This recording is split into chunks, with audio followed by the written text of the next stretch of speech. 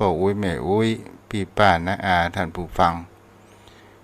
ก็โดยความเมตตาธรรมของท่านอาจารย์พระครูสมุวิศวัตบรกิจโจยมพ่อยมแม่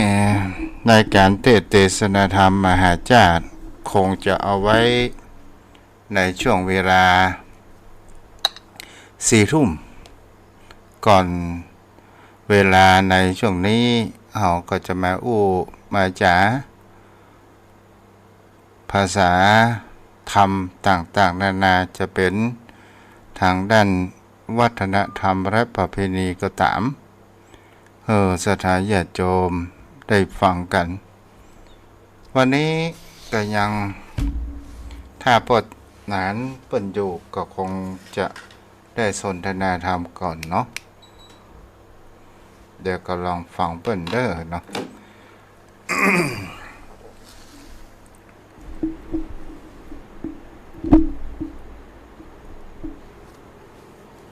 อย่าพ่อจะแม่ท่านผู้ฟังพูดถึงว่าวิถีชีวิตจิตคนเฮาปนนันอยู่เนาะโดนพรปนนันท่านพระคุณเจ้าสัญญาณบอกไม่ดีเจ้าดีล่ะฮัลโหลได้ยินก่อนฮัลโหลได้ยินเหรอเจ้าสัญญาณบอกไม่ดีเจ้า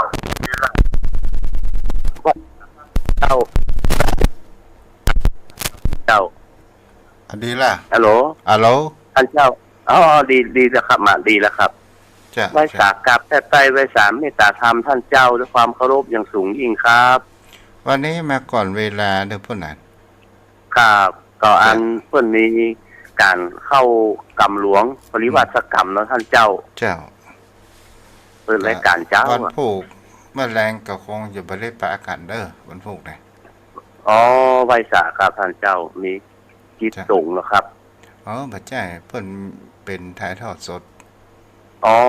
เข้ากรรมหลวงปริวาสกรรมครับเจ้าวันนี้ก่อนเวลานี่เราจะถึงมีรักธรรมที่พระองค์ได้อุปมาม้าอาชนัยที่ม้าอาชนัยตัวแรกหันเงาประตักก็รู้ได้ว่าควรจะทำอะไรอย่างตัวที่สองม้าบางตัวก็หันเงาประตักแต่ก็ยังบ่รู้เช่นผู้คนเอาประตักนั้นแน่ที่จะขว้างเช่นจะหูคนเลี้ยงม้าเนาะไม่ทราบเจ้าประเภทที่3ม้าอาชนัยตัวที่3หันเขาเงาประทักกันแล้วหันเขาเงื้อกันแล้วก็เอาขว้างไปทิ่มแทงจนถึงเนื้อเช่นจะหูแล้วตัวที่4หันเงาประทักกับบ่มีวันไหวต่างๆนานาและก็งื้อจะขว้างก็มหันภัยอย่างต่างๆนานาเขาขว้างจนไปทิ่มแทงถึงกระดูกเท่นจะหูในเรื่องนี้พ่อหนานเคยได้ฟังเนาะเคยได้ฟังเมื่อมาแล้วท่านพระคุณเจ้าคือการปฏิบัติธรรมของผู้ศึกษาธรรมในท่านเจ้าพ่อหนานพอข่าวอะไรก่อน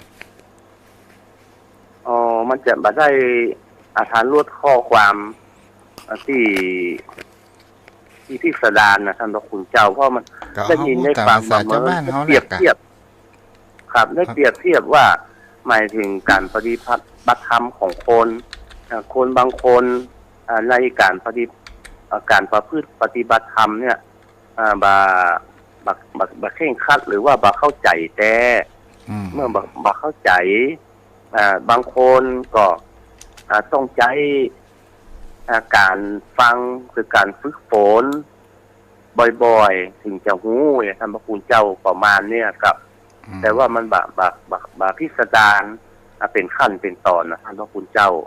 อันนี้ขอท่านเจ้าได้อธิบายเถอะครับในเรื่องนี้มันก็อุปมาได้หลายอย่างเนาะพ่อหนันเนาะ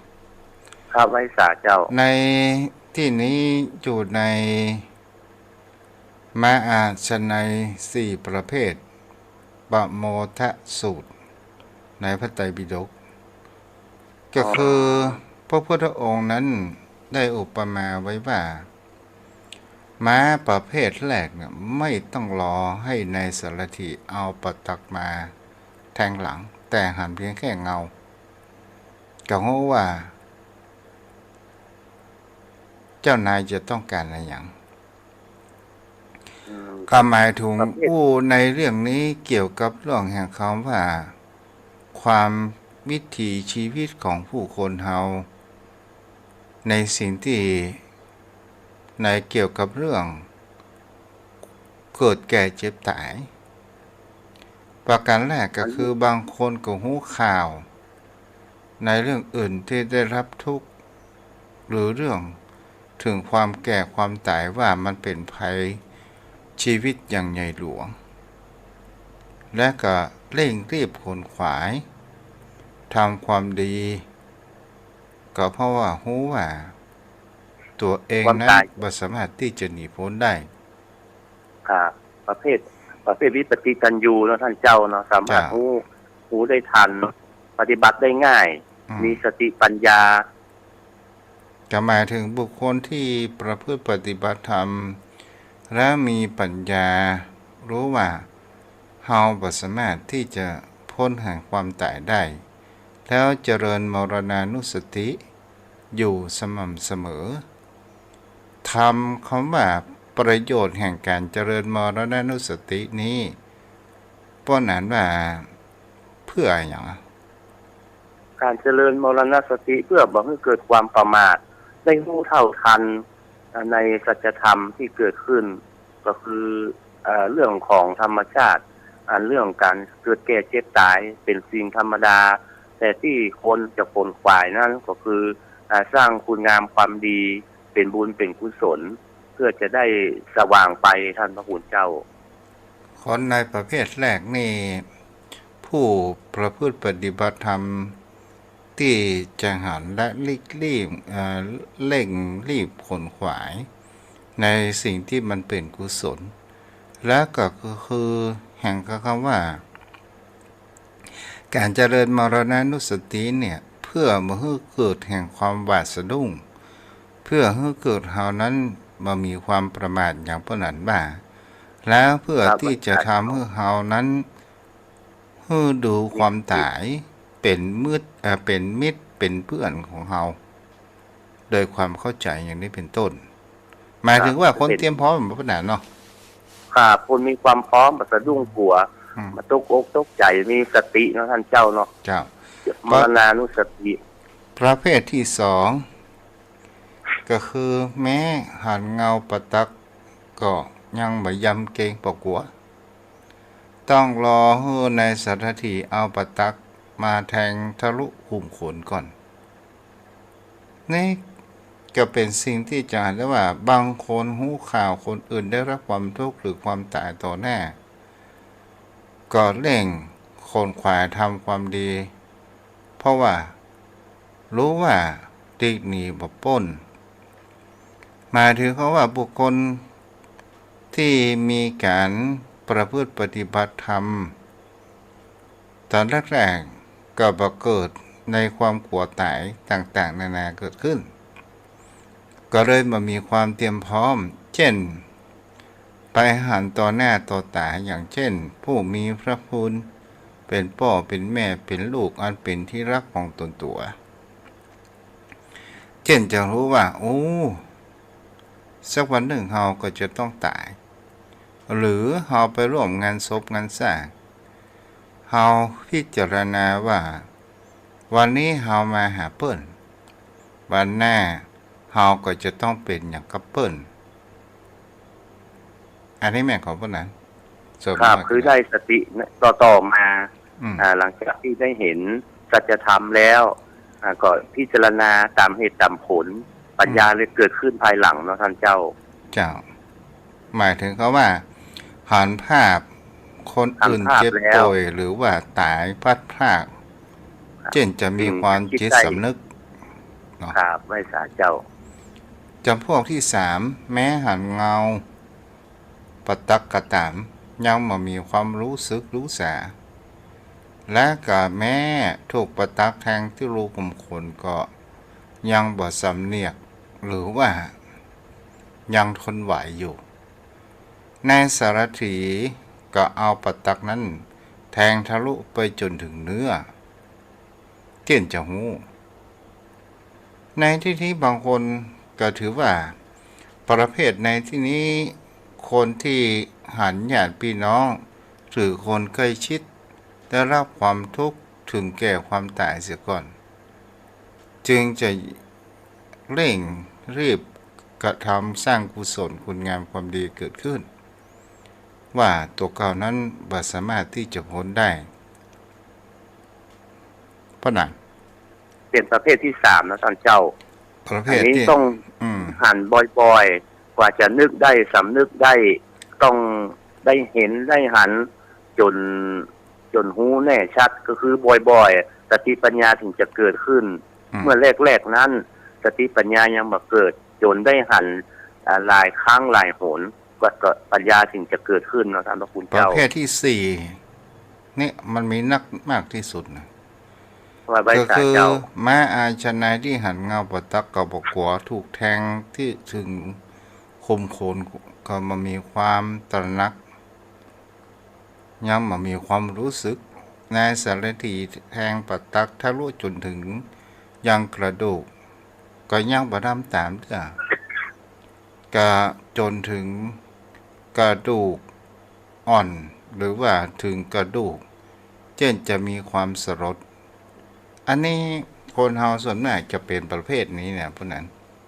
คือหันก็หันบ่ได้อนุสติจากมรณะความตายแล้วก็บ่มีความเก่งกลัวบ่มีความบ่ได้ตั้งใจก็คือว่าหูเท่าทันสิ่งที่จะเกิดขึ้นบ่เร่งคงขวายสร้าง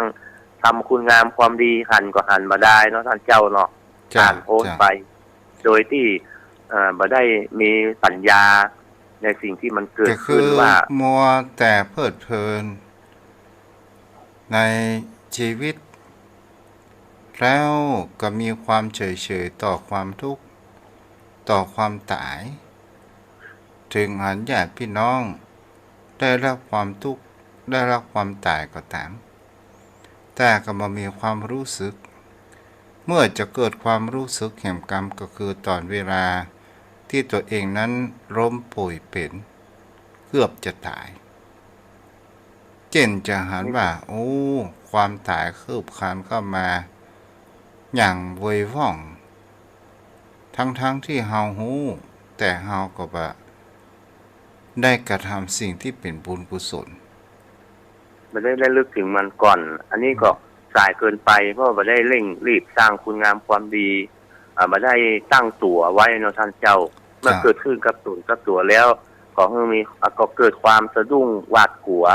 ต่อมรณะภัยที่จะเกิดขึ้นเพราะนั้นก็มีเรื่องเราอย่างกับนางปตาจาราเนาะไว้สาเจ้านางปตาจารานี่ตอนแรกก็เป็นคนผู้มีความประมาทในชีวิตเช่นเดียวกัน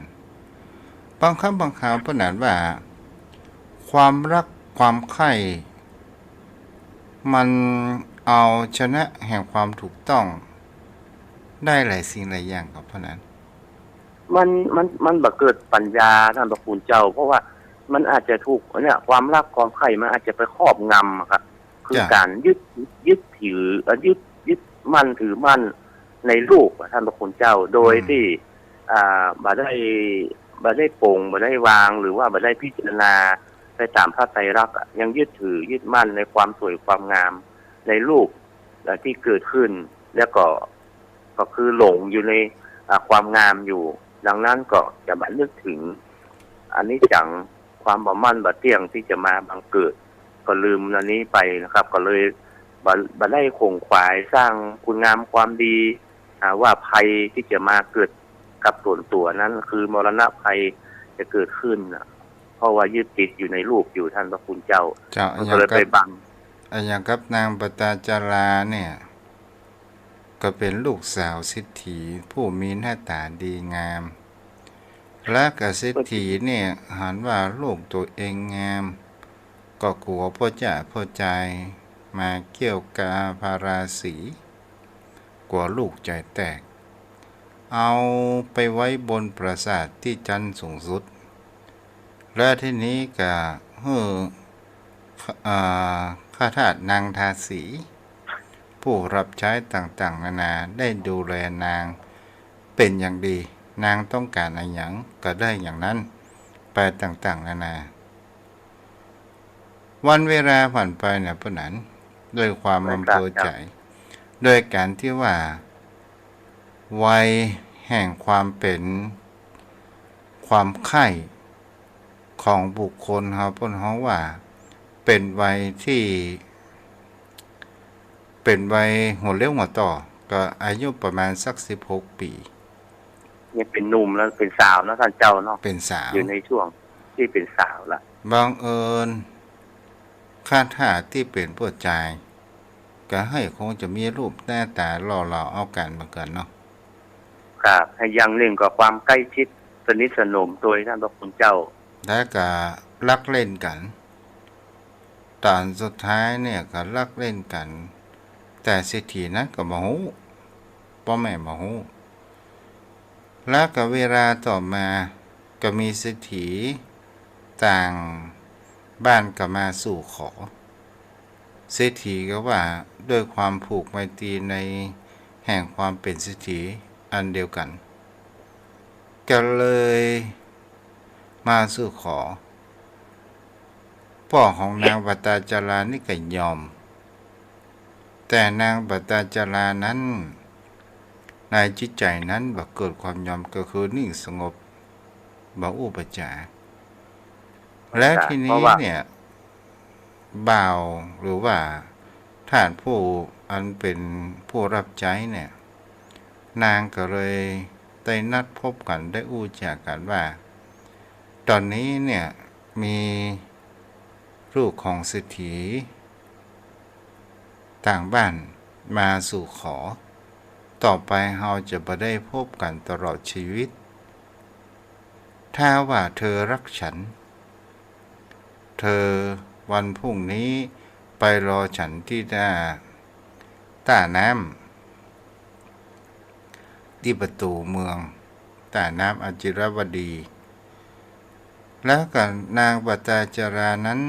ก็ได้เก็บข้าวเก็บของในตอนกลางคืนสักตีหนึ่งก็ได้เกิดแห่งความคุ้นคิด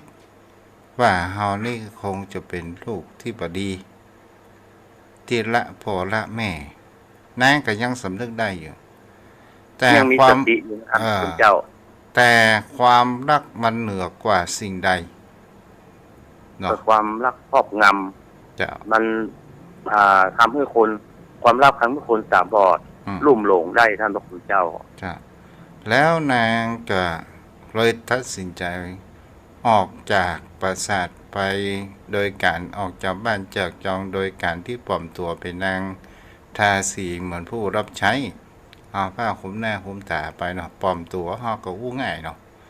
ครับประมาณเนี้ยนะท่านเจ้าแล้วก็ไปถึงนางต้าน้ำซึ่งผู้คนรักก็รออยู่ที่หั่นแล้วก็ปากันข้ามแม่น้ำอจิรวดี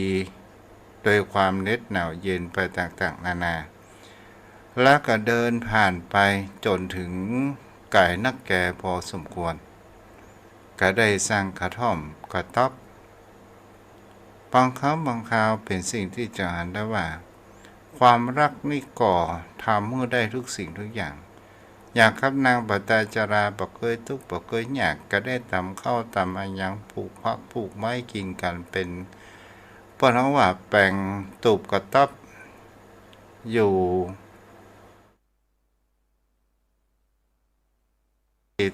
เพราะเขาว่าตั้งติดดอยต่างๆนานาเนาะมันห่างอยู่กลางภาคกลางไพในท่านเจ้าเนาะจากกว่าเปิดมาปราศัยไปบอกผู้เศรษฐีเหมือนกัน อ่า อืม อยู่ลบๆซ่อนๆกลัววิดาเศรษฐีจะงู้อืมแล้วทีนี้เนี่ย เมื่อนางปตาจราท้องเนี่ยมันก็มีแห่งเขาว่าโอ้จะฮื้อลูกเฮามาหันความทุกข์ยากของเฮานั้นบ่ได้เฮาจะเอาตือเปิ้นฮ้องว่า จะอู้กับสามีของตัวเองว่าเฮาจะไปคลอดที่เมืองสวัสถีขออ้ายไปส่งกรรมแต่ผัวเนี่ยต้องอาญาไปละ ปวดโทษ ถ้า โดน ปิก ท่านเจ้า ถ้าปิกไปนี่เศรษฐีก็คงจะยับ แล้วก็คงจะโดนโทษต่างๆนานาเกิดขึ้น ส่วนปัจจัยก็มายอมผัวมายอมไปส่ง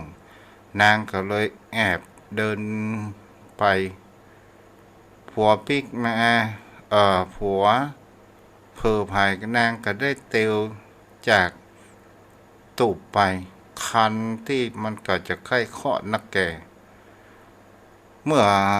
ผัวของตัวเก่าหันประการเช่นนั้นก็ล่นโดยติดตามไปถึงกึ่งกลางต่างนางก็เจ็บปวดท้อง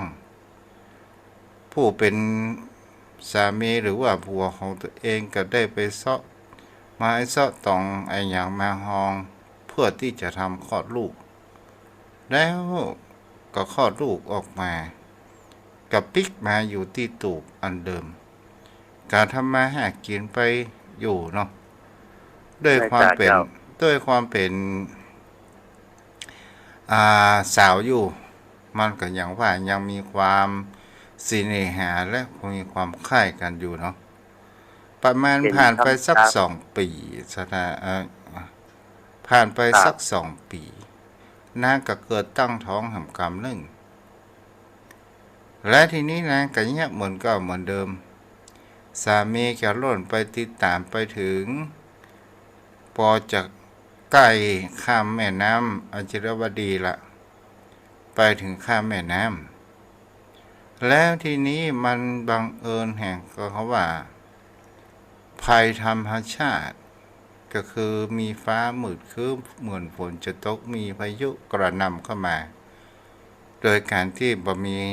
รางบอกเหตุต่างๆนานาถ้าว่าสมัยไปเดือนเนี่ยให้โทษกรมอุตุเนาะ สมัยก่อนมันบ่ค่อยเจริญนะท่านเจ้าเนาะ เจ้า ธรรมชาติ และทีนี้เนี่ยกหันภรรยาของตัวเองก็จะคลอดลูก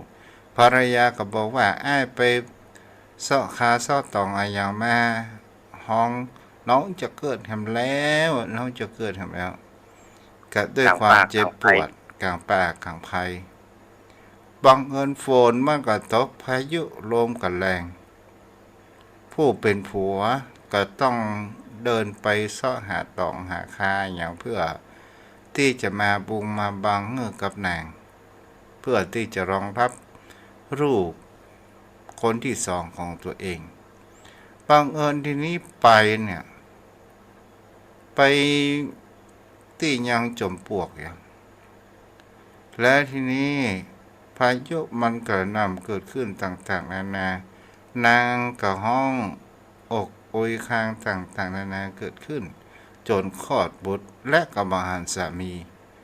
ได้เอาหลังเป็นที่เพิงเมื่อลูกนั้นได้เปียฝนมันก็เหมือนกับไก่กกลูกนั่นเนาะ ประมาณนี้ไก่ก็นี่แต่นะท่านเจ้าไก่นี่ฮักลูกแต่ฝนตกมันก็ปกก็จนตกเปียไปอย่างหมดอ่ะมันชาติยานของสัตว์จ้ะแล้วก็ต่อมาถึงลุงเจ้านางโอ้ยผิวพรรณนี่เปิดไปเสียหมดเสียทั้งเลือดเนาะแต่ก็ต้องสู้ นางก็ได้อุ้มลูกคนที่สองไว้ยัง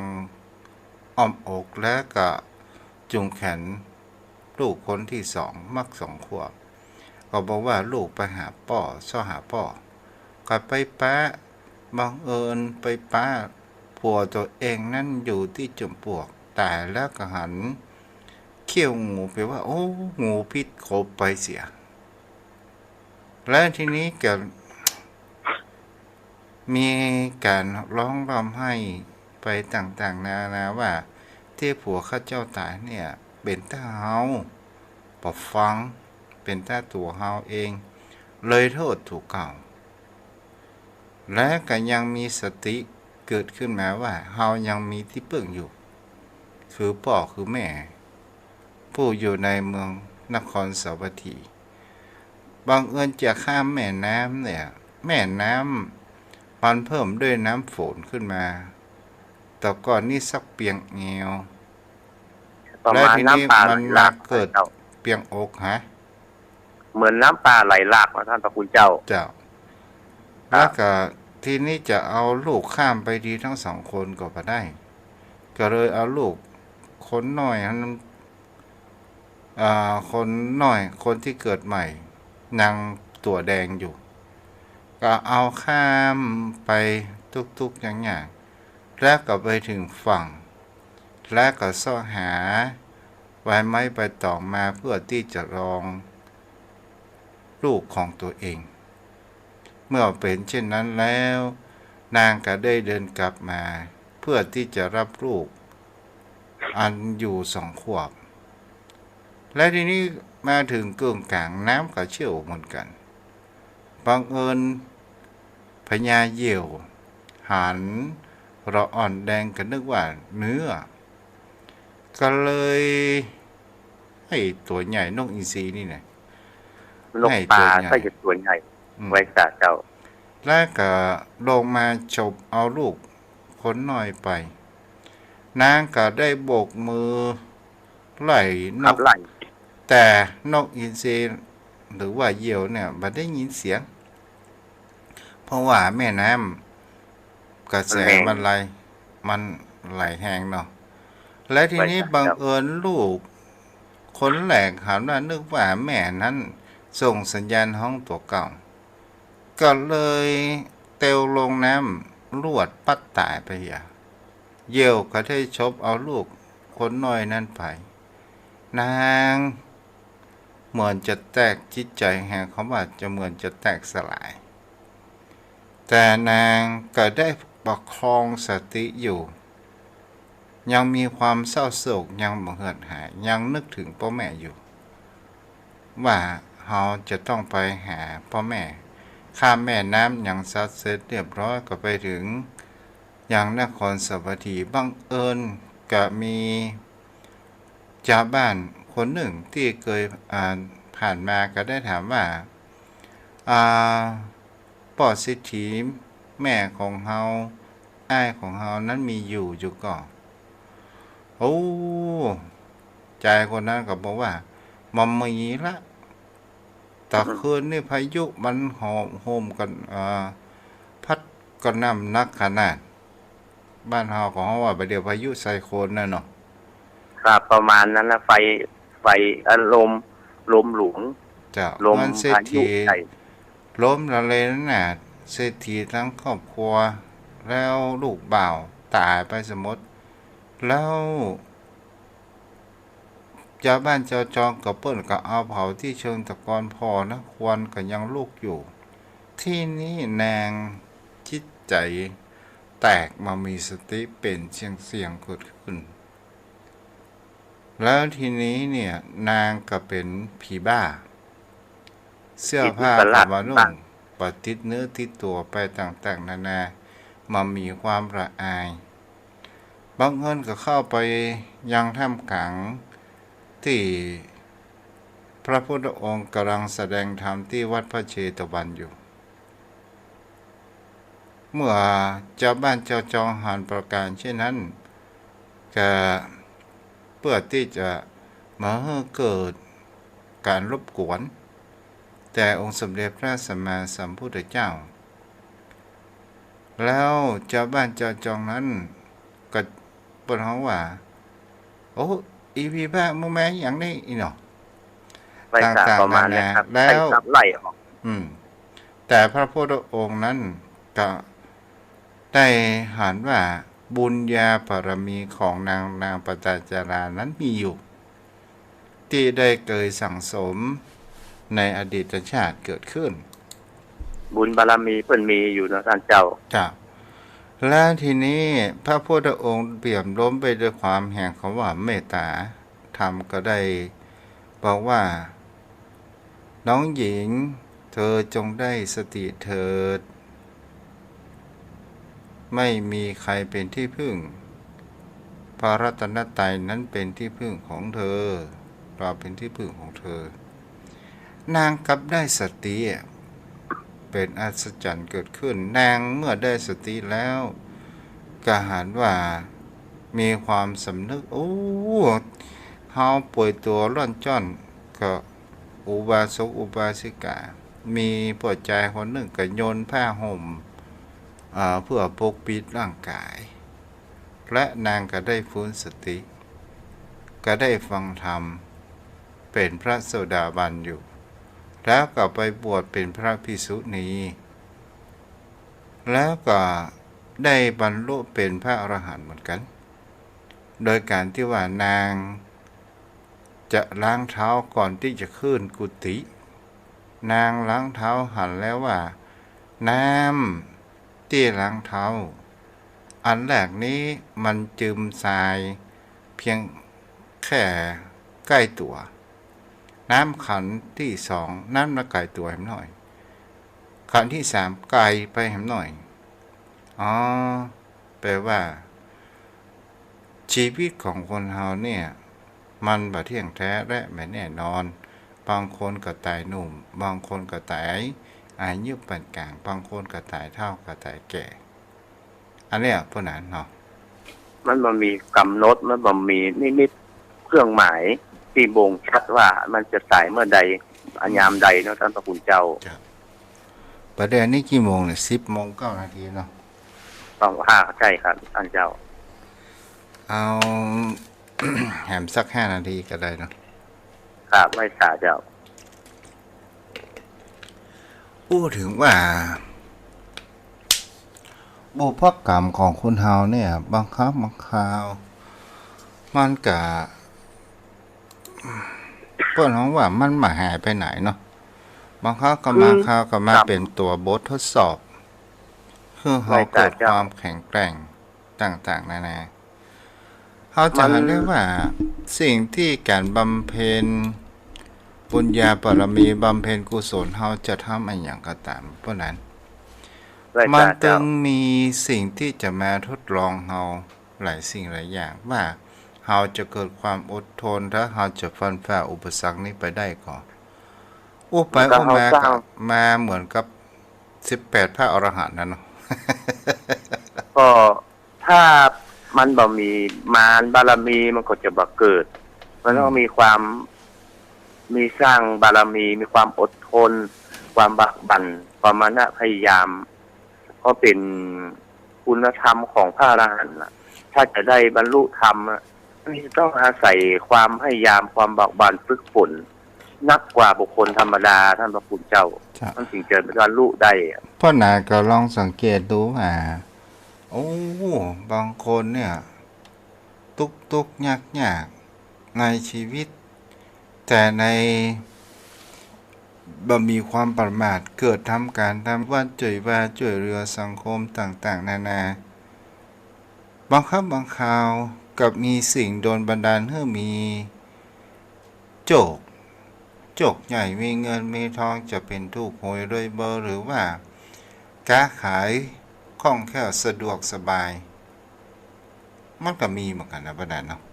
โอ้มีนักท่านพระคุณเจ้ามันด้วยความขยันของ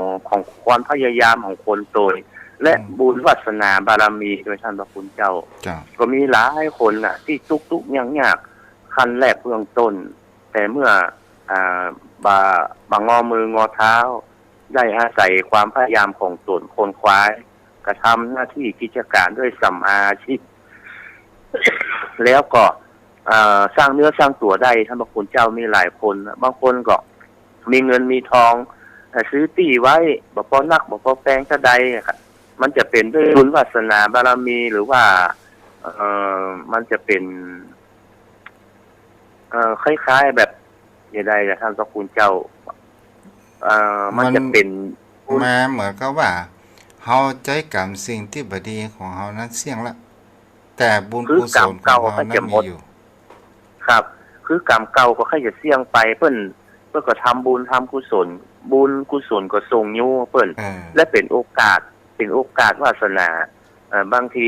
ขายที่ดินน่ะโอ้จะไป10 ล้าน20 ล้านซื้อ400,000 500,000เนี่ยแต่ว่าการต่อมาแล้วมันเป็นโอกาสเวลาเพราะที่มันถนนตัดผ่านท่องที่ทำเลมันดีพ่องเนี่ยครับโดยที่ใครมาคาดคิดถึงอย่างเพิ่นซื้อที่ละไว้ครับมาพูดเจ้าคนทุกคนอยากซื้อเพิ่นก็ซื้อละไว้หันมันถูกเนี่ยบอกได้อย่างก็เอาละไว้ท่านก่อนน่ะแต่มาลาไม่รูนนะถนนมันตัดมันผ่านก็เป็นบุญวาสนาบารมีเป็นโอกาสของเพิ่น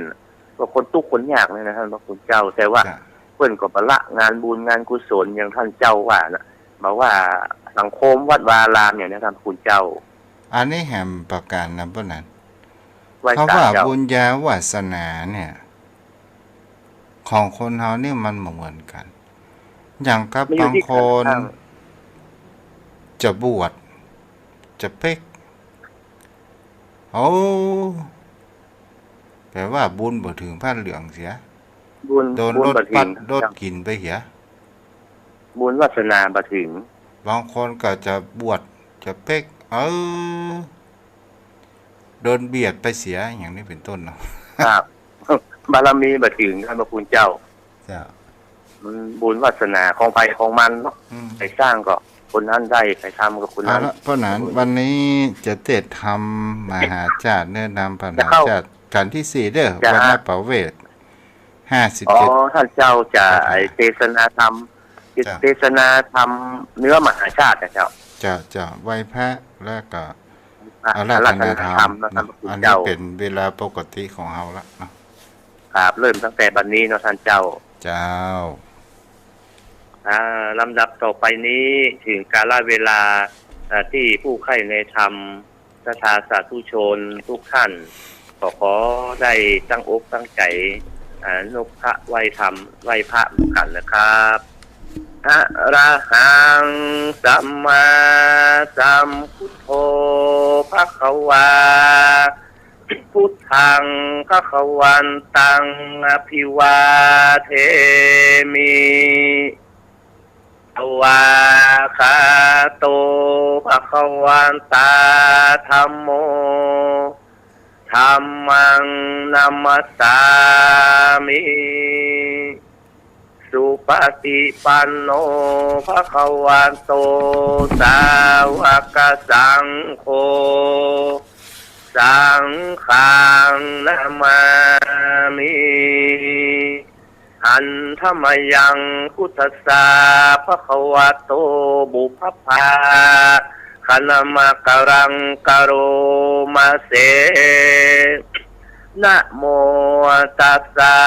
ภะคะวะโตอะระหะโตสัมมาสัมพุทธัสสะนะโมตัสสะภะคะวะโตอะระหะโตสัมมาสัมพุทธัสสะนะโม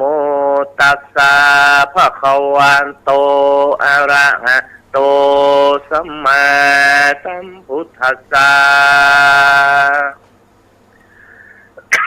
ดับต่อไปตั้งอกตั้งใจฟังธรรมในเนื้อมหาชาตินะครับนะรานะรินโทปะเวโรธาเปโตมุนิลาสะธรรมัง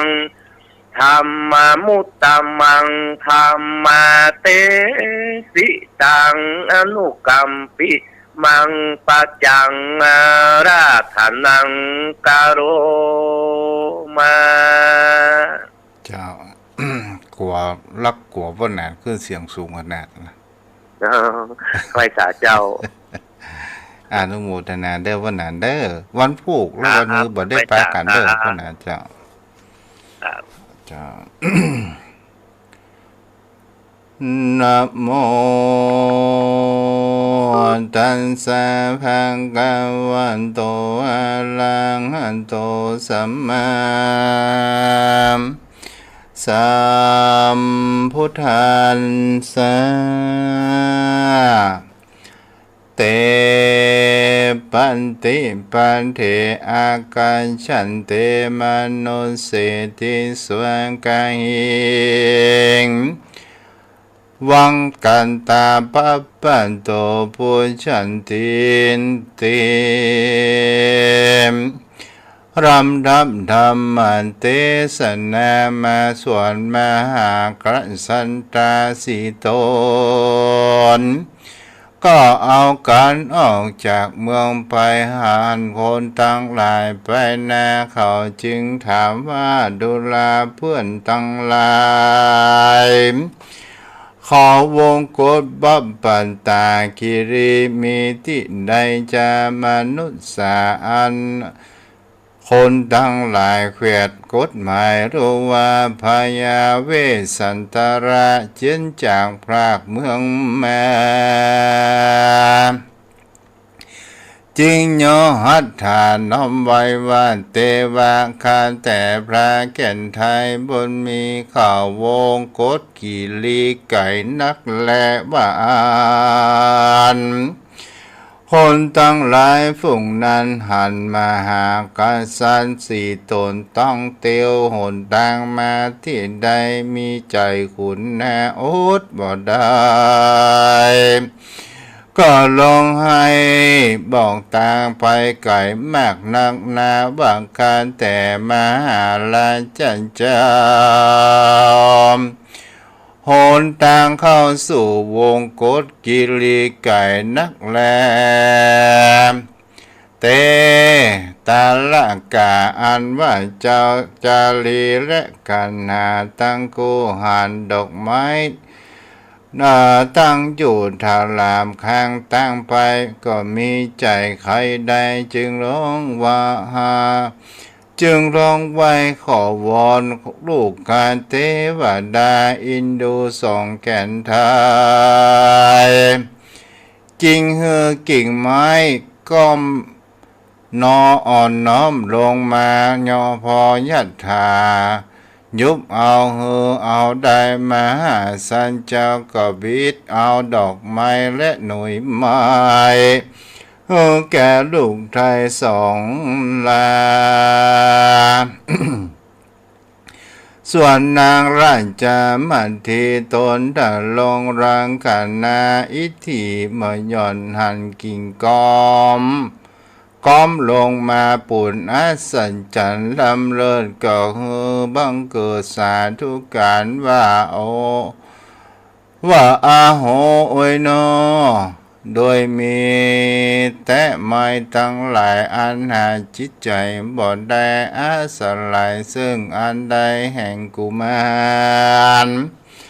ก็บันดาลก้อมอ้อมลงมาก็อนุภาวะแห่งพญาเจ้าจอมจึงเอาบาราจามอาศจรรย์นี้นะบอกเคยมีมาแต่ก่อนคนหัวปองสยองเช่นคนลูกก็เกิดมีในในโลกนี้แล้ววัน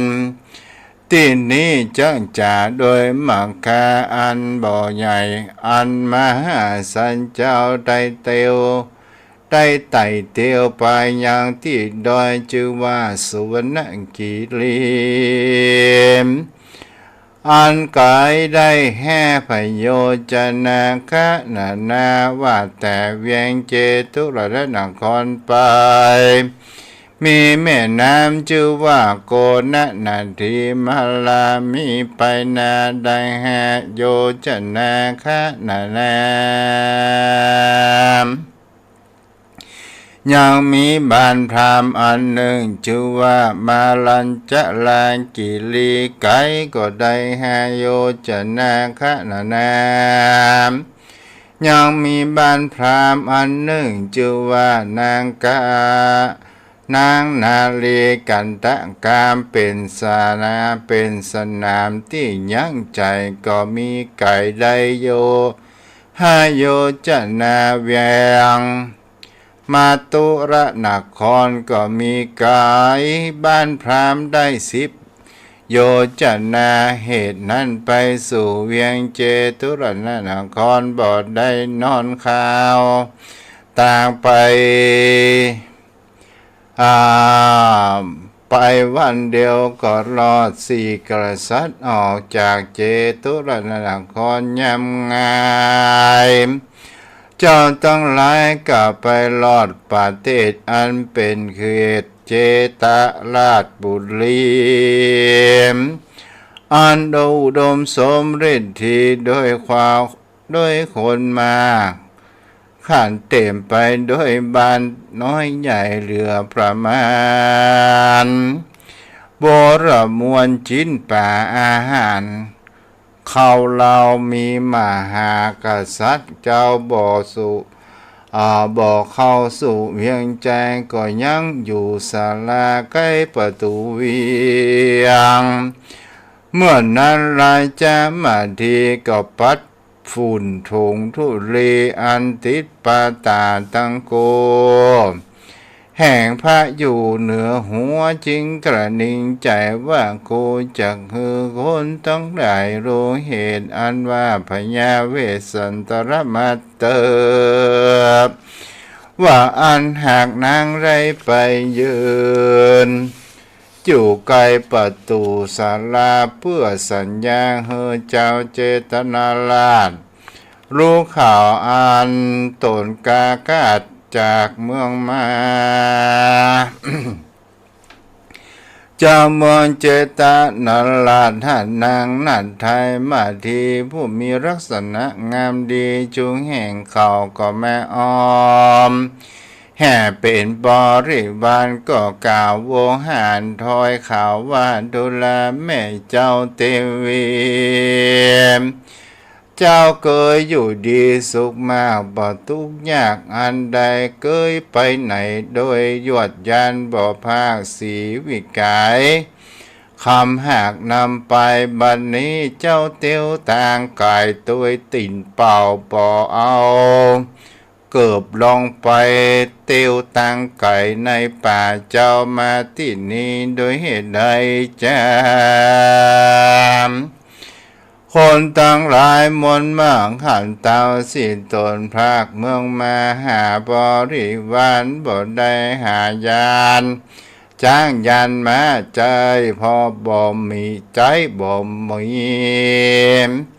เขาก็ลีลาไปสู่ยังที่อยู่พญาเวสพญาเจตนาลาธามองขี่ยาอันมาแห่งพญาเวสสันตราชเจ้ายามนั้นพญา60,000 ตนได้ยินคนมาบอกกล่าวได้รู้ข่าวอันมาแห่งพญาเวสสันตระเขียนไทยเขาก็ลงให้ร่ำไรไปมาก็มาสู่ศาลาท่านตาร้องไห้กล่าวพาสลายว่าแต่พระเงาท้ายเทวราชสภาวะอันหาพญาบ่ได้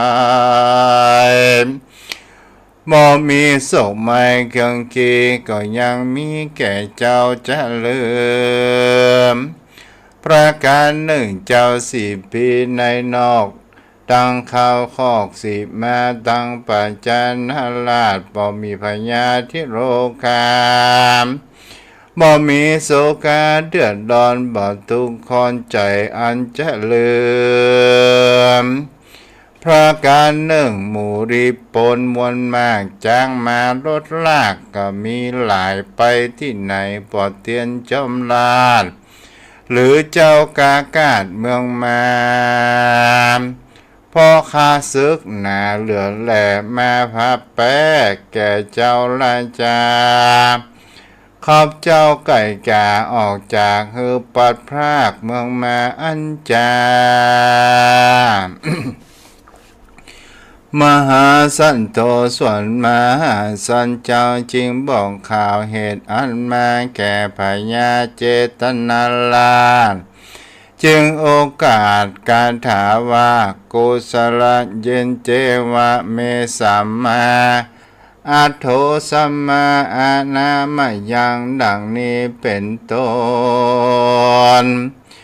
โดลาเพื่อนเจ้าทั้งหลายเราอยู่ในเมืองสุขมากบ่ทุกข์ยากอันใดบ่มี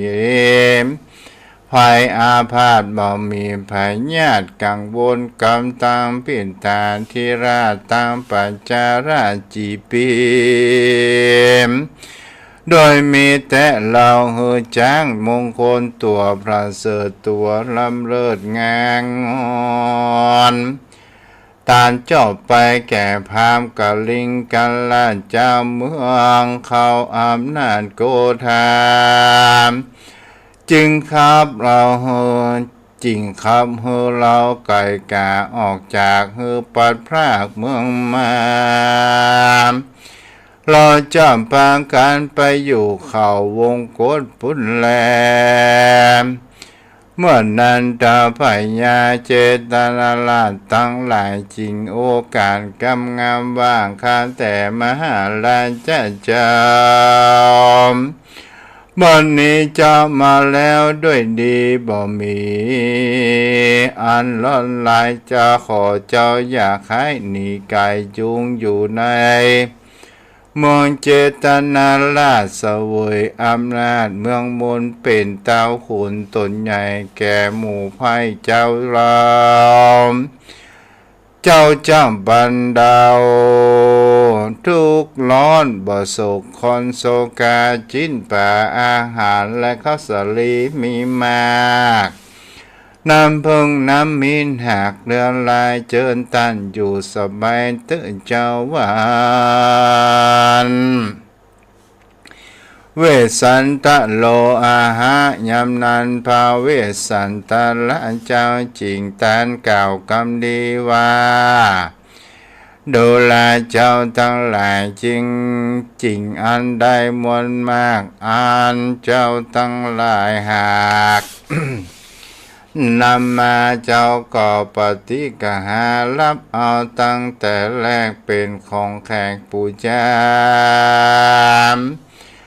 องค์พระปิตาเทราชได้ขับเรากากาจากเมืองมาเราจะไปอยู่ข่าววงโกฏสามปับปันตาพุนแลมเราทั้งหลายสี่ควรไปอยู่ที่ใดใดเจ้าทั้งหลายก็ให้โอกาสยามนั้นเจ้าลาดพญาเจตนาลาดก็ให้โอกาสกำจามว่าพระราชาจึงโอกาสจุงข้าจักใจไปขออนุญาตกับพระปิตาธิราชสนใจรู้สภาวะอันหาโทษบ่ได้เมื่อคนใจไปตันมาขอพระราชาอย่าไปสู่ทางอื่นเฮือเจ้าเจตนาราชจมชื่นโสมนานโสมนัสสาเฮือเขามาลิงล้อมอยู่เวทล้อมอ้อมเป็นบริวารแล้วก็จักกลับคืนไปสู่เมืองสี่ปีดังเก่าแต่ดิลีและแนมมหาสันโตส่วนมหาสันเจ้าได้ยินคำเต้าพญาเก่ากำงามเจ้าบ่อาจกตามใจเขาได้จึงไขจะว่าดูแลเพื่อนเจ้าเราทั้งหลายมวลหมู่ขีญาอันจะขึ้นไปสู่สำนักพระปิตาเพื่อจักบอกพญาตนใหญ่รู้สภาวะอันหาโทษบ่ได้แห่งเราขอเจ้าทั้งหลายอย่าเปิงขอเจ้าทั้งหลายอย่าเปิงใจเหตุสันใดเราบ้านเต้าตนนั้นบ่เป็นใหญ่ในห้องปับป่าในอย่างกรรมกระทำคาไลปัดพรากตีแต่ หากเป็นเจ้าเมืองเขายินเครื่องเกียดใหญ่จักเฮอป่อคาใส่ดันดากามบ่อาจจังเฮอกำจัดป่อแห่งคากะเฮอปัดพรากนาเนรเทศเพราะคาเป็นเหตุคนเดียวแหละนะลายจะนอยามนั้นปัญญาตั้งหลายจริงกล่าวว่าเทวาคาแต่มหาราชเจ้าเพว่าปาริวัติการอันใดมีอยู่ในเมืองเจตุนราชเป็นเจ้าอำนาจเหนือเมืองเจ้าปอเดือดเครื่องสักสั่งสักสิ่งจักสมฤทธิจริงจุประการมหาสัจเจ้าจึงกล่าวเป็นกันทาวานะเมสันโนมัตติอธิจารสะดังนี้เป็นกล่าวว่าดูแลเจ้าเราทั้งหลายบ่คงควายเป็นใหญ่เป็นเจ้าแก่ไพร่ประจามเป็นเจ้าพระญาสอนเจ้าลาดเจ้าจีปีครับเราภาคเมืองมาพิมาลาวลาอยู่สวยเจ้า4 ปีตั้งเสนาอามาตย์ปุโรหิตก็จะได้พิษเถียงกันกรรมเดือดนั้นจะมีมากกรรมอันนั้นหากบ่เปิงใจเราจะเอากันไปสู่ยังที่อยู่ดอยวงโคตพุ่นแลที่นั้นพญาเจตนาลาได้ยินโอกาสกำจาแห่งพญาเวสสันตราชาเขาก็กระทำสักการะปูชาพระปดาตีสหตั้ง8เขาวงแวดโดยพากางบังลาปู่อาสนะแก่มหาสันเจ้าก็ตกแต่งเฝ้าอยู่เป็นบริวารเสียงจิรการคืน1แล้วตนแก้วก็ออกจากศาลายามนั้นชาวพญา60,000 คนก็ไปส่งนอดทศพลแก่นไทยเสียงหนทางได้10 โยชนานาก็อยู่ในป่าหิมพานต์ที่นั่นจึงกล่าวว่ามาข้าแต่มหาราชเจ้าคนทั้งหลายฝูงฉลาดหากให้โอกาสว่าไว้โดยประการฉันได้ผู้คานทั้งหลายก็จักบอกดาวพระญาตนได้ออกไปบวชเป็นฤาษีมีใจดีมันเที่ยงบอกคนเงียงในกรรมฐานย่อมจำเริญชานทุกคำเจ้าเต้าจงเอาลูกเต้าและเทวีไปอยู่วงโคตกิรีมีดอยอันหนึ่งชื่อว่ามาตนะก็มีแลมทางเจตาอนุสาหญิงสุเตาพญาเจนราชได้โอกาสบอกเขตขอบลงหนาบางคันแต่พระราชนอลาเจ้าจงเฉพาะหน้าสู่หนตังเหนือแล้วตนแก้วจงอย่างย้ายไปโดยติ่นดอยอันซื่อก็จักหันดอยอันชื่อว่าวิปุลาอันอาเกียนเต็มไปโดยไม้ทั้งหลายอันยังยายเย็นค่อยและเมาเอาใจแล้วจะได้หันแม่น้ำเกตุวัตีอันไหลมาที่แต่ต้องดอยลึกมากด่านเต็มไปโดยปูป่าและเต่าน้ำถูกกล้ำราบเพียงงามแม่น้ำอันเย็นใสสลาพาจาพระราชาเจ้าอาบและดูดกินก็จักมีความยินดีชื่นใจกับโดยลูกน้อยและปิญญวาจา เรียงนั้นหา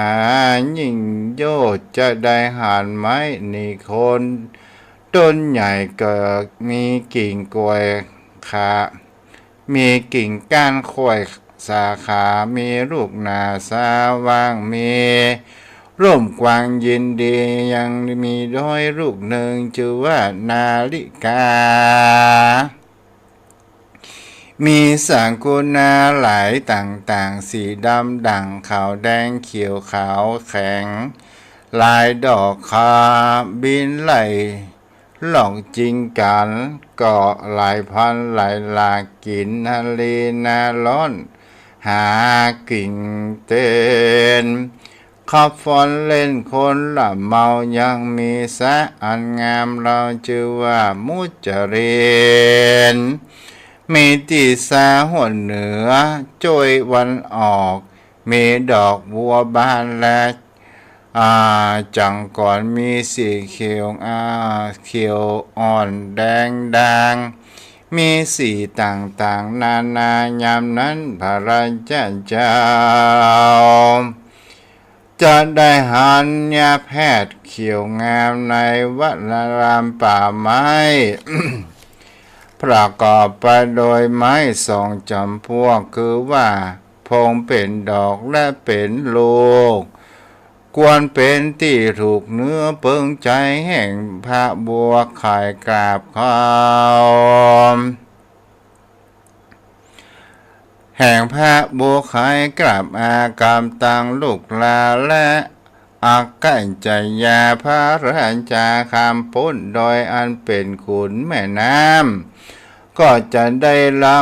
ำคำยากแต่เดลีจะได้หันสะบุครณีมีจตุรสะเพียงเสมอกันมีอันไหลหลังเต่าน้ำมากแปรปู่ป่าไว้ไปมาภาพมี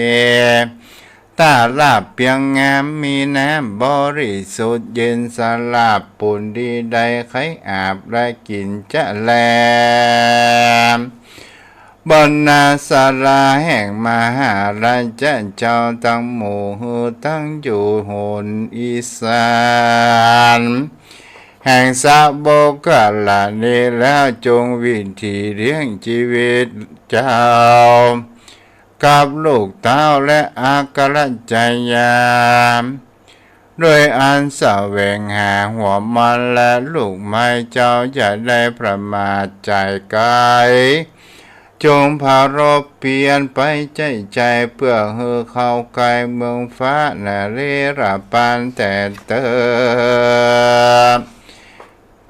เอวังวนเตตาพระยาเจนาลาดการโอกาสกล่าวหนตั้งกายมาตราบว่าได้15 โยชน์จะ15 โยชน์แก่พระหาสันเจ้าเขาก็รำเพึงในใจว่าข้าศึกอย่าได้โอกาสมากระทำร้ายแก่เจ้าราชสีตนเฮอเป็นนอนเฮอเป็นอนทลายตายกว่าเขาก็ตั้งพันป่าชื่อว่าเจดบุตรอันสั่งสอนดีตั้งไว้ให้รักษาประตูป่าไม้หิมพานต์ว่าท่านจงพิจารณาการในนอกยังคนเขาออกไปแม้ท่านจงรักษาอยู่เฝ้า อย่าเฮอเป็นตุกแก่เจ้าเวสสันตาลาเตอว่าอ่านแล้ว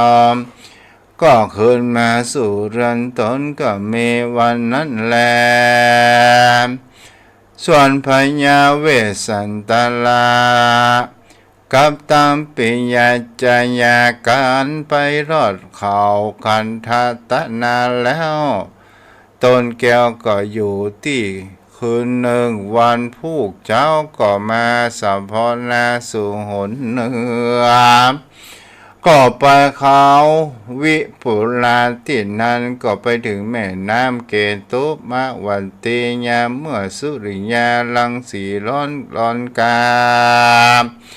เจ้าก็ปากันมานั่งไกลริมฝั่งนาทีมีใจยินดียิ่งแล้วก็เสวยเขาแนมอาหารมีรสหวานอันพรานป่าหากเฮือแล้วเจ้าก็มอบปิ่นคำแก่พรามป่าพรามแก่พรามป่าผู้นานแล้วก็อาบสรง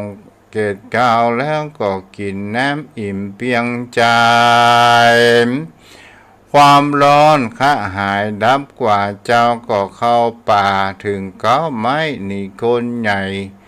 อันตั้งอยู่จอมได้เจ้าก็ยังหายลำบากโดยอันทุกยากเตียวตั้งกายก็ไปถึงเขานาฬิกาอันใหญ่ก็ไต่ไปถึงตีนดอยที่นั้นก็ไปถึงเขตคันมุจลินตามุจรินสาไปถึงแจงวันออกโจยเหนือก็ไปสู่ราวป่า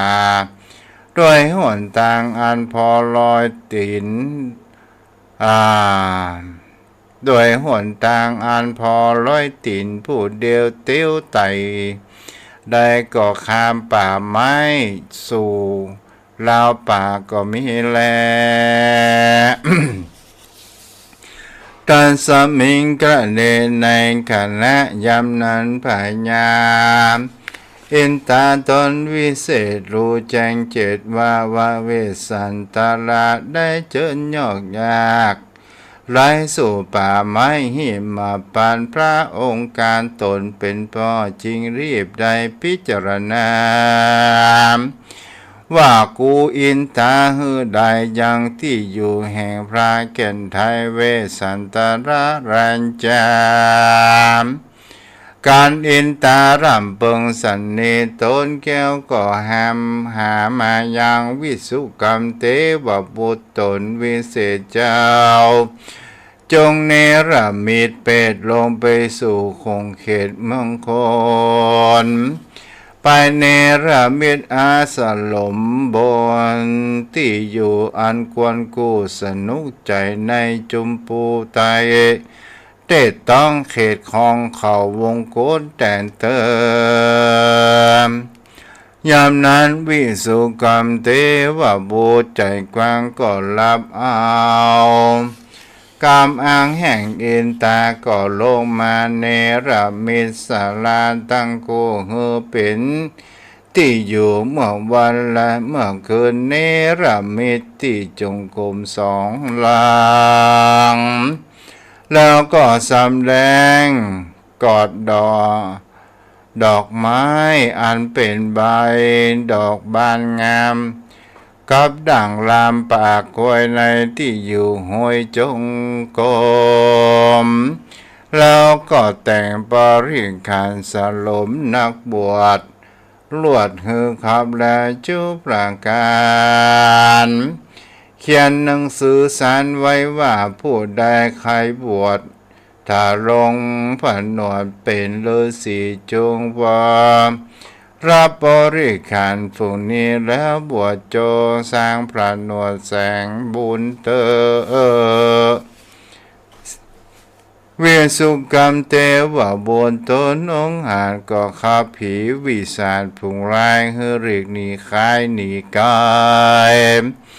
เนื้อและนกตั้งหลายตั้งสั่งสรรเด่นอันมีเสียงเพื่อสะพึงกลัวก็เฮือเอาตัวหนีหลีกจงเฮือพิกหนีไก่แล้วกลับคืนไปสู่ยังที่อยู่แห่งตนวันนั้นแลมหาสันโตพระมหาสันจาก็ต้องเตาตามตั้งเตียวพอผู้เดียวเตียวไต่ได้ก็รู้ก็ไว้น้องไทยและราชบุตรเข้าไปสู่บรรณสรานั้นตนแก้วล่ำเปิงใจว่าที่นี้เป็นที่อาศัยแห่งนักบวช มาสร้างผานวดภาวนาเจ้าก็ขายปันทุบรรณศาลาเข้าไปสู่ในแก้วคู่ไปในก็เร่งหันอะไรเสืออันวิสุกรมเขียนไว้เต้ารายรวดยินดีว่ากูนี่แน่มาอยู่ป่า เอ็นแต่เจ้าฟ้าหากรู้ตนเต้าจักหันกูจักทุกข์ยากลำบากต่างภาวนาจิงเฮอวิสุกรรมาแป่งแต่งยังห้องแห่งบรรณศาลาเพิ่งมีจะแลว่าอันแล้วเจ้าวงสาลีกันหาใจแลธนูแก้วแล้วก็แก้ผ้าขาวไว้นุ่งผ้าเปลือกไม้ปาดหนังเสือขอดจะดาไว้เหนือหัวเกศเก้านุ่งเป็ดเป็นเจ้าตาปะราสาตาปาสาละสีมีมือถือไม้เต้าเจ้าก็ออกมาจากศาลาเตี้ยวไปมาในจงกรมแล้วเจ้าก็ออกมาสู่ลูกแก้วและละจะมาทีระงับอินทรีย์บ่สาวเป็นดังพระปัจเจกาพุทธเจ้าตนบุญนั่นแลมันทีปิโคส่วนว่าตราจะมาทีถ้าลงตนดีสุขภาพก็ก้มกราบแทบตีนแห่งพระภูมินเป็นเจ้าแล้วก็เข้าสู่บรรณาศาลาเอาเป็ดเป็นตาปัสสีนีจึงจบแล้วก็คือกุมารทั้งสององค์ถ้าลงเป็นนักบวชสร้างผนวดเป็นดีเป็นจี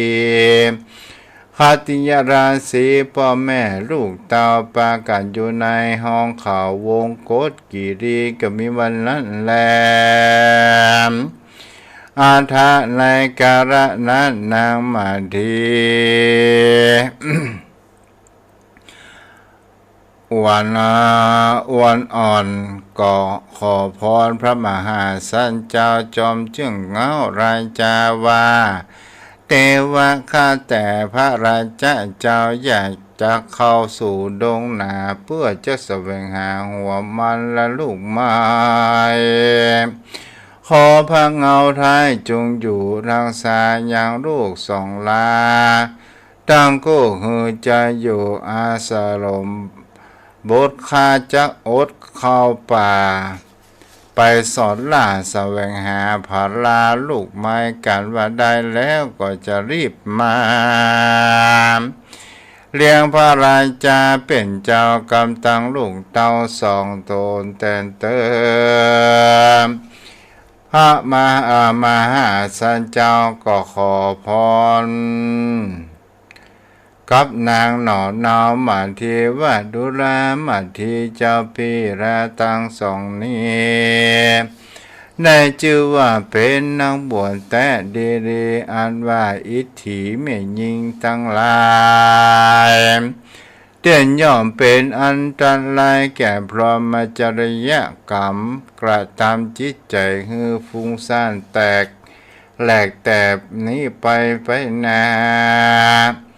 นางอย่าได้เข้ามาสู่สำนักกูปีในกาละกาตีปกวนแม่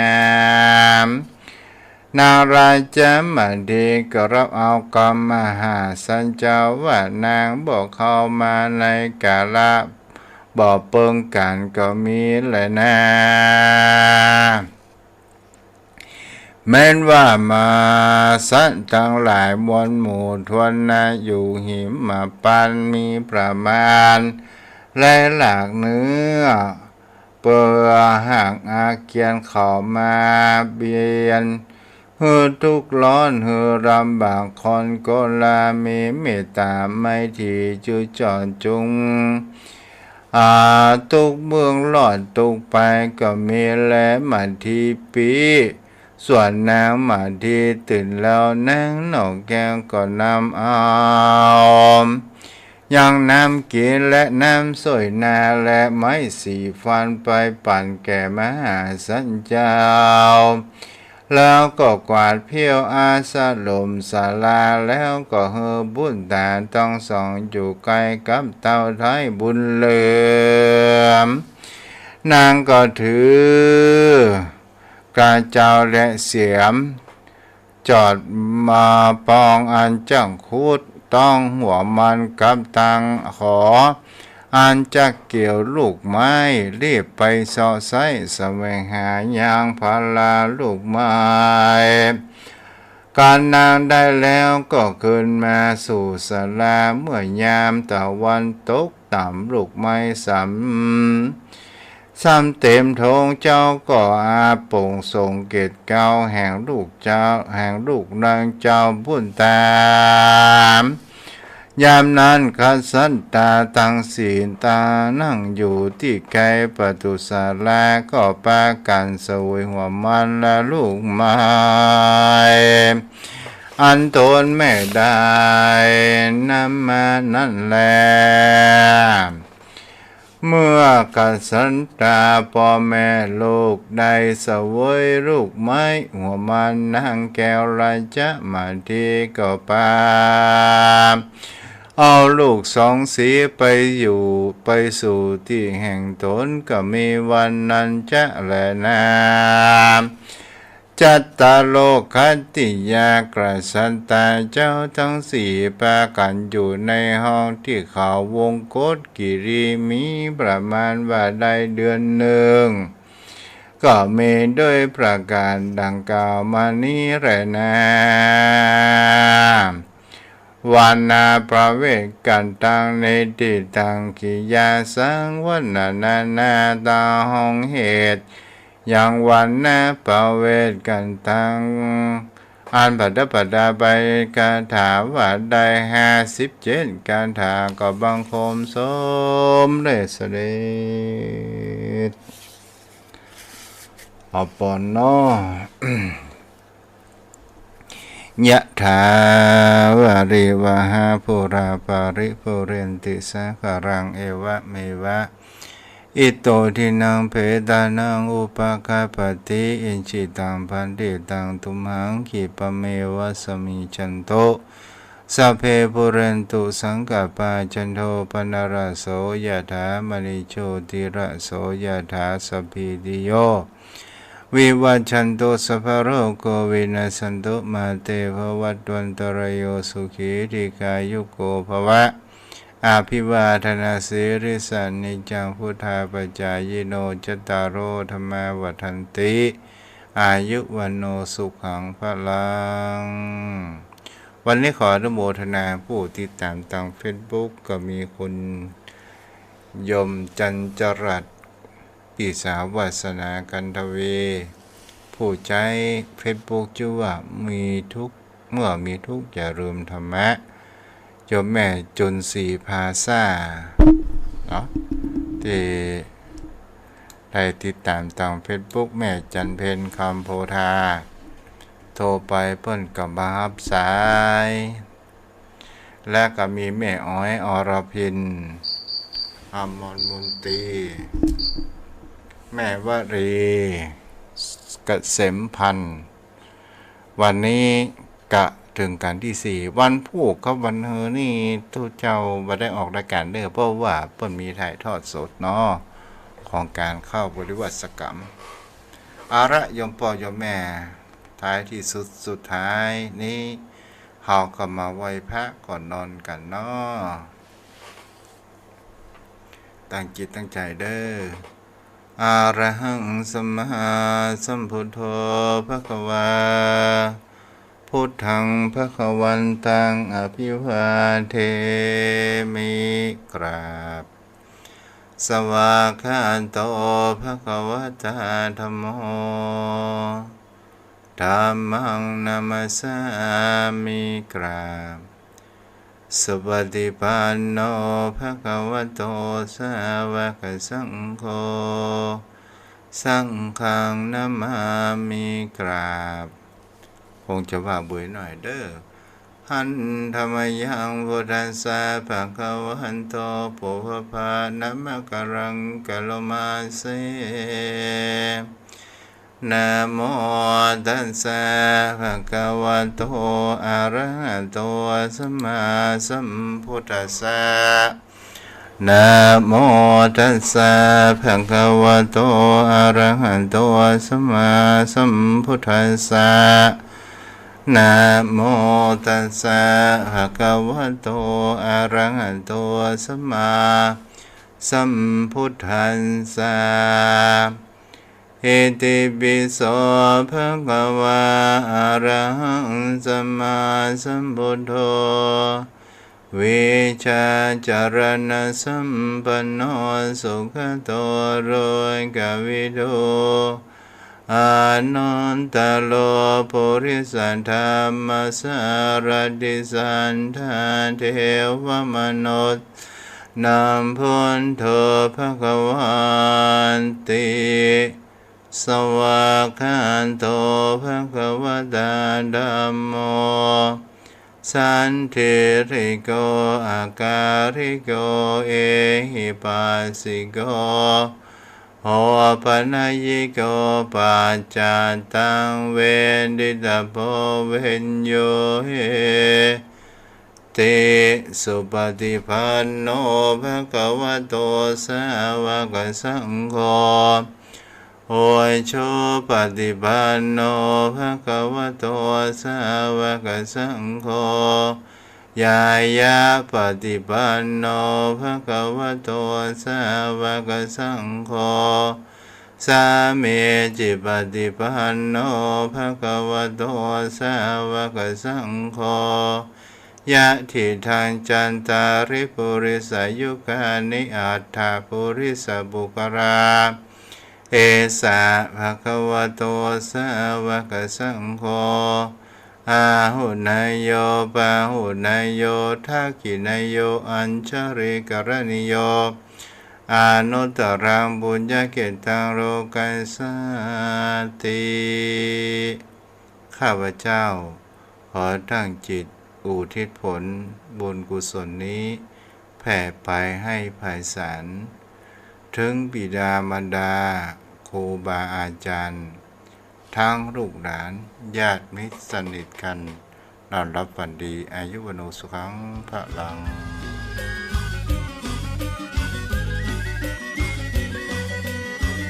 บะหมี่เน้นน้อยแม่ชีบะหมี่ตุปีตุป้อวัดดีงดงามศรัทธาสร้างก่อบะหมี่ไผ่พ่อไผ่ก้อยกลายเป็นป้าอูป้าหุบคนโอพยพหายสอยละหือวัดล้างเงาหงอยผ่านมาได้100 ปีกว่า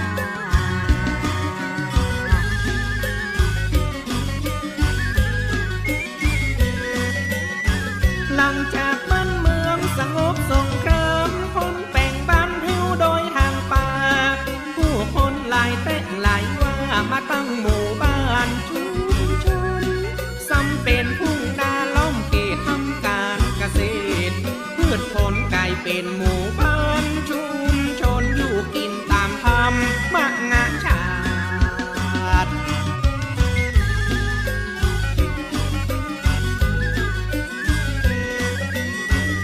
มาโบราณปฏิสังขรณ์วัดอุทาวรเฮือวัดสะอาดบูรณะเจดีย์พระธาตุศาลาบาทกุฏิกำแพงปีพศ2465พระพัทธสีมาอนุญาตสร้างแปลง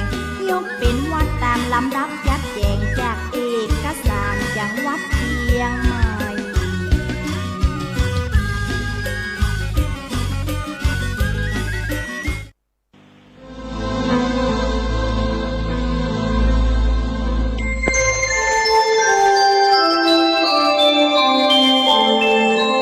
ขณะนี้ท่านกำลังฟังสถานีวิทยุกระจายเสียง FM 104.5 เมกะเฮิรตซ์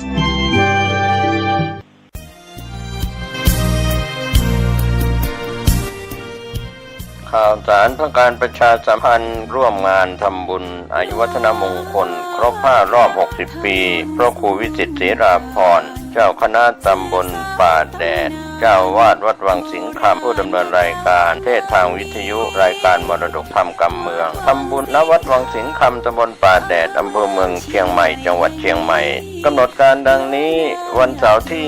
16 ธันวาคมเวลา 15 นาฬิกาประกอบพิธีทักษิณานุปทานประกอบพิธีสวดสะเดาะนพเคราะห์วันอาทิตย์ที่ 17 ธันวาคมเวลา 9:30 นาทีจุดธูปเทียนบูชาพระรัตนตรัยไหว้พระสมาทานศีล 5พระสงฆ์เจริญพุทธมนต์สืบชะตาแบบล้านนาถวายทานต้นเงินต้นทองต้นเพชรและต้นมหาทานบารมีถวายเครื่องทยทานแด่พระสงฆ์อนุโมทนาถวายภัตตาหารเพลแด่พระสงฆ์และสามเณรและเชิญแขกผู้มีเกียรติร่วมรับประทานอาหารแบบโรงทานคณะศรัทธาศิษยานุศิษย์เข้าแสดงมุทิตาสักการะและรับของที่ระลึกเป็นเสร็จพิธีท่านที่จะร่วมเป็นเจ้าภาพถวายทานต้นเงินเพื่อสมทบกองทุนนิธิวิจิตรศรีราภรณ์และร่วมเป็นเจ้าภาพสังฆทานติดต่อ 081-783-6540 หรือจะบริจาคผ่านธนาคารกรุงเทพสาขาถนนช้างคานเลขที่บัญชี 423-039-8580 ชื่อบัญชีพระครูวิจิตรศรีราภรณ์ก็เป็นข่าวสารงานบุญงานกุศลทำบุญอายุวัฒนมงคลครบ5 รอบ 60 ปีพระครูวิจิตรศรีราภรณ์เจ้าคณะตำบลป่าแดดเจ้าวาดวัดวังสิงห์คำตำบลป่าแดดอำเภอเมืองเชียงใหม่จังหวัดเชียงใหม่เสาร์ที่ 16 และวันอาทิตย์ที่ 17 ธันวาคม 2566 เชิญท่านร่วมงานนี้โดยพร้อมเพรียงกัน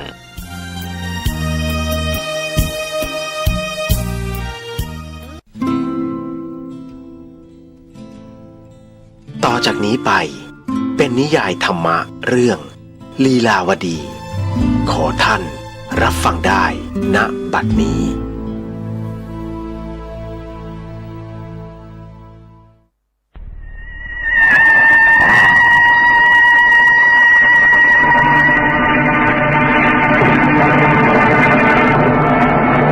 งูใหญ่นะหล่นลงมาจากหลังคากระท่อมมากองอยู่ที่พื้นใกล้ๆปลายเท้ารีบชักเท้าเข้ามาทำยังไงดีล่ะรีบลุกขึ้นวิ่งออกไปจากกระท่อมนี้เดี๋ยวนี้ซะเลยเป็นไงแต่ว่าอย่าดีกว่าเจ้างูนอนเป็นขนดอยู่บนพื้นชูหัวขึ้นแผ่แม่เบี้ยแลบลิ้นแผลบๆจ้องมองมันอย่างไม่กระพริบตาถ้ามันโผล่เข้ามาจะทำยังไงล่ะ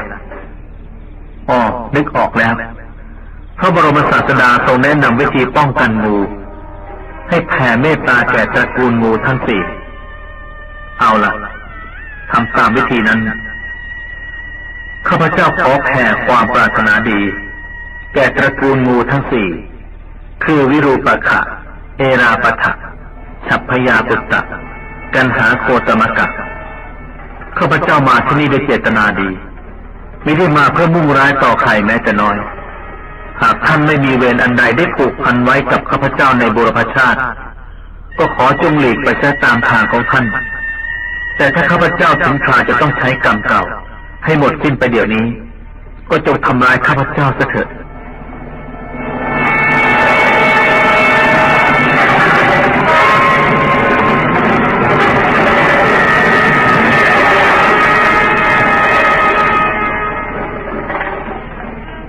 งูใหญ่ตัวนั้นคลายขนดออก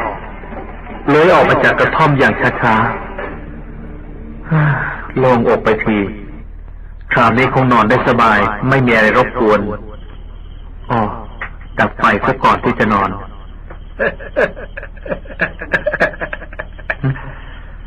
เสียงหัวเราะแล้วนั่น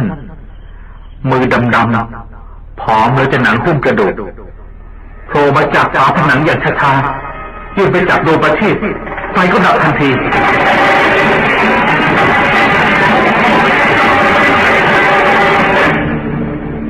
ในกระท่อมตอนนี้มืด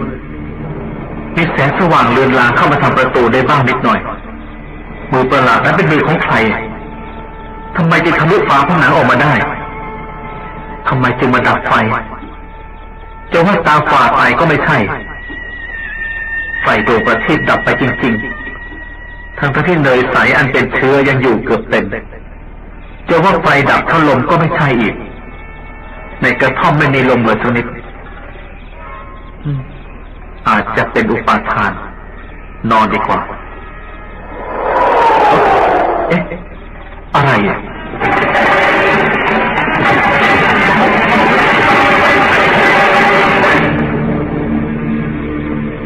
เมื่อกี้นี่เสียงลมพัดมาเพียงวูบเดียวเท่านั้นแล้วก็หยุดไม่ใช่ลมธรรมดาแน่นอนเพราะตั้งแต่หัวค่ำจนป่านนี้ไม่เคยมีลมพัดเข้ามาในกระท่อมเลยถ้าเป็นลมธรรมดาก็น่าจะพัดเข้ามาหลายครั้งใบมะม่วงข้างบนจะต้องส่งเสียงฟู่ซ่าบ้างแต่นี่ไม่มีอะไรเลยนอกจากลมวูบเดียวช่างมันไม่สนนอนดีกว่า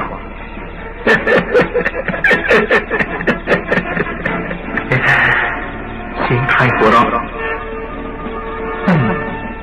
ใครมายืนตะคุ่มอยู่ที่หน้าประตูกระท่อม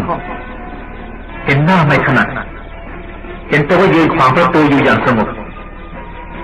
แต่จากไม้เท้าและหม้อทองเหลืองที่ถืออยู่ในมือ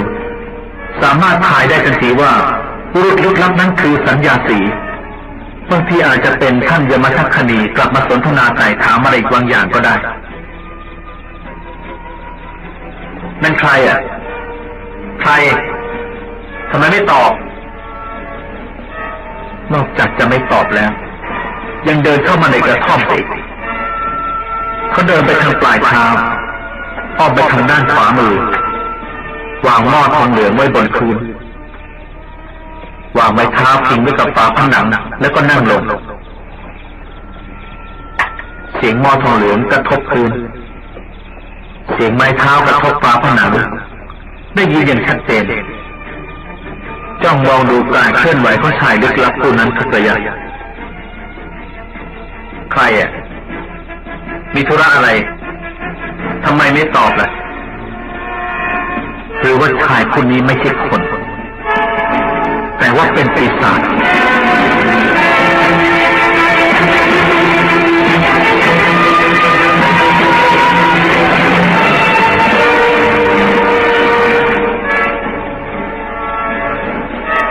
แน่แล้วบุรุษลึกลับผู้นี้ก็ดีมือลึกลับนั้นก็ดีหรือว่างูใหญ่ประหลาดนั้นก็ตามเป็นการกระทำของปีศาจแน่ๆ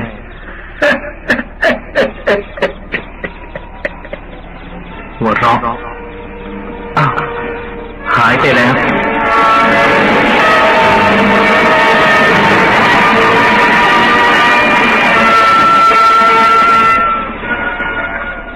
ชายคนนั้นหายไปแล้วต่อหน้าต่อตาพร้อมด้วยไม้เท้าและหม้อทองเหลืองเห็นว่าเขาไม่ได้เดินไปไหนไม่ได้เดินออกไปทางประตูเด็ดขาดก็จ้องมองดูเขาอยู่ตลอดเวลาเขาไม่ได้แอบอยู่ที่มุมใดมุมหนึ่งของห้องเพราะกระท่อมมีห้องเดียวแคบๆไม่มีอะไรอยู่ข้างในนอกจากฟางแห้งวางอยู่เรี่ยราดบนพื้นแม้จะมืดก็ยังมีแสงสลัวๆเพราะจะมองเห็นในห้องได้ชัดเจนบุรุษลึกลับนั้นหายไปแล้วจริงๆเขาจะต้องเป็นปีศาจแน่ๆคนลุกสู้ขึ้นมาทั้งตัวทั้งทีอยากจะวิ่งหนีออกจากกระท่อมผีสิงไปซะเดี๋ยวนี้ติดแต่ว่าพยายามระงับสติเอาไว้แต่ถึงกระนั้นเหงื่อก็ยังชุ่มโชกไปทั้งตัวค่อยหายหวาดกลัวแล้วนอนดีกว่าผีไปแล้วคงไม่กลับมาหลอกหลอนอีกแล้วล่ะ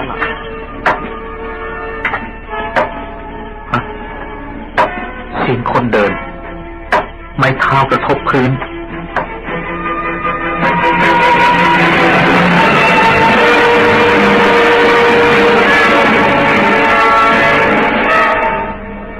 เสียงคนเดิน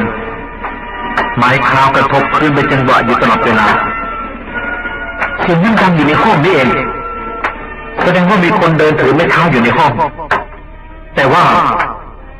ในห้องไม่มีใครว่างเปล่าได้ยินแต่เสียงหรือว่าอุปาทานได้ยินไปเองไม่ใช่ได้ยินเสียงจริง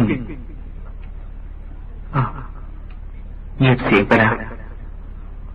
คงไม่ต้องการหลอกหลอนอีกแล้วมั้งค่อยยังชั่วหน่อยโอ้ยนี่ใกล้รุ่งแล้วสินี่แต่ไม่รู้สึกง่วงเลยคงจะตื่นเต้นกับเหตุการณ์ประหลาดมากไปแต่ยังไงก็ขอให้ได้พักผ่อนสักหน่อยพรุ่งนี้เช้าจะได้เดินทางไม่เพลียนี่ทุกอย่างก็เงียบไปแล้วเหตุการณ์ที่แล้วมาก็คงไม่เกิดขึ้นอีกนอนเถอะได้นอนค่อยสบายหน่อย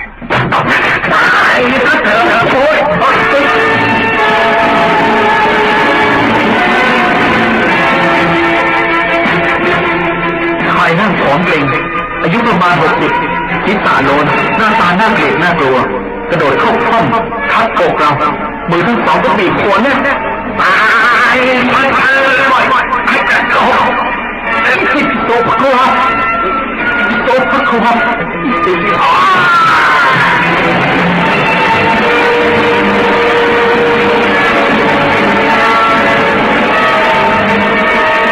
เกิดแสงสว่างว่าขึ้นทั่วกระท่อมพร้อมกับร่างปีศาจที่นั่งทับอยู่บนอกเราหายวับไปหายใจได้สะดวกและตัวเบาเป็นอิสระแล้วรีบลุกขึ้นนั่งอย่างเร็วแต่ก็รู้สึกเหนื่อยอยู่ไม่น้อยเหตุที่เกิดขึ้นบางทีปีศาจที่เป็นเจ้าของกระท่อมนี้อาจจะไม่พอใจที่เห็นคนแปลกหน้าเข้าพักในกระท่อมของตนจึงหาทางกลั่นแกล้งขับไล่โดยวิธีต่างๆถ้าหากเป็นคนใจอ่อนก็คงจะหนีออกจากกระท่อมไปแล้วตั้งแต่ตอนนั้นตอนที่เห็นงูตกมาจากหลังคาบางทีอาจจะเป็นปรสิตตูปชีวีเปรตบางตนซึ่งอาศัยอยู่บริเวณกระท่อมนี้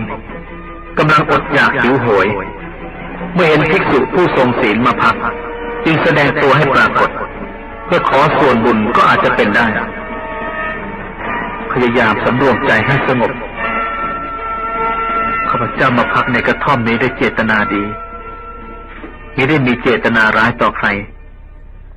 ไม่ได้ตั้งใจจะยึดเอากระท่อมหลังนี้เป็นสมบัติของตนขอพักเพียงคืนนี้คืนเดียวและก็จะจากไปข้าพเจ้าไม่รู้ว่าสถานที่นี้มีเจ้าของจึงอาศัยอยู่โดยไม่ได้ขออนุญาตบัดนี้ข้าพเจ้าทราบแล้วจึงขออนุญาตพักสัก1 ราตรีข้าพเจ้าจะไม่ก่อความเสียหายใดๆให้เกิดแก่กระท่อมของท่านเลยอันหนึ่งข้าพเจ้าขออุทิศส่วนกุศลให้ท่านบุญกุศลใดๆที่ข้าพเจ้าได้สั่งสมมาด้วยการอุปสมบทในพระธรรมวินัยของพระศาสดาก็ดีด้วยการปฏิบัติตามพระธรรมวินัยอย่างเคร่งครัดก็ดีด้วยการเทศนาสั่งสอนให้มนุษย์เกิดสัมมาทิฏฐิรู้ดีรู้ชั่วตามความเป็นจริงก็ดีข้าพเจ้าขออุทิศบุญกุศลเหล่านั้นแก่ท่านขอท่านจงรับเอาอนุโมทนาและประสบสุขในคติภพของท่านเถิด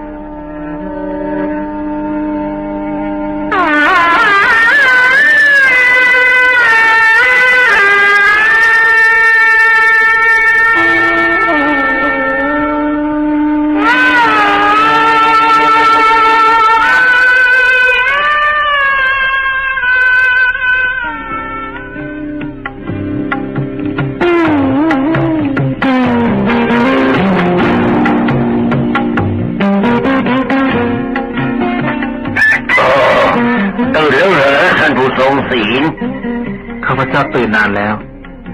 รีบเตรียมตัวจะออกบิณฑบาตเมื่อคืนนี้เป็นยังไงท่านนอนหลับสบายดีตลอดคืนน่ะสบายดีจริงน่ะที่ท่านพูดเนี่ยมีอะไรที่ท่านสงสัยล่ะท่านผู้ทรงพระข้าพเจ้าลืมบอกท่านไปอย่างหนึ่งท่านลืมบอกอะไรข้าพเจ้าลืมบอกที่ว่ากระท่อมที่ท่านพักนี้เป็นที่อยู่ของสัญญาสีวาเศรษฐะแล้วยังไงล่ะวาเศรษฐะเพิ่งถึงแก่มรณกรรมเมื่อประมาณ1 ปีมานี้เองแล้วยังไงตามปกติไม่มีใครสามารถอยู่ในกระท่อมนั้นได้เพราะอะไรท่านผู้ทรงพระเพราะจะถูกปีศาจหลอกหลอนต่างๆนานาท่านสามารถอยู่ได้ตลอดคืน นับว่าเก่งมากทีเดียวนับว่าข้าพเจ้าโชคดีข้าพเจ้าจะออกไปบิณฑบาตแล้วก็ขอลาท่านซะเลยท่านผู้ทรงศีลจะไม่กลับมาอีกแล้วใช่ไหมถูกแล้วขอบคุณที่ท่านให้ที่พักก่อนที่ท่านจะจากไปข้าพเจ้ามีเรื่องหนึ่งที่จะบอกท่านเชิญท่านผู้ทรงโปรดเมื่อคืนนี้ข้าพเจ้าได้ไตร่ตรองลัทธิของท่านอยู่คนเดียวรู้สึกซาบซึ้งในหลักคำสอนของพระสมณโคดมอย่างมากถ้าข้าพเจ้ายังหนุ่มแน่นไว้ไม่แก่ชรายังไม่ได้เป็นประมุขของสัญญาสีทั้งหลายอย่างขณะนี้ข้าพเจ้าอาจจะไปฝากตัวเป็นสาวกของพระมหาสมณโคดมพระองค์นั้นแต่บัดนี้ทุกสิ่งทุกอย่างสายซะแล้วขอให้ท่านเดินทางไปเป็นสุขเถิดข้าพเจ้าก็จะขออยู่ตามทางของตนต่อไปจนกว่าจะสิ้นลมปราณ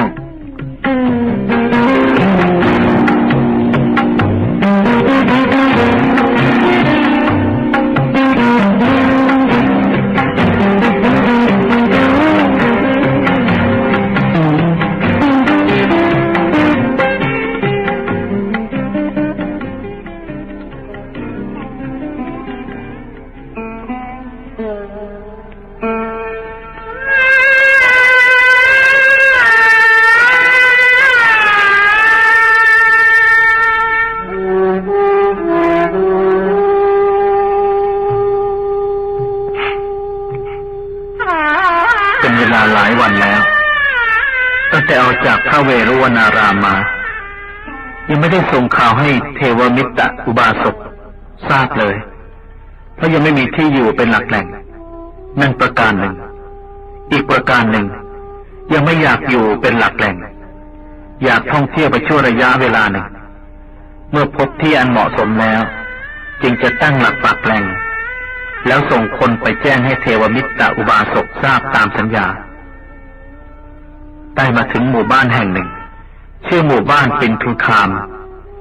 เป็นหมู่บ้านขนาดใหญ่มีผู้คนอยู่หนาแน่นผู้คนในหมู่บ้านยังไม่รู้จักพุทธศาสนานับถือพระอินทร์เป็นสรณะทางด้านตะวันออกของหมู่บ้านมีเทวาลัยสร้างอุทิศพระอินทร์รอบๆเทวาลัยเป็นป่าต้นทองกวาวออกดอกสะพรั่งเต็มต้นเป็นที่น่ารื่นรมเหมาะกับการบำเพ็ญเพียรอยู่ไม่ไกลไปจากหมู่บ้านก็เลยยึดเอาร่มทองกวาวใหญ่ใกล้ๆกับเทวาลัยนั่นเองไปที่พักทุกเช้าเย็นมีชาวบ้านนำเครื่องสักการะต่างๆมาบูชาเทพในเทวาลัยเป็นหมู่ใหญ่มีพราหมณ์แก่ผู้สนใจในทางธรรมบางคนมาสนทนาด้วยเป็นครั้งคราวก็ได้สั่งสอนเขาให้เกิดสัมมาทิฏฐิความเห็นถูกต้องตามคำนองครองธรรมชักนำให้เกิดอุตสาหะในทางศีลภาวนาจนกระทั่งมีผู้เลื่อมใสถึงพระรัตนตรัยเป็นที่พึ่งหลายคน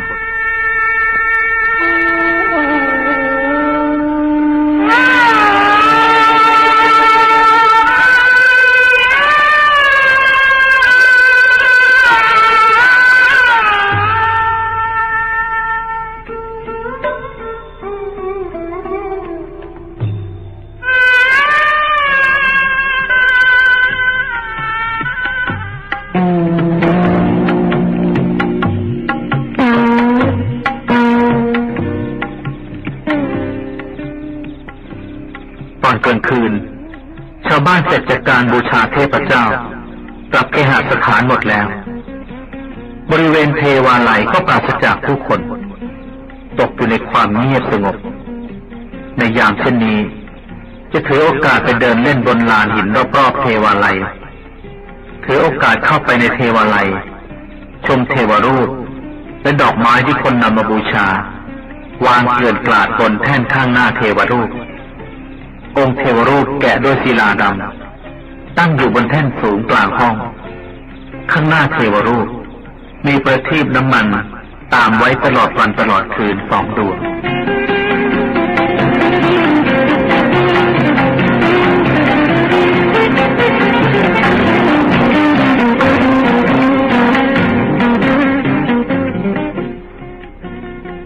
คืนนี้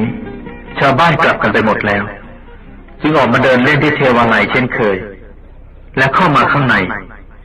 ขณะที่มาถึงข้างหลังองค์เทวรูปก็มีคนผู้หนึ่งเดินขึ้นบันไดมาอย่างรีบร้อน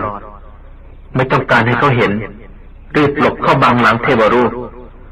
คนผู้นั้นเข้ามายืนอยู่หน้าเทวรูป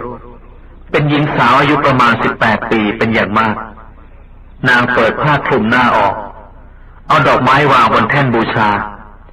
ตาจ้องดูพักเทวรูปไม่กระพริบใบหน้าของนางมีแววเศร้าอย่างลึกซึ้งแฝงอยู่ยกมือทั้งสองขึ้นประสานไว้ใต้คางจ้องดูเทวรูปแล้วก็ฟุบหน้าลงกับฝ่ามือสะอื้นหักสักครู่หนึ่งจึงเงยหน้าขึ้นจ้องมองเทวรูปอีกน้ำตาของเธอไหลเป็นทางอาบแก้มคงจะมีทุกข์มหันต์อัดแน่นอยู่ในอกแน่นอนเ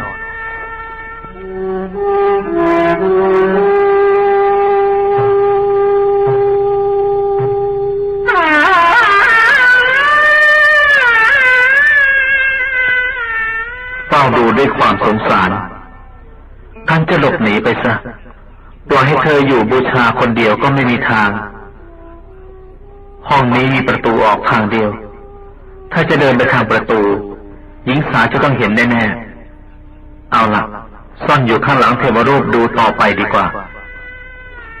ข้าแต่เทพเจ้าผู้ทรงศักดานุภาพโปรดเมตตาสงสารข้าพเจ้าด้วยข้าพเจ้ากำลังตกอยู่ในห่วงมหันตทุกข์โปรดช่วยข้าพเจ้าด้วยเถิดเทพเจ้าผู้ทรงศักดาลูกเอ๋ยอย่าเศร้าโศกเสียใจไปเลยพ่อจะช่วยเจ้าเทวรูปพูดได้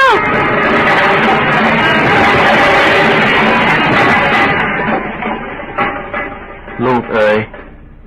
ไม่ต้องตกใจหวาดกลัวอะไรทั้งสิ้น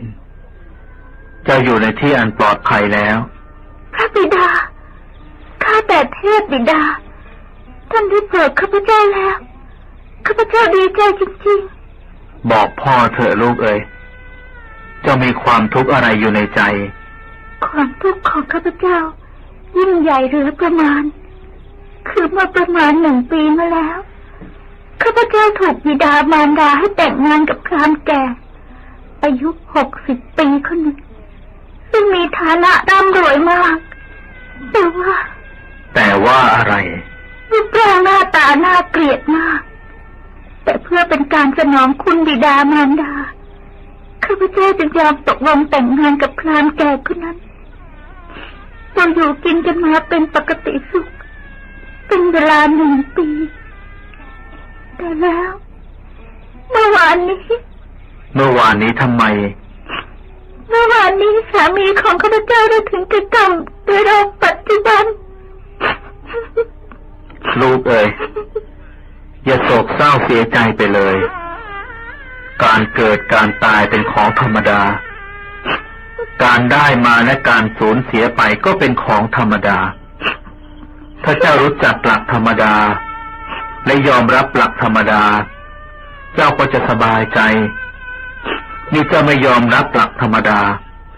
จะต้องการจะให้สิ่งต่างๆเป็นไปตามที่เจ้าปรารถนาแต่มันก็เป็นไปตามวิถีทางของมันเจ้าจึงผิดหวังและเป็นทุกข์ข้าแต่เทพบิดาข้าพเจ้าได้โศกเศร้าเป็นทุกข์เพราะการตายของสามีถ้าอย่างนั้นเธอเป็นทุกข์เรื่องอะไรเทพบิดาไม่ทราบหรือว่าหมู่บ้านพวกเราเป็นหมู่บ้านเก่าแก่แถวบ้านมีหัวฝังแน่นอยู่ในประเพณีโบราณไม่ยอมเปลี่ยนแปลงอะไรง่ายสิ่งใดที่บรรพบุรุษนับถือปฏิบัติมาจะต้องปฏิบัติต่อไปโดยไม่มีการพิจารณาสอบสวนและความหัวเก่าของชาวบ้านมันเกี่ยวอะไรกับความทุกข์ของเจ้าล่ะเกี่ยวข้องโดยตรงทีเดียวเทพบิดาเจ้าในหมู่บ้านเรามีประเพณีอย่างหนึ่งเรียกว่าสตุตีเมื่อสามีของหญิงคนใดตายลงหญิงนั้นจะต้องเผาตัวตายตามสามีไปด้วยทำไมต้องทำอย่างนั้นเพื่อแสดงความรักบูชาอย่างแท้จริงต่อสามี ผู้ใดสามารถเผาตัวตายตามสามีได้ผู้นั้นได้รับการยกย่องสรรเสริญอย่างเลิศลอยจากชาวบ้านไม่แต่เฉพาะตัวเธอเท่านั้นที่ได้รับการยกย่องแม้แต่บิดามารดาของเธอก็พลอยได้รับความเคารพนับถืออย่างสูงอีกด้วยมีไหมที่หญิงไม่ปฏิบัติตามนี้ข้าพเจ้าได้ยินว่ามีแล้วเป็นยังไงหญิงนี้จะได้รับการตำหนิติเตียนและการดูถูกเหยียดหยามอย่างหนักจากประชาชนทั่วไปที่จะพูดมานี้ก็หมายความว่าเจ้าไม่อยากเผาตัวตายตามสามีใช่ไหม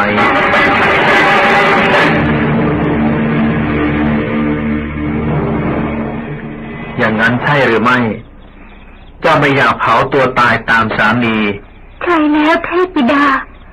ข้าพเจ้ายังไม่อยากตายข้าพเจ้าเพิ่งเกิดมาเห็นโลกเพียง18 ปีเท่านั้นจึงอยากดูโลกไปอีกนานเท่านานบอกตรงๆข้าพเจ้าหวาดจะเรื่องต่อความตายในกองไฟอันทารุณโหดร้ายนั้นข้าพเจ้าเห็นว่ามันไม่ยุติธรรมจึงจะให้ข้าพเจ้ายังยาววัยตายไปพร้อมกับชายแก่อายุตั้ง60-70แล้วข้าพเจ้าไม่ยอมเด็ดขาดเมื่อเธอไม่อยากตายตามเขาเธอก็ไม่ต้องตายก็ได้ไม่ใช่เหรอไม่ใช่อย่างนั้นสิเทพบิดามารดาและญาติพี่น้องข้าพเจ้าต่างขยันขยอรบเร้าให้ข้าพเจ้าตายตามเขาเพื่อแลกกับคำสรรเสริญเยินยอของชาวบ้านเธอบอกความประสงค์กับเขาหรือยังว่าเธอไม่อยากตายข้าพเจ้าบอกแล้วเขาว่ายังไงเขาเร้าให้ข้าพเจ้าตายปลอบบ้างขู่เข็นบ้างตัวการสำคัญที่สุดก็คือบิดามารดาของข้าพเจ้านั่นเองท่านบอกว่าถ้าข้าพเจ้าตายตามสามีวิญญาณของข้าพเจ้าจะกลายเป็นเทพเจ้าประชาชนจะเคารพบูชาครอบครัวพ่อแม่จะมีหน้ามีตาท่านขอร้องข้าพเจ้าให้เห็นแก่ท่านเป็นครั้งสุดท้ายเพื่อเป็นการสนองคุณบิดามารดานี่แหละคือเหตุผลความทุกข์ทนของข้าพเจ้าข้าแต่เทพบิดาโปรดช่วยสัตว์ผู้ทนทุกข์ทรมานด้วยเถิดลูกเอ๋ยไม่ต้องตกใจพ่อจะช่วยเจ้าพ่อเห็นแล้วว่าความยุ่งยากทั้งหมดนี้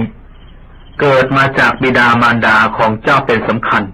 ถ้าสามารถเปลี่ยนจิตใจของท่านทั้งสองได้ทุกสิ่งทุกอย่างก็คงเรียบร้อยแต่พ่อเองก็เป็นเพียงเทวรูปซึ่งไม่สามารถจะทำอะไรได้ถนัดนักพ่อจะบอกอะไรให้อย่างหนึ่งบอกมาเถิดเทพบิดาข้าพเจ้าพร้อมแล้วที่จะปฏิบัติตาม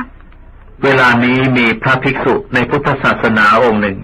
มาพักอยู่ใต้ต้นทองกวาวใกล้ๆกับเทวาลัยนี้ท่านเป็นผู้มีคุณธรรมสูงควรเคารพบูชาและเชื่อฟังตั้งแต่บัดนี้เป็นต้นไปพ่อจะมอบอำนาจถวายภิกษุรูปนั้นและพ่อจะไม่พูดกับใครอีกรวมทั้งเจ้าด้วยพรุ่งนี้เช้าขอให้เจ้าพาบิดามารดาของเจ้า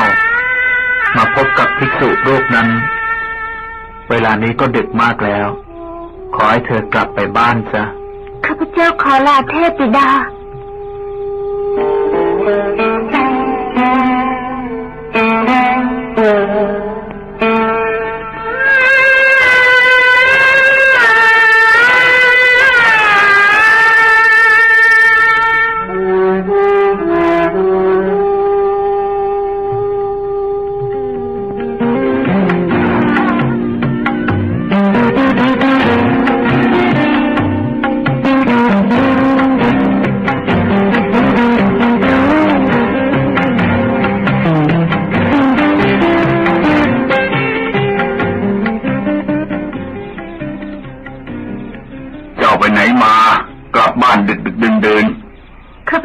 เทวาลัยไปทำไมไปกราบไหว้ขอความช่วยเหลือจากท่านให้ท่านช่วยเหลือเรื่องอะไรอย่าให้ข้าพเจ้าต้องตายเพราะถูกไฟเผาเลยเหลวไหลนี่เป็นประเพณีนะลูกและการกระทำของเจ้าจะทำให้พ่อแม่น่ะเป็นที่เคารพนับถือของชาวบ้านแล้วเรื่องอะไรเจ้าจะไปขอความช่วยเหลือจากเทวรูปเช่นนั้นไม่เป็นการสมควรเลยแต่ข้าพเจ้ายังไม่อยากตายเทวรูปก็เห็นด้วยการตายแบบนี้ไม่เป็นการสมควรเมื่อกี้จะว่าอะไรนะ เทวรูปน่ะเหรอเห็นด้วย ถูกแล้วพ่อท่าน เหลวไหลพูดเข้าข้างตัวเอง เปล่าเลยเทวรูปบอกข้าพเจ้าอย่างนั้น เทวรูปบอกนี่เธอเมื่อกี้ได้ยินลูกพูดหรือเปล่าได้ยินอย่างถนัดทีเดียวลูกบอกว่าเทวรูปบอกแล้วเชื่อได้ไหมว่าเทวรูปบอกอย่างนั้นโอ้ยเทวรูปพูดได้ที่ไหนล่ะแต่นี่เทวรูปพูดได้จริงๆนะบอกว่าจะพูดครั้งนี้เป็นครั้งสุดท้ายแล้วจะไม่พูดอีกแต่จะมอบให้ภิกษุองค์หนึ่งทำหน้าที่แทนภิกษุที่ไหน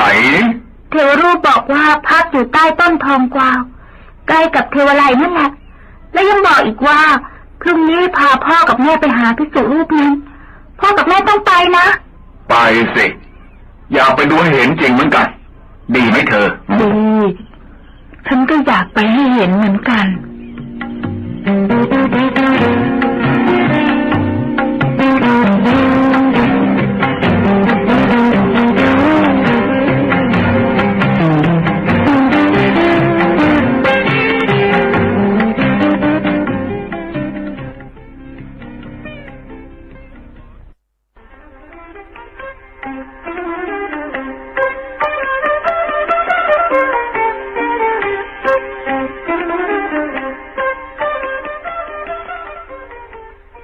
หญิงสาวผู้เคราะห์ร้ายนั้นใช่ไหม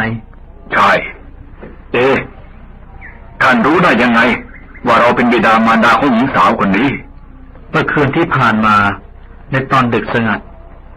เทพเจ้าประจำเทวาลัยได้มาพบอาตมาเทพเจ้าประจำเทวาลัยมาพบท่านเหรอถูกแล้วท่านได้มาพบอาตมาและเล่าให้ฟังว่ามีหญิงสาวคนหนึ่งมาหาท่านบอกว่ากำลังถูกบิดามารดาบังคับให้เผาตัวตายตามสามี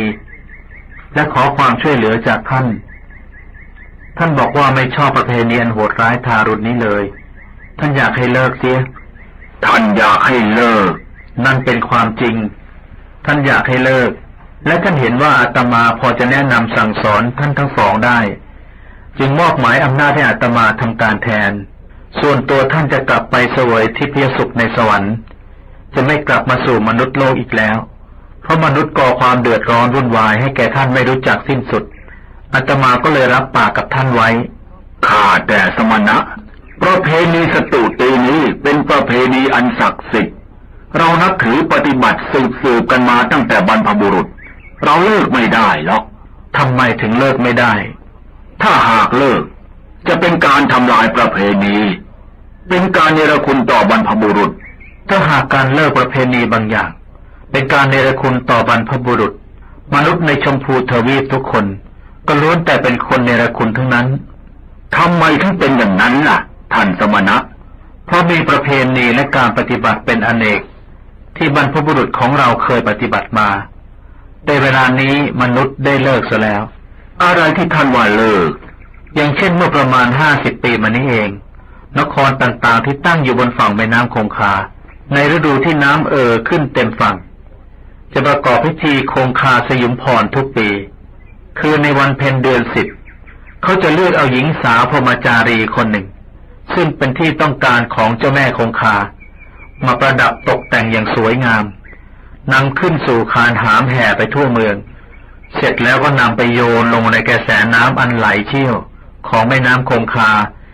ให้จมน้ำตายไปต่อหน้าต่อตาคนจำนวนหมื่นจำนวนแสนที่เฝ้าดูอยู่บนฝั่งเชื่อกันว่าหญิงสาวนั้นจะได้ไปปฏิบัติรับใช้เจ้าแม่คงคาเมื่อเจ้าแม่คงคาพอใจแล้วก็จะไม่ทำให้เกิดน้ำท่วมไม่ทำให้คนอื่นๆตกน้ำตายหญิงสาวที่ถูกโยนน้ำให้ตายนั้นย่อมได้รับการยกย่องนับถือจากชาวเมืองว่าเป็นวีรสตรีเป็นผู้เสียสละเพื่อส่วนรวมแต่ถึงจะได้รับเกียรติสูงเพียงใดก็ตามก็ไม่ปรากฏว่ามีหญิงสาวคนใดยอมพลีชีวิตเพื่อเป็นเครื่องสังเวยแก่เจ้าแม่คงคาพอถึงเดือน10ทีไรหญิงสาวพรหมจารีทั่วเมืองต่างหวาดสะดุ้งนอนตาไม่หลับบางคนถึงกับหลบหนีไปอยู่ถิ่นอื่นซะชั่วคราวบางคนก็ยอมแต่งงานเสียกับใครคนใดคนหนึ่งก่อนจะถึงวันคงคาสยุมพรพิธีนั้นได้ก่อความเดือดร้อนแก่คนเป็นอันมากแต่เดี๋ยวนี้พิธีนั้นเป็นยังไงท่านรู้ไหม พิธีนั้นเป็นยังไง เลิกลงไปแล้ว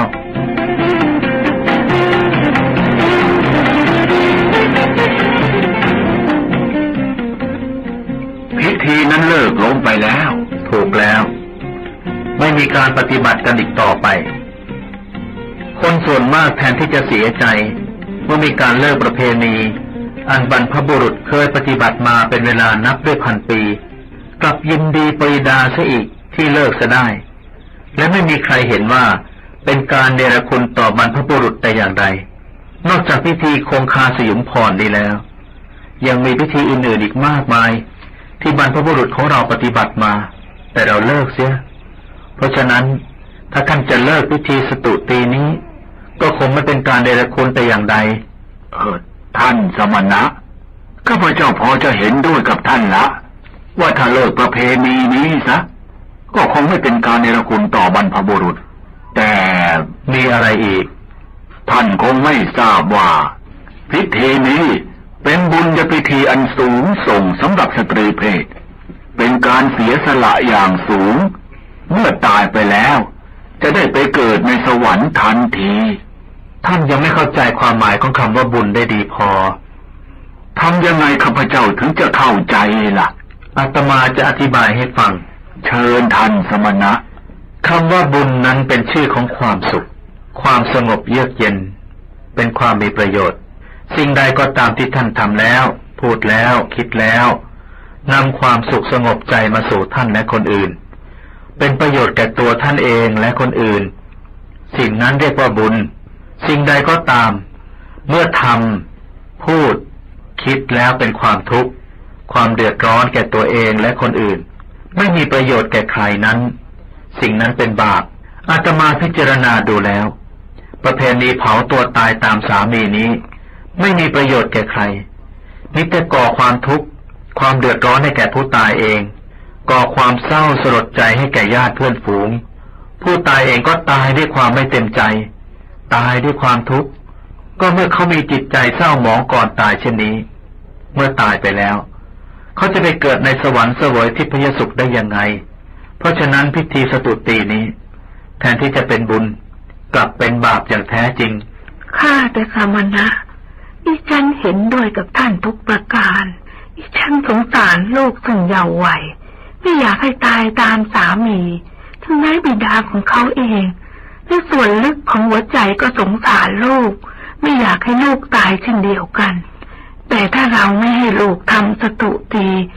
ประชาชนคงจะแช่งชักหักกระดูกเราประณามเราดูถูกเหยียดหยามเราจะรู้สึกอัปยศอดสูจนมองดูหน้าใครไม่ได้เราหวั่นเกรงเรื่องนี้มากผู้เจริญกรุณาแนะวิธีปฏิบัติให้เราด้วยว่าจะทำยังไงดีดูก่อนอุบาสิกาธรรมดามนุษย์นั้นย่อมมีการตำหนิติเตียนผู้อื่นเราทำก็ตำหนิเราไม่ทำก็ตำหนิในการทำสิ่งใดสิ่งหนึ่งนั้นเราไม่ควรจะถือลมปากคนอื่นเป็นประมาณถ้าเราพิจารณาดูถี่ถ้วนแล้วเห็นว่าสิ่งที่เราทำนั้นดีเป็นกุศลเป็นประโยชน์เป็นความสุขทั้งแก่ตนและคนอื่น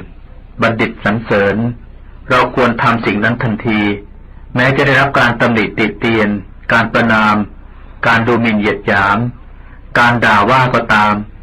อย่าได้ถือเป็นประมาณเพราะการที่เขาตำหนิประณามดูหมิ่นด่าว่านั้นเขาตำหนิเพราะความหลงผิดเพราะความโง่เขลาเพราะความไม่รู้จำเป็นด้วยเหรอที่เราจะถือเอาคนโง่คนหลงเป็นผู้นำทางชีวิตเป็นผู้บงการให้เราทำสิ่งนั้นหรือไม่ทำสิ่งนั้นแต่สิ่งใดก็ตามที่เป็นอกุศลเป็นบาปบัณฑิตติเตียนทำลงไปแล้วจะนำความทุกข์ความเดือดร้อนและอนัตถะมาสู่ตนและคนอื่นสิ่งนั้นอย่าทำเป็นอันขาดแม้คนอื่นจะยุยงส่งเสริมรบเร้าเพียงใดก็ตามเพราะเขายุยงส่งเสริมด้วยความไม่รู้ด้วยความโง่เขลาด้วยความหลงผิดในเมื่อเรารู้อยู่แก่ใจว่าเขากำลังหลงเดินตามทางผิดฉะนั้นเราจะต้องเดินตามเขาด้วยล่ะเรากลับมาเดินตามทางที่ถูกไม่ดีกว่าเหรอ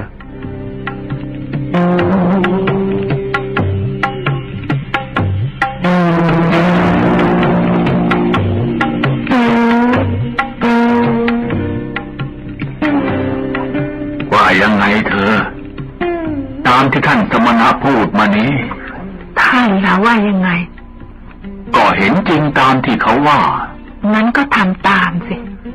ทำตามเหรอ ท่านถอนใจทำไม ถ้าทำมีหวังถูกชาวบ้านด่าแหละดีไม่ดีอาจจะเกิดอะไรอันตรายไงล่ะ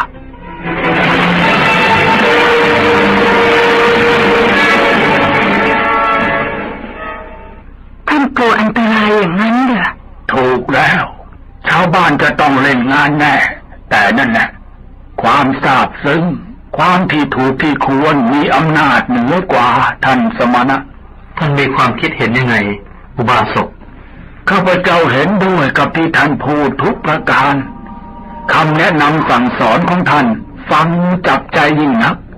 มีเหตุผลถูกต้องตามความเป็นจริงเพราะคำสั่งสอนของท่านนี่แหละจึงได้เกิดแสงสว่างคือปัญญาขึ้นในใจรู้ถึงทางที่ถูกต้องแล้วข้าพเจ้าจะไม่บังคับให้ลูกของข้าพเจ้าต้องกระทำพิธีสตุตีอันโหดร้ายทารุณนั้นอีกต่อไปความเห็นของท่านชอบแล้วอุบาสกอาตมาขออนุโมทนาขอให้ท่านยึดหลักเหตุผลหลักความถูกต้องเป็นธงชัยในการนำทางชีวิตต่อไปดิฉันขอกราบท่านผู้เจริญไม่รู้จะขอบพระคุณยังไงดีจึงจะเหมาะสมกับอุปการะคุณสูงส่งที่ท่านได้ช่วยชีวิตดิฉันไว้ไม่ต้องขอบคุณอะไรหรอกการได้ช่วยสัตว์ผู้ตกยากให้พ้นจากความทุกข์เป็นกุศลกรรมอันสูงส่งก่อให้เกิดความสุขใจแก่อาตมายิ่งกว่าคำขอบคุณใดๆทั้งสิ้นข้าพเจ้าขอลาก่อนเชิญท่านเจริญพร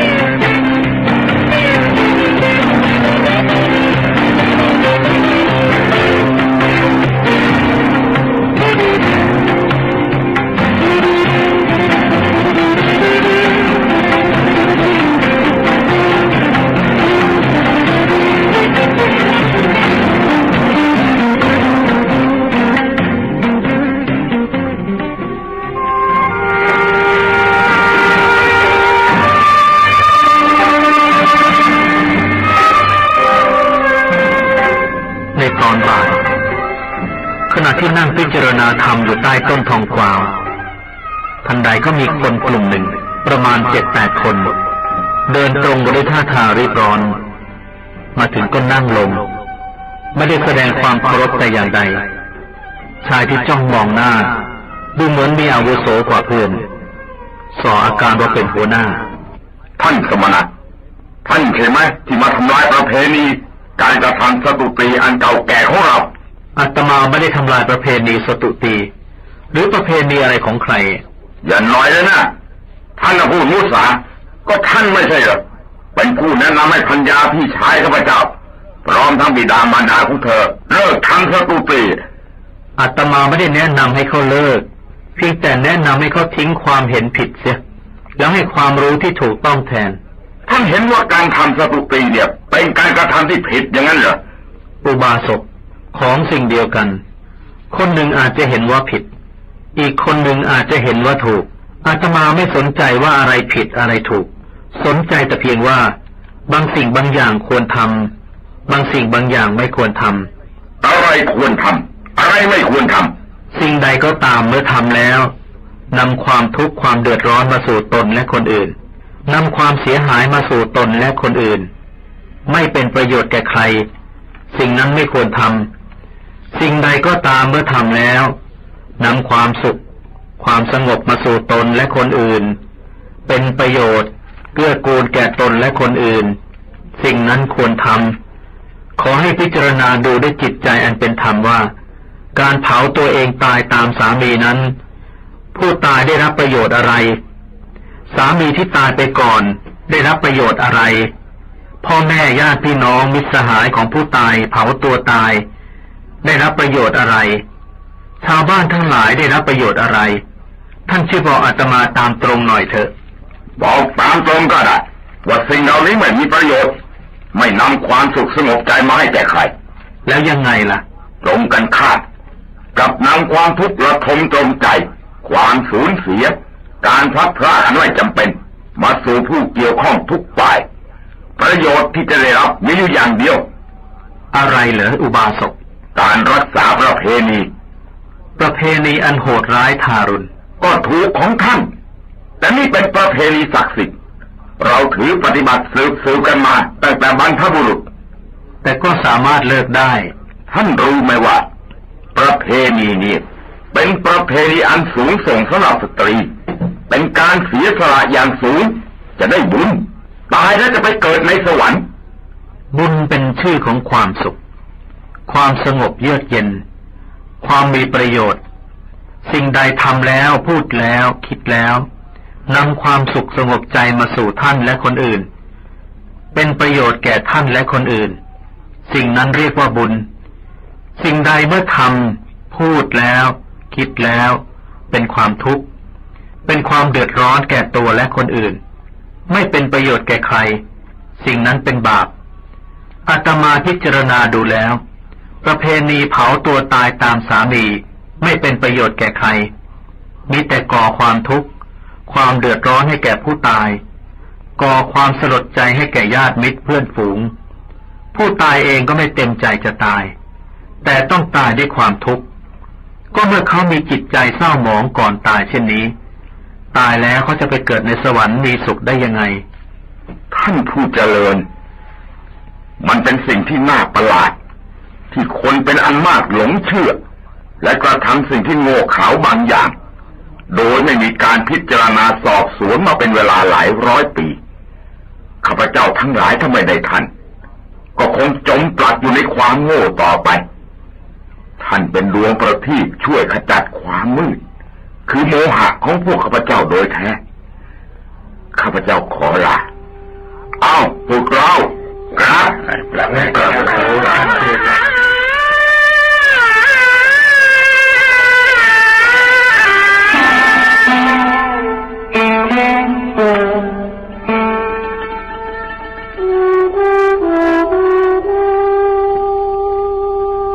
บริเวณเทวาลัยกลับคืนสู่สงบเงียบแห่งราตรีก็เข้าที่ทำสมาธิเจริญอานาปานสติตั้งสติไว้ที่ลมหายใจหายใจออกก็รู้สึกว่าหายใจออกหายใจเข้าก็รู้สึกว่าหายใจเข้าหายใจออกสั้นหรือยาวก็รู้สึกว่าหายใจออกสั้นยาวหายใจเข้าสั้นยาวก็ให้รู้ว่าหายใจเข้าสั้นยาวเนื่องจากปล่อยจิตมานานจึงคุมสติได้อย่างยากเย็นขณะที่กำหนดลมหายใจบางครั้งจิตใจก็เลื่อนลอยไปยังอารมณ์ต่างๆโดยไม่รู้ตัวก็รีบดึงกลับคืนมาผูกไว้กับลมหายใจต่อไปจิตใจในขณะนั้นเหมือนม้าพยศไม่เคยมีใครมาจับผูกฝึกใช้งานพอมีคนมาจับจึงต่อสู้ดิ้นรนจนหลุดวิ่งหนีไปอีกต้องวิ่งไล่จับนำมาผูกอีก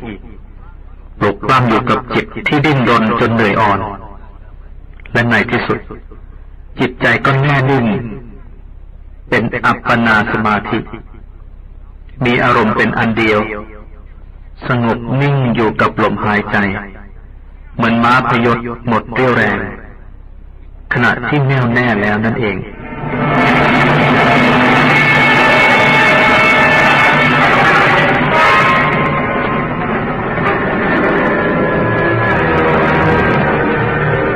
ไอ้โจรเรวัตตะเรามาพบกันอีกแล้วนั่นใครร่างกายเต็มไปด้วยเลือดจำข้าไม่ได้เหรอไอ้โจรข้าคือคนที่ถูกเจ้าปล้นแล้วเจ้าก็ฆ่าให้เอาชีวิตของข้าคืนมาเอาชีวิตของข้าคืนมาเอาชีวิตข้าคืนมาเอาชีวิตข้าคืนมาไปภาพมายาไปพ้นเจ้าเอาชีวิตข้าคืนมาเอาชี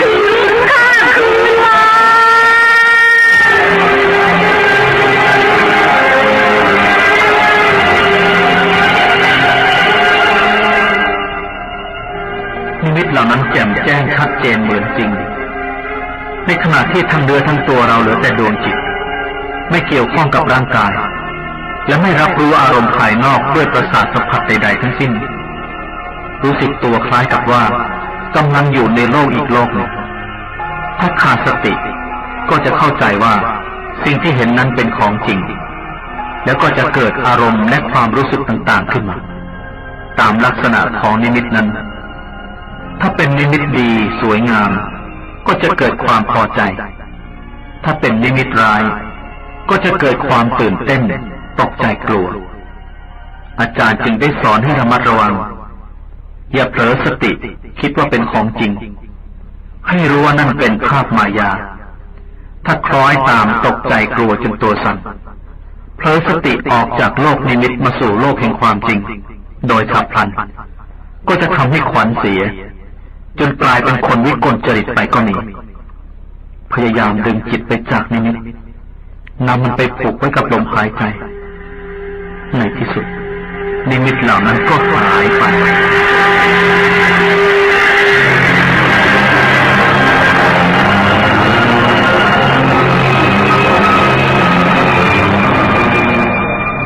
นิมิตน่ากลัวเหล่านั้นหายไปแล้ว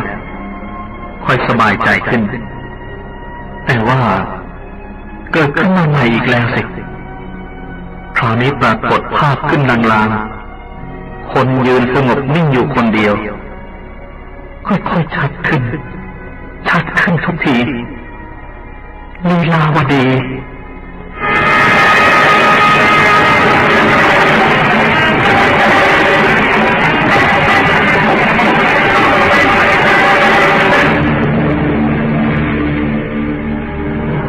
พยายามคุมสติไว้มันเป็นเพียงภาพนิมิตแต่ได้ผลไม่เต็มทีในที่สุดสติก็หลุดออกจากลมหายใจเข้าไปอยู่ในโลกนิมิตกับลีลาวดีอย่างสิ้นเชิงเข้ามายืนอยู่เฉพาะหน้าลีลาวดีดูเหมือนเธอจะไม่ใช่ลีลาวดีคนเดิมเธอยังเป็นเด็กอายุคงแค่15 ปีเท่านั้นแต่ท่าทางเป็นผู้ใหญ่เต็มตัวหน้าตารูปร่างของเธอไม่เหมือนเดิมแต่ก็มีอะไรหลายอย่างแสดงให้เห็นชัดว่าเป็นลีลาวดีแน่ๆรู้สึกดีใจทั้งเสียใจระคนกัน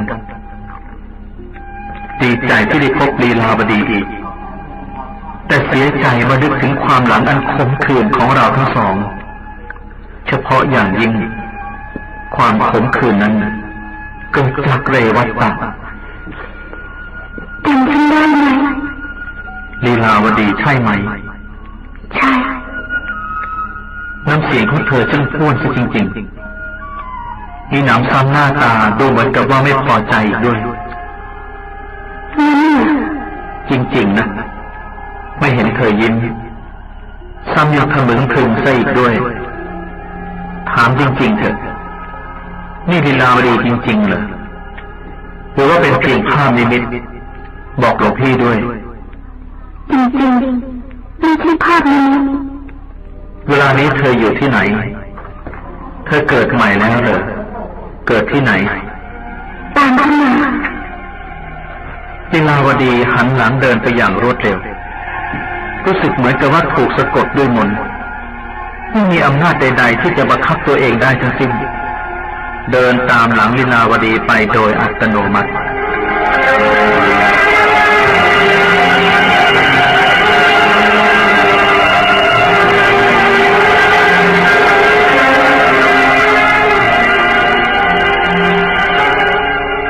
ครูใหญ่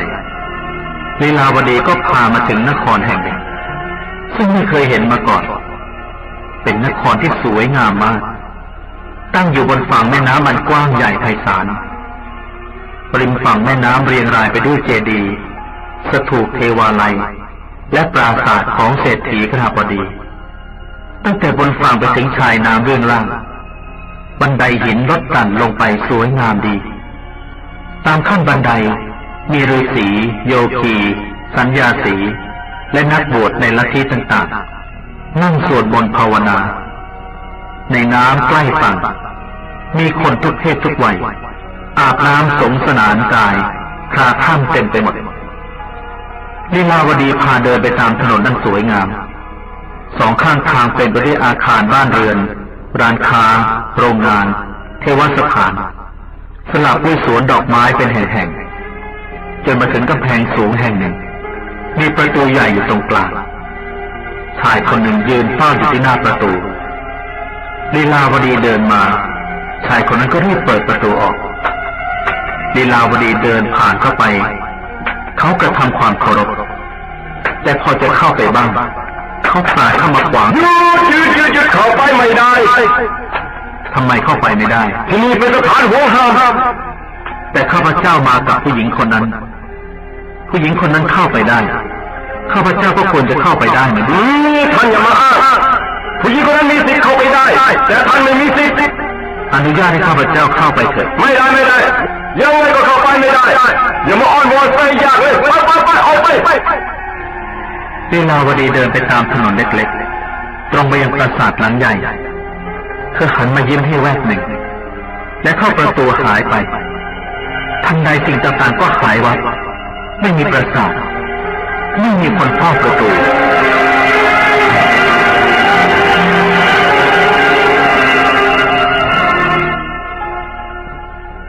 สติได้กลับมาจดจ่ออยู่กับลมหายใจเข้าออกอีกครั้งไม่มีนิมิตใดๆเหลืออยู่เลยเสียดายอย่างยิ่งภาพลีลาวดีหายไปอย่างลึกลับพยายามน้อมนึกให้เกิดนิมิตลีลาวดีอีกแต่ไม่มีผลใดๆเกิดขึ้นเมื่อทำให้นิมิตเกิดขึ้นไม่ได้ก็พยายามกลับมาสู่ลมหายใจทำจิตใจให้สงบยิ่งขึ้นแต่ก็ไม่สำเร็จอีกยังจะเป็นเพราะว่าทันมารมณ์เกี่ยวกับนิมิตของลีลาวดีได้พุ่งพล่านขึ้นมาทำลายสมาธิซะแล้วในที่สุดก็เลยตัดสินใจออกจากสมาธิถึงแม้จะออกจากสมาธิแล้วนิมิตที่เห็นเกี่ยวกับลีลาวดียังติดตาติดใจอยู่อย่างชัดเจนไม่ว่าจะเป็นภาพนครถนนท่าน้ำอาคารบ้านเรือนและแม้แต่ใบหน้าของลีลาวดีเป็นนิมิตที่แปลกประหลาดกว่าทุกครั้งที่ผ่านมาครั้งก่อนนิมิตลีลาวดีเป็นลีลาวดีแห่งนครสาวัตถีเป็นรูปร่างของเด็กสาวบ้างหญิงสาวเต็มตัวบ้างนางภิกษุณีบ้างแต่ออกเสียงวิงวอนครู่หนึ่งก็หายไปไม่มีเหตุการณ์สถานที่ประกอบแต่นิมิตคราวนี้เป็นลีลาวดีอีกคนหนึ่งมีเหตุการณ์สถานที่ประกอบอย่างชัดเจนคล้ายของจริงมากกว่าความฝันมันหมายความว่ายังไงเป็นไปได้ไหมว่าภาพนิมิตนั้นเป็นแสงสะท้อนความจริงซึ่งมีอยู่ในโลกนี้เข้ามาปรากฏให้เห็นในดวงจิตละเอียดอ่อนพอจะรับภาพนั้นได้ในขณะที่เป็นสมาธิถ้าเป็นเช่นนั้นจริงก็แสดงว่านครนั้นมีจริงปราสาทนั้นมีจริงและลีลาวดีคงได้เกิดมาเป็นหญิงสาวนั้นจริงเพราะตั้งแต่เธอตายจนถึงขณะนี้เป็นเวลา10 กว่าปีแล้ว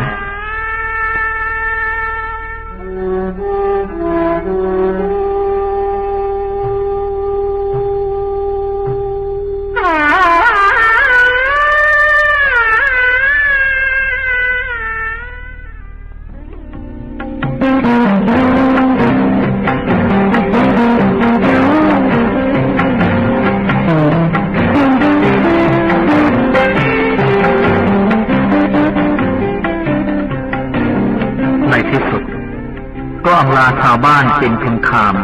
ออกเดินทางต่อไปชาวบ้านที่เป็นอุบาสกอุบาสิกามีศรัทธาประสาทะตั้งมั่นแล้วในพระรัตนตรัยต่างอาลัยเสียดายออกปากอาราธนาวิงวอนให้อยู่โปรดต่อไปแต่ไม่สามารถรับคำอาราธนาเขาได้เพราะชีวิตคือการเดินทางจนกว่าวาระสุดท้ายแห่งชีวิต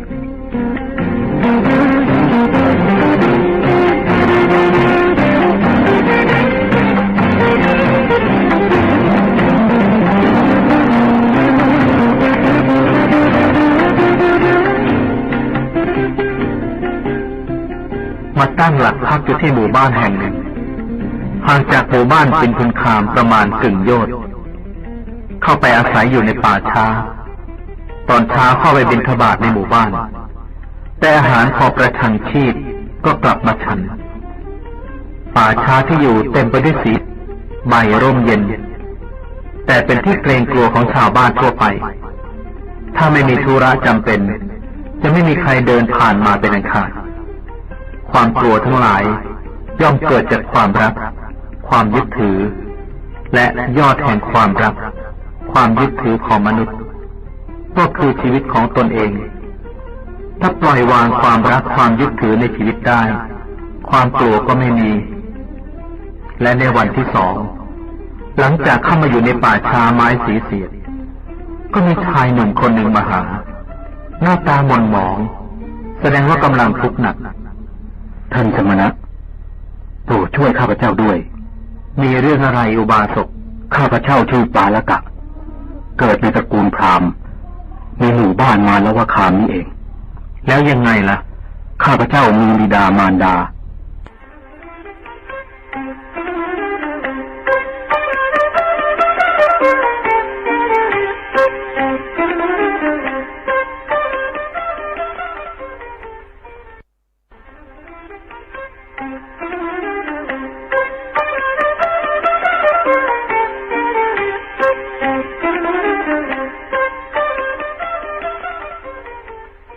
ลงโทษโดยถูกขับออกจากวันหน้าพราหมณ์อย่างที่ท่านเป็นอยู่ในเวลานี้ขอให้ท่านลองทำตามนี้ดูท่านผู้เจริญความคิดของท่านแยบคายดีจริงๆทำไมนะข้าพเจ้าจึงไม่คิดถึงเรื่องนี้ตั้งแต่มีการสอบสวนเป็นครั้งแรกถ้าข้าพเจ้าได้ความคิดแต่แรกแล้วป่านนี้ข้าพเจ้าคงจะอยู่เป็นสุขสบายกับบุตรภรรยาไม่ต้องมาลำบากอย่างนี้ข้าพเจ้าจะปฏิบัติตามคำแนะนำของท่านตั้งแต่คืนนี้ทีเดียวและท่านขอบพระคุณท่านอย่างสูงที่ช่วยเหลือข้าพเจ้าขอลาก่อน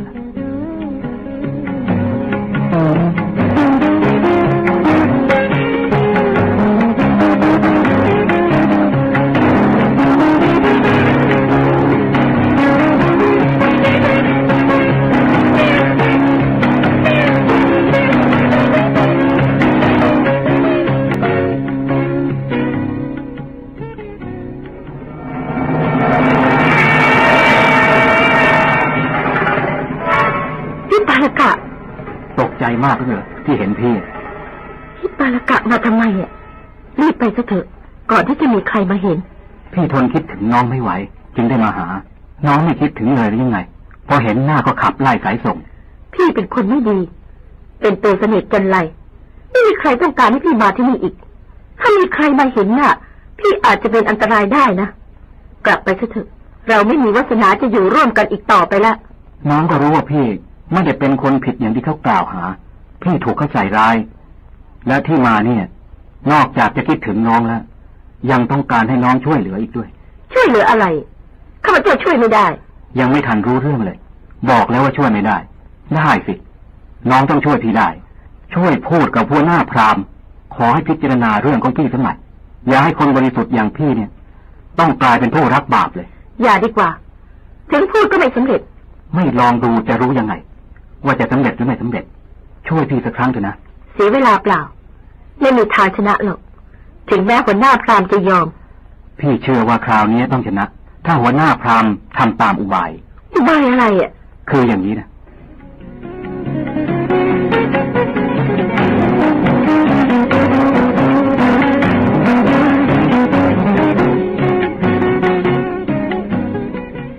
คารวะท่านพราหมณ์อ๋อนางเองเหรอมีธุระอะไรถึงมาหาข้าพเจ้าจะมาพูดเรื่องปาละกะสามีของนางเนี่ยเหรอเขาถูกขับไล่ออกไปจากหมู่บ้านแล้วไม่มีอะไรจะพูดถึงเขาอีกแล้วมีสิท่านพราหมณ์ปาละกะสามีข้าพเจ้าเป็นผู้บริสุทธิ์ไม่ได้มีความผิดอย่างที่ถูกกล่าวหานางพูดเรื่องนี้ทำไมอีกล่ะข้าพเจ้าอยากให้ท่านพิจารณาเรื่องนี้สักหน่อยเพื่อความเป็นธรรมขอท่านพราหมณ์จงกรุณาด้วยอย่าเลยหรือฟื้นขึ้นมาอีกก็จะยุ่งยากเปล่าๆแล้วอีกอย่างหนึ่ง ถึงจะรื้อฟื้นขึ้นมาใหม่ จะมีประโยชน์อะไรปาลกะก็ต้องแพ้อีกคราวนี้อาจจะชนะก็ได้นะท่านพราหมณ์ชนะเหรอ เป็นไปไม่ได้หรอกปาลกะคนเดียวน่ะจะสู้หลายคนได้ยังไงสู้ได้สิท่านพราหมณ์ถ้าท่านทำตามที่ข้าพเจ้าแนะนำทำยังไงสอบสวนเป็นรายคนอย่าให้คนทั้ง9ได้พบกันไม่ให้มีโอกาสปรึกษากันได้และท่านก็สอบถามทีละคนว่าปาลกะไปพบหม้อที่ไหนหม้อใบนั้นใหญ่เล็กขนาดไหนทำด้วยอะไรปาลกะหุงกินยังไงถ้าหากคนทั้ง9ตอบตรงกันก็เป็นอันเชื่อได้ว่าปาลกะน่ะทำความผิดจริงแต่ถ้าคนทั้ง9ตอบไม่ตรงกันนั่นก็แล้วแต่ท่านพิจารณาเป็นความคิดที่ดีเอาเถอะเราจะเรียกประชุมพราหมณ์ผู้ใหญ่ในหมู่บ้านทำการพิจารณาสอบสวนกันใหม่ขอบคุณท่านพราหมณ์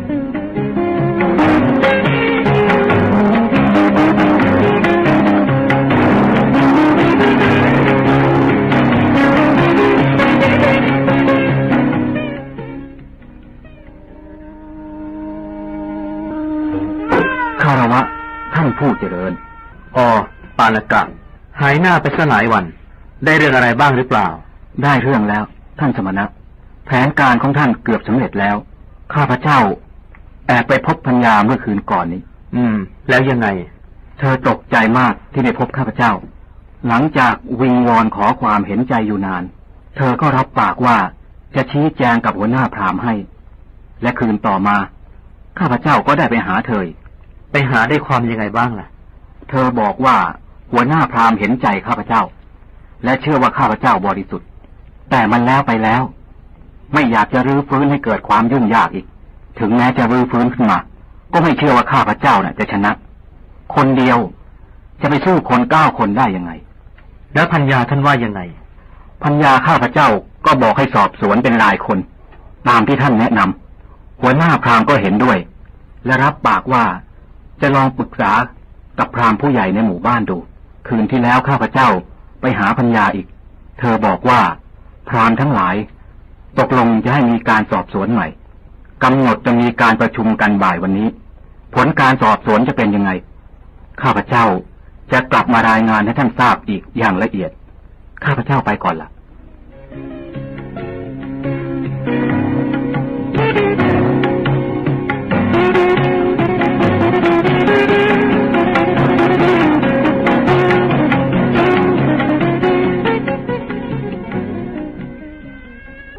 เย็นวันนั้นปาลกะก็มาหาอีกครั้งหนึ่งคราวนี้ไม่มาคนเดียวแต่มีหญิงสาวและพราหมณ์แก่คนหนึ่งตามมาด้วยท่าทางเขายิ้มแย้มแจ่มใสมีความสุขเขาคงชนะความมาแล้วเป็นแน่ทีเดียวท่านผู้เจริญข้าพเจ้าเป็นผู้ชนะแล้วขอแสดงความดีใจด้วยนี่ปัญญาข้าพเจ้าเองข้าพเจ้ามากราบขอบพระคุณท่านด้วยส่วนท่านผู้นี้คือหัวหน้าพราหมณ์ผู้เป็นประธานวรรณะในหมู่บ้านของเราข้าพเจ้าเล่าเรื่องราวของท่านให้ฟังท่านก็เลยเกิดความสนใจขอติดตามมาสนทนากับท่านด้วยอาตมายินดีที่ได้พบท่านผู้เป็นประธานวรรณะวิธีการสอบสวนที่ท่านแนะนำไปนั้นเป็นวิธีการที่ฉลาดมากแม้แต่เราก็คิดไม่ถึงถ้าไม่ได้อาศัยท่านป่านนี้ปาลกะก็คงต้องได้รับชะตากรรมโดยไม่ยุติธรรมนับว่าท่านได้ช่วยเขาให้พ้นจากความทุกข์และได้ช่วยสถาปนาความยุติธรรมให้เกิดขึ้นในหมู่บ้านของเราโดยแท้ในการพิจารณาตัดสินความใดๆก็ตามจะใช้เสียงข้างมากอย่างเดียวเป็นเกณฑ์ในการตัดสินนั้นไม่ได้เพราะเสียงข้างมากอาจจะเป็นฝ่ายผิดก็ได้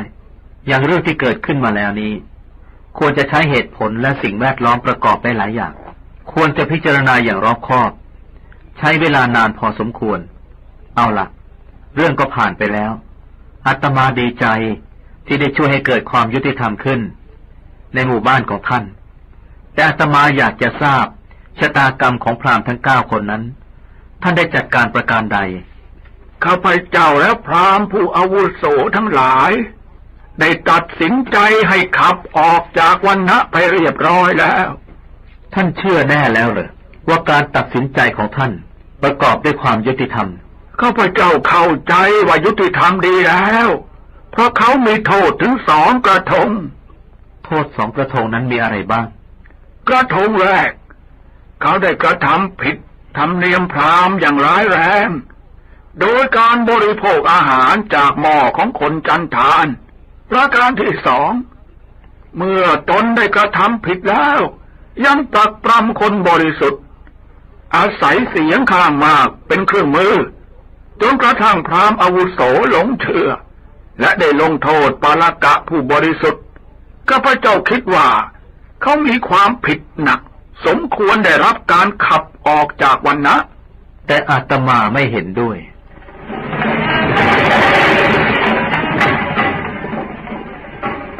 อาตมาจะขอถามอุบาสกสักอย่างหนึ่งเถอะถามมาเถอะท่านต้องการอยากรู้อะไรเมื่อพราหมณ์ทั้ง9 คน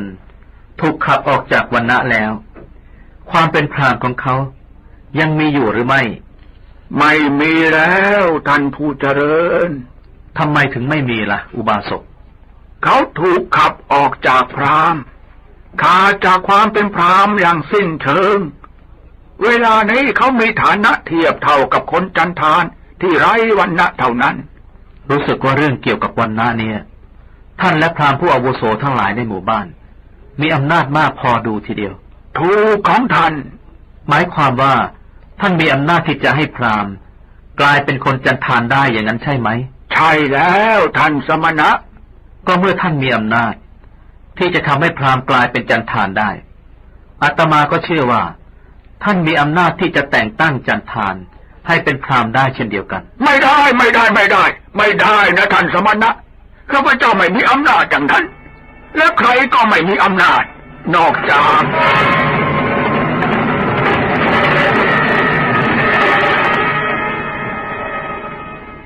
ท่านบอกว่านอกจากอะไรเหรอท่านพราหมณ์นอกจากพระพรหมองค์เดียวที่มีอำนาจการเป็นพราหมณ์ใช่ว่าจะเป็นกันได้ง่ายๆไม่ว่าใครอยากจะสมัครเป็นพราหมณ์ก็เป็นได้ผู้ที่จะเป็นพราหมณ์ได้ต้องเป็นคนยังไงต้องเป็นผู้เกิดในสกุลพราหมณ์บิดามารดามีวรรณะพราหมณ์อันบริสุทธิ์ตลอด7 ชั่วบุรุษจึงจะเป็นพราหมณ์ได้ถ้าอย่างนั้นการเป็นพราหมณ์ก็เป็นพรพิเศษที่พระพรหมผู้เป็นเจ้าประทานให้แก่ผู้เกิดในวรรณะพราหมณ์โดยเฉพาะถูกแล้วเป็นพรสวรรค์ที่พราหมณ์ทุกคนมีสิทธิ์ได้มาแต่กำเนิดถูกของท่านสมณะเป็นพรสวรรค์ได้มาโดยกำเนิดเมื่อความเป็นพราหมณ์เป็นพรสวรรค์ที่พระพรหมประทานให้แก่ผู้เกิดในวรรณะพราหมณ์โดยตรงเช่นนี้ความเป็นพราหมณ์ก็เป็นสิ่งศักดิ์สิทธิ์ไม่มีมนุษย์ตนใดลบล้างได้ละสิถูกแล้วถ้าใครบังอาจไปลบล้างพรสวรรค์ของพระผู้เป็นเจ้าก็ชื่อว่าปฏิบัติฝ่าฝืนความประสงค์ของพระผู้เป็นเจ้าใช่ไหมลองคิดดูให้ดีนะอุบาสกเรื่องวรรณะเป็นเรื่องของเทพเจ้าไม่ใช่เรื่องของมนุษย์เมื่อพระผู้เป็นเจ้าเป็นผู้สร้างพราหมณ์ขึ้นมาก็ต้องให้พระผู้เป็นเจ้าเท่านั้นเป็นผู้ถอดมนุษย์ไม่ควรบังอาจไปก้าวก่ายอำนาจหรือขัดความประสงค์ของพระผู้เป็นเจ้าพระผู้เป็นเจ้าตั้งพราหมณ์ขึ้นมาแล้วมนุษย์ไปถอดถอนของพระองค์อาตมาเห็นว่าทำไม่ถูกแต่ถ้าเป็นเรื่องของมนุษย์แล้วมนุษย์ถอดพราหมณ์ได้ก็ควรจะตั้งพราหมณ์ได้เช่นเดียวกันอาตมาขอถามอีกครั้งว่าการตั้งพราหมณ์เป็นเรื่องของเทพเจ้าหรือมนุษย์เป็นเรื่องของเทพเจ้าถ้าอย่างนั้นท่านเป็นเพียงมนุษย์อย่าไปบังอาจถอดความเป็นพราหมณ์อันศักดิ์สิทธิ์ของเทพเจ้าแต่เขาได้ทำผิดธรรมเนียมของพราหมณ์นี่ท่านผู้เจริญเมื่อความเป็นพราหมณ์เป็นพระบัญชาของเทพเจ้าก็ไม่มีอะไรจะมาทำให้ความเป็นพราหมณ์ของเขาสิ้นสุดลงได้การกระทำผิดธรรมเนียมพราหมณ์อาจจะทำให้ความเป็นพราหมณ์มัวหมองไปบ้างแต่ถ้าเราให้เขาประพฤติวัตรตามระเบียบชำระตนให้บริสุทธิ์เขาก็กลับเป็นพราหมณ์ที่บริสุทธิ์สะอาดตามเดิมเปรียบเสมือนทองคำบริสุทธิ์ตกลงไปในโคลนนำมาล้างแล้วก็สุกใสตามเดิมท่านผู้เจริญ ความคิดเห็นของท่านมีเหตุผลน่าฟังมากทีเดียวแล้วท่านเห็นด้วยหรือเปล่าข้าพเจ้าเห็นด้วยและจะนำเรื่องนี้ไปปรึกษากับพราหมณ์อาวุโสทั้งหลายดูถ้าทุกคนเห็นชอบด้วยเราก็จะให้อภัยแก่พราหมณ์ทั้ง9 คนข้าพเจ้าขอลาละเชิญท่านพราหมณ์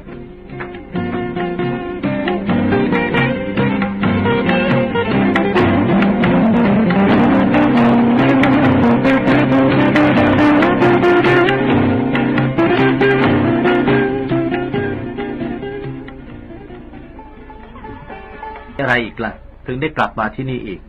ข้าพเจ้าจะมาบอกเรื่องพราหมณ์อาวุโสประชุมกันพิจารณาเรื่องพราหมณ์9 คนนั้น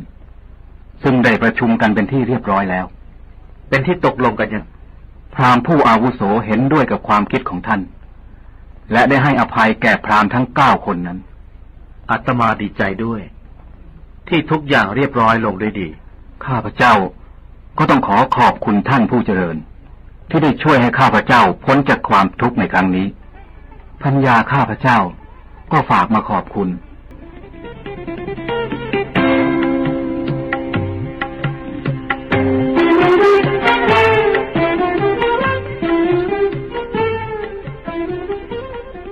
หลังจากพักผ่อนอยู่ที่บ้านมาละวะคา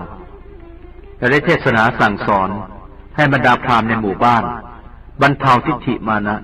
ในความเป็นพราหมณ์ลงบ้างแล้วก็ออกเดินทางต่อคราวนี้มุ่งหน้าไปทางทิศเหนือเพราะเดินทางไปทางตะวันตกไกลพอสมควรแล้วถ้าจะเดินทางต่อไปอีกจะไกลจากกรุงราชคฤห์เกินไปด้วยได้ให้คำมั่นสัญญาแก่เทวมิตรอุบาสกไว้แล้วว่าจะอยู่ในบริเวณรอบนอกกรุงราชคฤห์เลือกที่อันเหมาะสมตั้งหลักแหล่งลงได้แล้วจะต้องแจ้งข่าวให้เทวมิตรอุบาสกทราบแต่กระทั่งขณะนี้ก็ยังเลือกที่เหมาะสมไม่ได้เดินทางไปทางทิศเหนือเป็นระยะพอสมควรแล้วจึงจะวกไปทางทิศตะวันออกจะได้วนเวียนอยู่ใกล้ๆกรุงราชคฤห์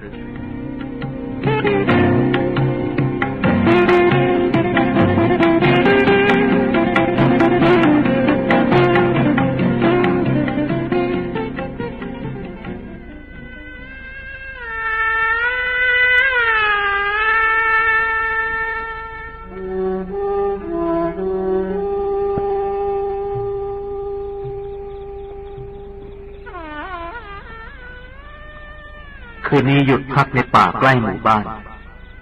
แล้วเข้าที่ทำสมาธิจนจิตเข้าสู่ความสงบทันทีก็เกิดนิมิตประหลาดในดวงจิต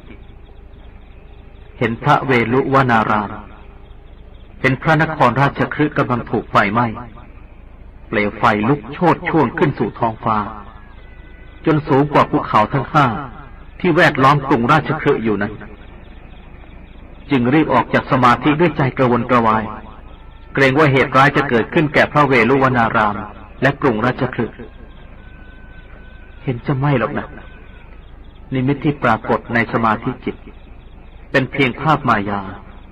หาความแน่นอนไม่ได้พระอาจารย์ทั้งหลายมีสมเด็จพระสัมมาสัมพุทธะเป็นประธานจึงสอนให้เมินเฉยต่อนิมิตเหล่านั้นอย่าเอาใจใส่อย่าลุ่มหลงมัวเมาในนิมิตถ้าใครหลงมัวเมาอยู่กับนิมิตก็จะไม่มีวันถึงจุดหมายปลายทางคือความบริสุทธิ์หลุดพ้นแห่งจิตเปรียบเหมือนบุรุษผู้เดินทางผ่านป่าจะไปสู่หมู่บ้านของตนถ้าไปมัวหลงเพลิดเพลินกับดอกไม้ในป่าก็จะไม่มีวันถึงหมู่บ้านของตนได้คิดได้อย่างนี้รู้สึกสบายใจขึ้นมากทีเดียว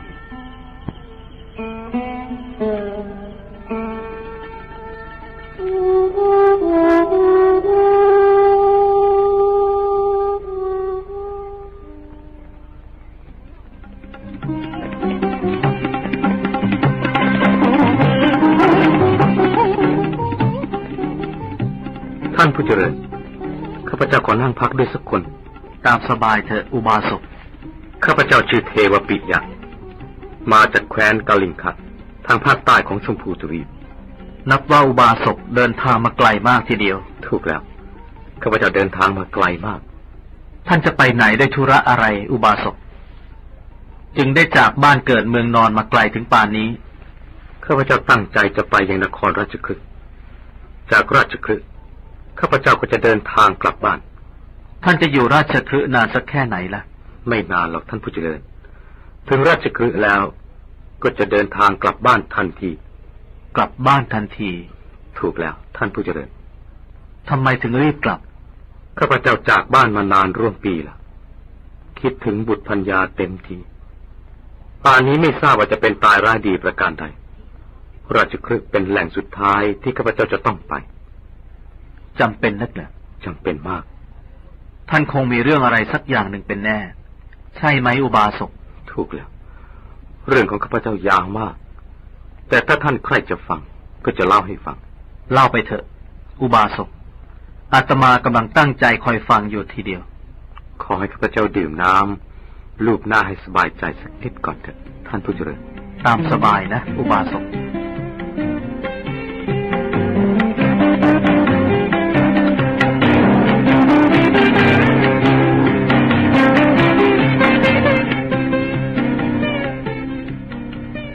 สดชื่นขึ้นแล้วใช่ไหมเทวปิยะได้ดื่มน้ำได้ล้างหน้าล้างตาก็รู้สึกสดชื่นขึ้นมากทีเดียวคงจะเล่าเรื่องของท่านได้แล้วสินะข้าพเจ้าจะเล่าอยู่เดี๋ยวนี้แล้วข้าพเจ้าพร้อมด้วยบุตร2 คนและภรรยาอาศัยอยู่ในหมู่บ้านแห่งหนึ่งห่างจากนครกลิงคะประมาณกึ่งโยชน์ครอบครัวของข้าพเจ้ายากจนมากข้าพเจ้าได้เช่านาของคฤหบดีคนหนึ่งทำเลี้ยงชีพแต่ในระยะ3-4 ปีที่ผ่านมานี้เทพเจ้าเบื้องบนไม่กรุณาสงสารข้าพเจ้าเลยไม่สงสารเลยจริงๆมีอะไรเกิดขึ้นล่ะเทวปิยะท่านจึงว่าเทพเจ้าไม่สงสารก็บริเวณบ้านของเราน่ะสิท่านผู้เจริญเกิดฝนแรงทำนาไม่ได้ติดต่อกันมาหลายปีเมื่อเป็นเช่นนี้ประชาชนเกิดความอดอยากต้องหาเผือกมันและกลอยกินแทนข้าวต้องทำงานหนักหาเงินมาซื้อข้าวกินเสียค่านาให้แก่เจ้าของนาอะไรกันอุบาสกนาไม่ได้ทำท่านยังต้องเสียค่าเช่าอีกเหรอต้องเสียสิท่านผู้เจริญทำไมต้องเสียล่ะเราเช่านาเขาทำเป็นรายปีในตอนต้นปีมีฝนตกลงมาบ้างเราได้ทำนากันแต่แล้วฝนก็หายไปน้ำที่มีอยู่บ้างก็แห้งหายไปหมดข้าวกลาดที่ลงก็เหี่ยวแห้งตายไปเป็นเช่นนี้มา3 ปีเจ้าของนาก็ถือว่าเราได้ทำนาของเขาแล้วเขาก็เรียกร้องเอาค่าเช่าแล้วบอกกับเขาหรือเปล่าล่ะว่าทำนาไม่ได้ผลข้าพเจ้าบอกแล้วไม่เพียงแต่จะบอกอย่างอ้อนวอนขอความเมตตากรุณาผ่อนผันแต่เขาก็ไม่ยอมฟังเสียงยืนยันจะเอาค่าเช่าให้ได้รู้สึกว่าเจ้าของนาในเหี้ยมโหดทารุณมากนั่นยังไม่ทารุณเท่าไหร่นักหรอกท่านสมณะถึงแม้เราจะต้องเสียค่าเช่านาเราก็ยังขวนขวายหามาเสียได้ถ้าเสียให้ไม่ทันขอผลัดผ่อนเขาก็ยินยอมแต่มีอีกอย่างหนึ่งที่สิมันทารุณมากอะไรแหละอุบาสกภาษี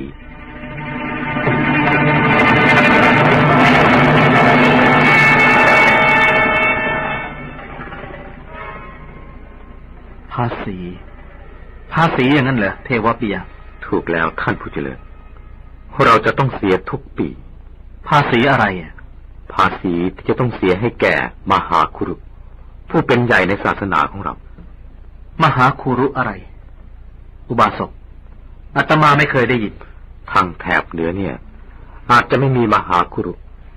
ท่านจึงไม่รู้เรื่องในดินแดนของเราดินแดนของเรานู้นมีมหาคุรุเป็นเจ้าเป็นใหญ่เหนืออาณาบริเวณต่างๆท่านเป็นนักบวชสถิตอยู่ในนครของท่านนครอะไรนครปุญญสถานท่านประทับนั่งบนอาสนะรูปสิงห์เรียกว่าสิงหาสนะท่านเป็นบุคคลศักดิ์สิทธิ์มีวาจาศักดิ์สิทธิ์อาจจะทำให้ใครเป็นหรือตายได้ศักดิ์สิทธิ์ยังไงคนทั่วไปเชื่อกันว่าท่านเป็นผู้มีวาจาศักดิ์สิทธิ์อาจจะสาปแช่งให้ใครกลายเป็นสัตว์เดรัจฉานหรือกลายเป็นหินไปก็ได้มีบางคนทำให้ท่านขัดเคืองใจ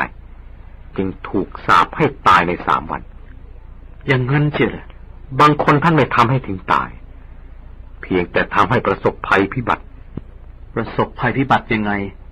ไฟไหม้บ้านบ้างปศุสัตว์ตายบ้างทรัพย์เสียหายด้วยวิธีต่างๆ คนก็เลยหวาดกลัวสิ ถูกแล้วท่านผู้เจริญต่างหวาดกลัวมหาคุรุมากไม่มีใครกล้าฝ่าฝืนคำสั่งหรือทำให้ท่านเกิดความไม่พอใจท่านเรียกร้องต้องการสิ่งใดจะต้องขวนขวายหามาให้ท่านจนได้ตรงกันข้ามถ้าท่านอำนวยพรให้ใครแล้วผู้นั้นจะประสบแต่ความสุขความเจริญในชีวิตน่าสนใจมากทีเดียว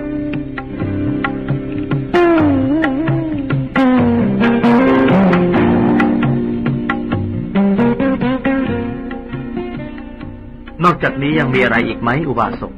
มีท่านผู้เจริญแม้แต่ร่างกายของท่านมหาคุรุและทุกสิ่งทุกอย่างที่เกี่ยวกับร่างกายของท่านหรือที่ออกมาจากกายของท่านคนจะถือว่าเป็นสิ่งศักดิ์สิทธิ์ทั้งนั้น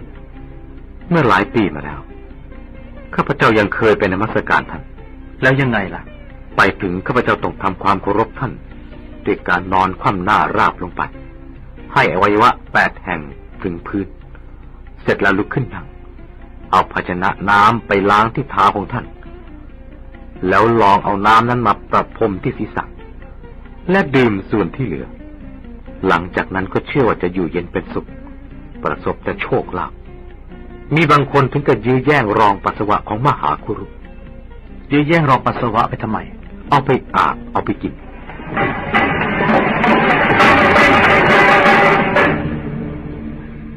อาบกินปัสสาวะถูกแล้วท่านผู้เจริญเศษอาหารและน้ำล้างมือของท่านก็ไม่มีการทิ้งไม่ทิ้งแล้วทำยังไงผู้เลื่อมใสศรัทธาจะนำไปกินไปพรมศีรษะด้วยความเคารพบูชาอาตมาขอถามหน่อยเถอะอุบาสกท่านผู้เจริญต้องการจะถามอะไรถามมาเถอะท่านได้ดื่มน้ำล้างเท้าของมหาคุรุแล้วใช่ไหมใช่แล้วและยังได้รับพรจากท่านด้วยถูกแล้วก็นี่แหละแล้วทำไมท่านจึงประสบทุกข์ล่ะทำไมท่านไม่เจริญก้าวหน้าในชีวิตล่ะเรื่องมันมีท่านผู้เจริญข้าพเจ้าจะเล่าต่อไปเอาอาตมาจะคอยฟังตามปกติเราเป็นสาวกของมหากุรุจะต้องเสียภาษีที่เรียกว่าทักษิณาหรือปาฐกากนิกให้แก่มหากุรุเป็นประจำทุกปีพอสิ้นปีจะมีเจ้าหน้าที่จากปุญญสถาละของมหากุรุออกไปเทียบเก็บภาษีจากสาวกถึงบ้านถ้าหากสาวกคนใดไม่สามารถจะเสียภาษีได้เจ้าหน้าที่จะเลื่อนเวลาไปให้อีก1 ปีแต่ในปีที่2จะต้องเสียภาษี2 เท่าถ้ายังไม่มีเงินจะเสียในปีที่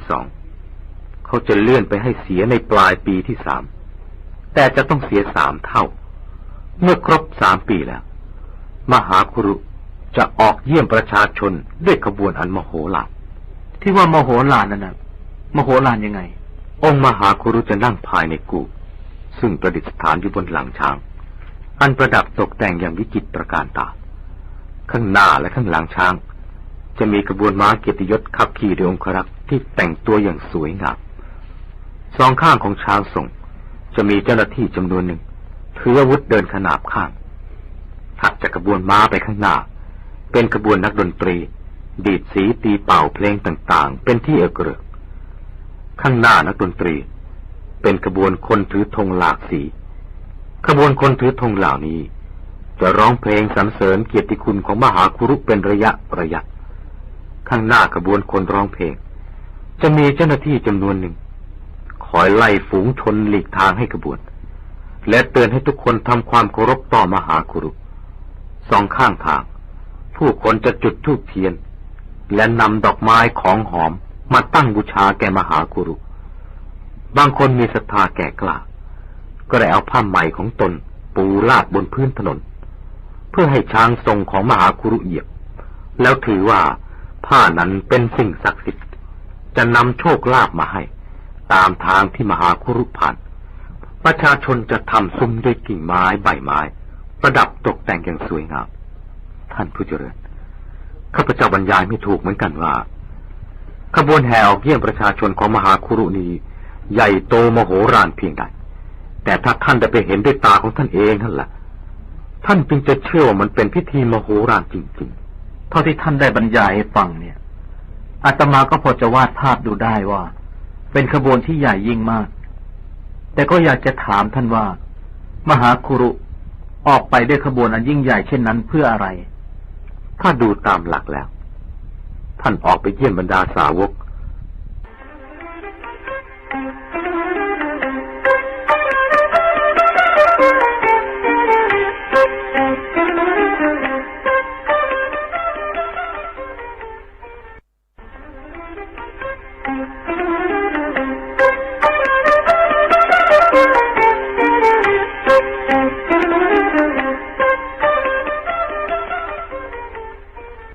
ดูตามหลักแล้ว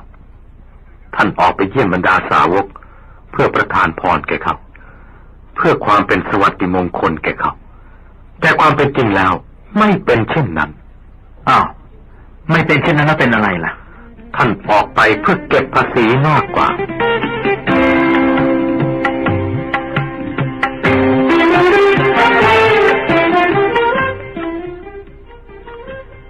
เก็บภาษีเขาต้องเก็บภาษีอย่างนั้นเหรอเทวปิยะความเข้าใจของข้าพเจ้าว่าอย่างนั้นท่านสมณะทำไมท่านจึงเข้าใจอย่างนั้นท่านมหากุรุหยุดพักหมู่บ้านแห่งใดแล้วบรรดาสาวกผู้ใกล้ชิดกับท่านก็จะออกตระเวนเก็บทักษิณาทันทีถ้าใครไม่สามารถเสียภาษีครบปีที่3จะถูกนำตัวไปพบท่านมหากุรุและท่านมหากุรุก็จะสาปแช่งให้สาวกผู้เคราะห์ร้ายเหล่านั้นประสบภัยพิบัติต่างๆเมื่อสาวกผู้เคราะห์ร้ายเหล่านั้นถูกสาปแช่งแล้วอะไรจะเกิดขึ้นข้าพเจ้าเองก็ไม่ทราบว่าอะไรจะเกิดขึ้นแต่ทุกคนตกใจกลัวจนตัวสั่นงันงกและรีบตะลีตะลานหาวิธีแก้คำสาปทันทีวิธีแก้คำสาปมีใช่ไหมล่ะวิธีแก้คำสาปนั้นมีท่านผู้เจริญวิธียังไงอุบาสกวิธีแก้ตามที่บัญญัติไว้ผู้ถูกสาปจะต้องเดินทางไปประกอบบุญตามนครอันศักดิ์สิทธิ์ต่างๆเช่นคงคายมนาสรสวดีสินธุโคทวารีและจะต้องได้ดื่มน้ำจากแม่น้ำเหล่านี้ด้วยเขาจะต้องอาบและดื่มน้ำอันศักดิ์สิทธิ์จากสระอันศักดิ์สิทธิ์เช่นสุริยะปุสกรณีจันทระปุสกรณีอินทระปุสกรณีและจะต้องประกอบพิธีบุญในป่าและทะเลทรายอันศักดิ์สิทธิ์ในนิสสะอรัญญะพาทฤอรัญญะทันทกะอรัญญะโคชะอรัญญะและจะต้องประดิษฐานรอยเท้าไว้ในป่าเหล่านั้นแล้วท่านลาอุบาสกสำหรับข้าพเจ้านั้นก็อย่างที่เล่าให้ท่านฟังแล้วเพราะความจนและความแห้งแล้งของดินฟ้าอากาศข้าพเจ้าจึงไม่มีทักษิณาไปถวายแก่มหาคุรุได้ติดต่อกัน3 ปีหรือเปล่าติดต่อกัน3 ปีเลยทีเดียวแล้วยังไงในปีที่3ท่านมหาคุรุได้ออกเยี่ยมสาวกได้หยุดค้างคืนที่หมู่บ้านข้าพเจ้าถูกนำตัวไปพบท่านและถูกสาปแล้วท่านทำยังไงต่อไปด้วยความหวาดกลัวต่อมรณะภัยข้าพเจ้าจึงออกเดินทางจากหมู่บ้านตั้งแต่วันนั้นทิ้งบุตรภรรยาไว้เบื้องหลังเดินทางรอนแรมไปตามนครแม่น้ำสระน้ำและป่าอันศักดิ์สิทธิ์ต่างๆเพื่อประกอบบุญแก้คำสาปข้าพเจ้าได้ไปมาเกือบครบทุกแห่งแล้วเหลืออีกแห่งเดียวคือตะโปธานาทีแห่งนครราชคฤห์เท่านั้นน่าสงสาร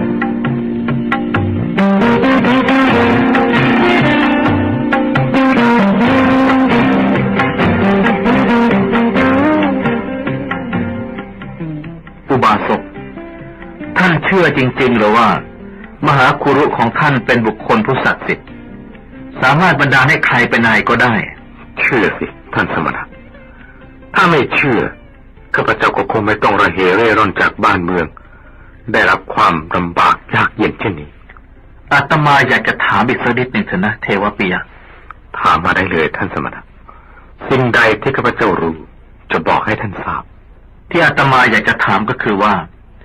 ที่ท่านมหาคุรุของท่านสาปให้คนเป็นสัตว์ก็ได้เป็นหินก็ได้นั้นท่านได้พบเห็นมาด้วยตาท่านเองหรือเพียงได้ยินคนอื่นเล่าข้าพเจ้าไม่เคยเห็นเองหรอกท่านสมณะได้ยินแต่เขาเล่าลือกันแล้วท่านก็เชื่อถูกแล้ว ข้าพเจ้าเชื่อว่าเป็นความจริงถ้าไม่เป็นความจริงเขาจะเอาที่ไหนมาพูดจริงของท่านอุบาสกคำเล่าลือของคนย่อมจะมีมูลความจริงอยู่บ้างถ้าไม่มีความจริงเขาก็คงไม่เล่าลือแต่ท่านเชื่อคำเล่าลือทั้งหมดเป็นความจริงนะหมายความว่าอย่างไงท่านสมณะเรื่องเล่าลือบางอย่างเนี่ยอาจจะถูกปั้นแต่งขึ้นมาเพื่อผลประโยชน์อย่างใดอย่างหนึ่งก็ได้ข้าพเจ้าไม่เชื่อว่าจะเป็นความจริงทั้งหมดบางคนผูกเรื่องขึ้นมาแล้วก็บอกคนอื่นคนอื่นได้ยินได้ฟังก็นึกว่าเป็นความจริงก็เอาไปเล่าต่อๆกันไปก็เมื่อเรื่องเล่าลือบางเรื่องมีมูลความจริงบางเรื่องไม่มีมูลความจริงเช่นนี้ท่านจะรู้ได้ยังไงว่าเรื่องไหนมีมูลเรื่องไหนไม่มีมูลท่านใช้อะไรเป็นเครื่องตัดสินไม่มีข้าพเจ้ายังมองไม่เห็นเลยจะมีหลักอะไรเป็นเครื่องตัดสินมีสิอุบาสกมีเหรอท่านสมณะ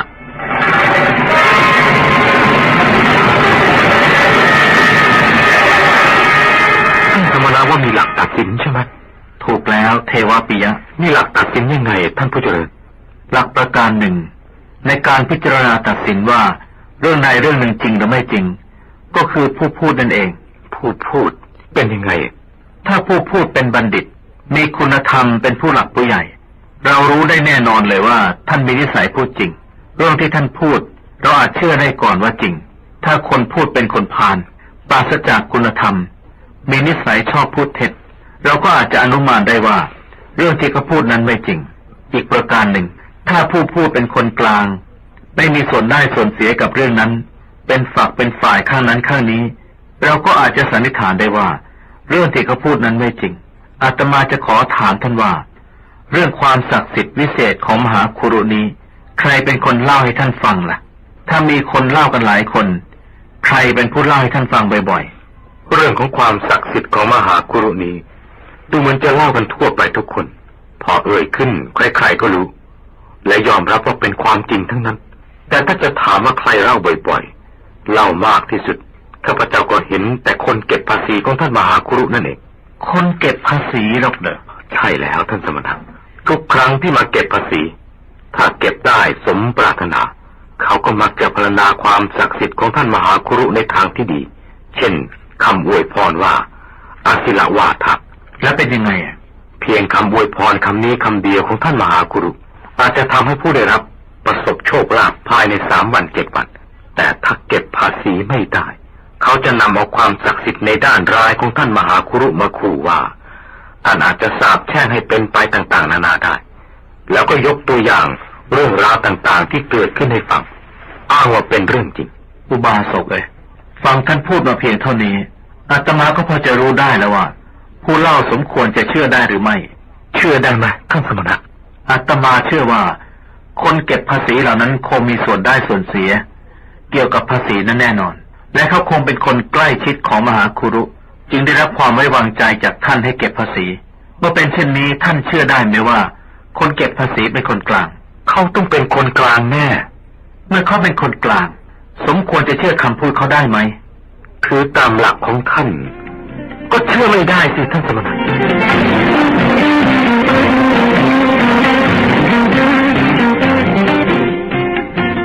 เชื่อไม่ได้ใช่ไหมอุบาสก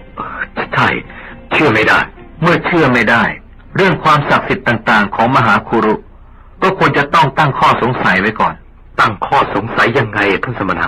ตั้งข้อสงสัยว่านั่นไม่ใช่เรื่องจริงแต่ว่าเอาละเพื่อให้ได้หลักฐานเพิ่มเติมอาตมาอยากจะถามท่านอีกว่าเรื่องราวต่างๆที่แสดงถึงความศักดิ์สิทธิ์ของท่านมหาคุรุที่ผู้เก็บภาษีอ้างว่าเกิดขึ้นจริงๆนั้นเขาบอกท่านหรือเปล่าว่าเกิดขึ้นที่ไหนเมื่อไหร่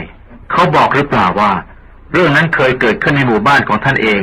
หรือในหมู่บ้านใกล้เคียงตามปกติเขาไม่บอกว่าเกิดที่ไหนเมื่อไหร่ถ้าบอกก็มักจะบอกว่าเกิดขึ้นในหมู่บ้านอันไกลแสนไกลซึ่งแม้แต่ชื่อเราก็ไม่เคยได้ยินได้ฟังมาก่อนแล้วท่านทราบไหมว่า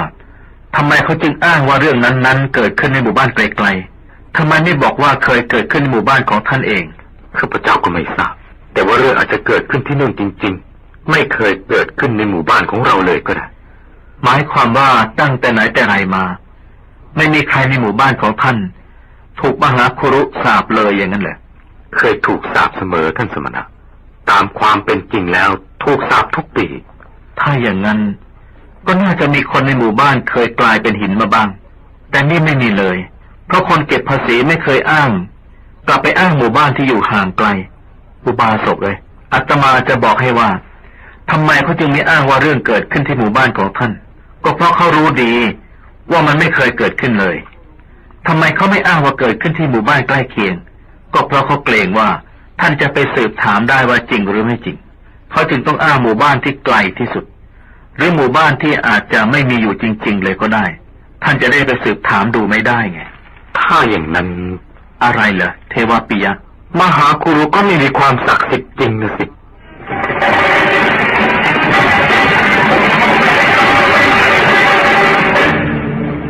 จริงไหมท่านสมณะถ้าเป็นอย่างที่ว่ามหาคุรุก็ไม่มีความศักดิ์สิทธิ์จริงดังที่เขาเล่าลือกันอาตมาไม่มีทางจะทราบได้หรอกอุบาสกว่ามหาคุรุของท่านมีความศักดิ์สิทธิ์จริงหรือไม่เพราะอาตมาไม่เคยพบเห็นท่านและไม่เคยอยู่ร่วมกับท่านถ้าอาตมาได้พบท่านอาตมาจะพิสูจน์ได้เห็นทันทีว่าท่านศักดิ์สิทธิ์จริงหรือไม่อาตมาเพียงแต่พูดตามเหตุผลที่ควรจะเป็นเท่านั้นเป็นหน้าที่ของท่านจะตัดสินใจเอาเองว่าท่านศักดิ์สิทธิ์จริงหรือไม่เรื่องนี้ข้าพเจ้าต้องคิดหนักเสียแล้วถ้าทางของท่านยังเคลือบแคลงสงสัยในข้อที่อาตมาพูดมาทั้งหมดนี้ใช่ไหมล่ะก็ถูกของท่านสมณะข้าพเจ้ายังสงสัยอยู่จริงๆถ้าอย่างนั้น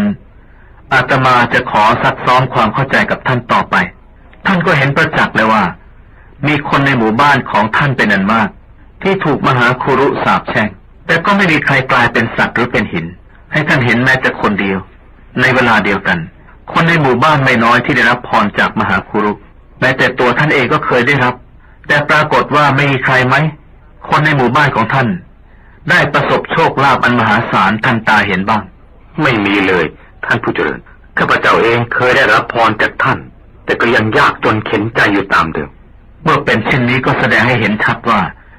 แม้ความศักดิ์สิทธิ์ในด้านดีของท่านมหาคุรุก็ไม่มีประจักษ์เช่นเดียวกันเช่นเดียวกับความศักดิ์สิทธิ์ด้านสาปแช่งนั่นแหละอุบาสกท่านเป็นอะไรไปอ่ะ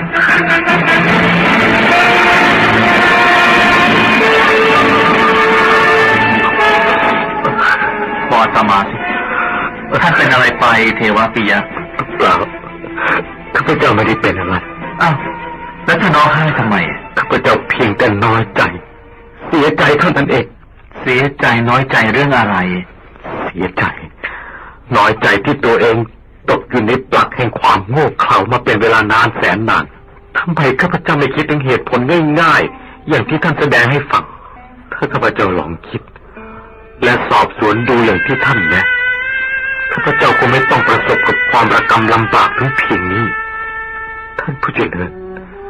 ท่านเป็นดวงประทีปนำแสงสว่างมาให้แก่ชีวิตของข้าพเจ้าอย่างแท้จริงท่านเป็นผู้ที่เขี่ยธุลีออกจากดวงใจของข้าพเจ้าทำให้มองเห็นเหตุผลดีชั่วเป็นครั้งแรกในชีวิตข้าพเจ้าขอถือท่านเป็นสมณะที่พึ่งตลอดชีวิตดูก่อนอุบาสกถ้าท่านได้รับแสงสว่างคือดวงปัญญาขออย่าได้เข้าใจว่าได้จากอาตมาเป็นแต่เพียงผู้รับเอาแสงสว่างนี้มาจากองค์สัมมาสัมพุทธเจ้าผู้เป็นบรมศาสดาของอาตมาพระองค์เป็นศาสดาองค์แรกที่ทรงนำแสงสว่างอันแท้จริงมาสู่ชมพูทวีปขับไล่อวิชชาโมหะและมิจฉาทิฏฐิออกไปจากจิตของมวลสัตว์ขอเชิญท่านน้อมจิตระลึกถึงพระองค์และยึดเอาพระองค์เป็นที่พึ่งเถิด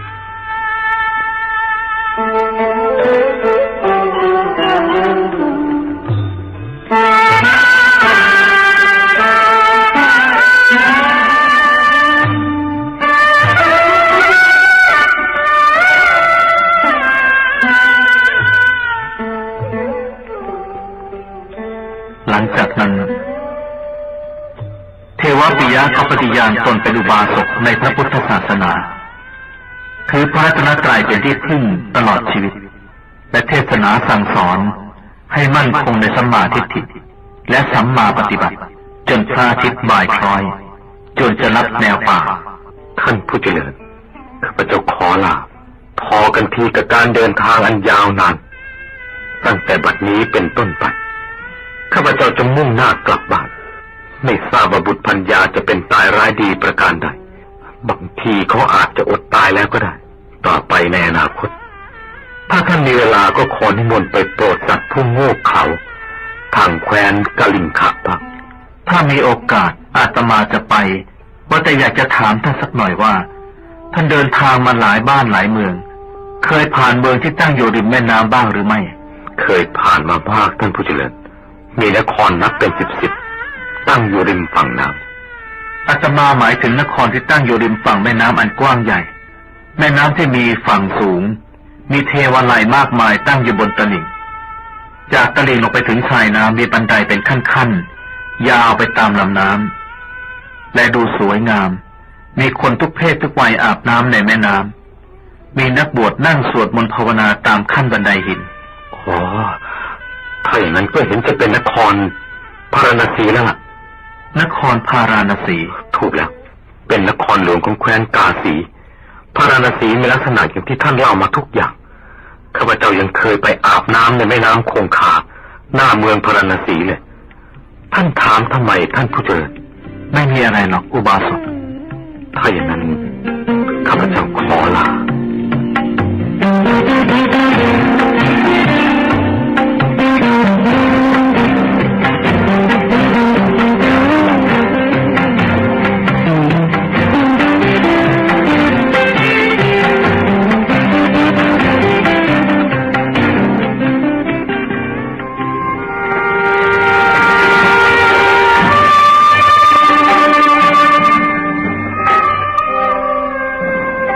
คำบอกเล่าของเทวปิยะเกี่ยวกับนครพาราณสีทำให้ตื่นเต้นสนใจก่อนหน้านี้เข้าใจว่านครที่ปรากฏเป็นนิมิตในดวงใจเป็นเพียงภาพมายาที่เกิดขึ้นแต่ตอนนี้เห็นว่าไม่ใช่ภาพมายาซะแล้วถ้าเป็นภาพมายาจริงก็ไม่น่าจะมีลักษณะตรงกับนครพาราณสีแต่นี่ตรงกับทุกอย่างและถ้าเป็นความจริงลีลาวดีก็น่าจะมีอยู่จริงแต่จะเป็นไปได้ยังไงล่ะในเมื่อลีลาวดีตายจากโลกนี้ไป10 กว่าปีแล้วอาจจะเป็นไปได้ไหมว่าเธอได้กำเนิดเกิดใหม่อีกในปราสาทหลังนั้น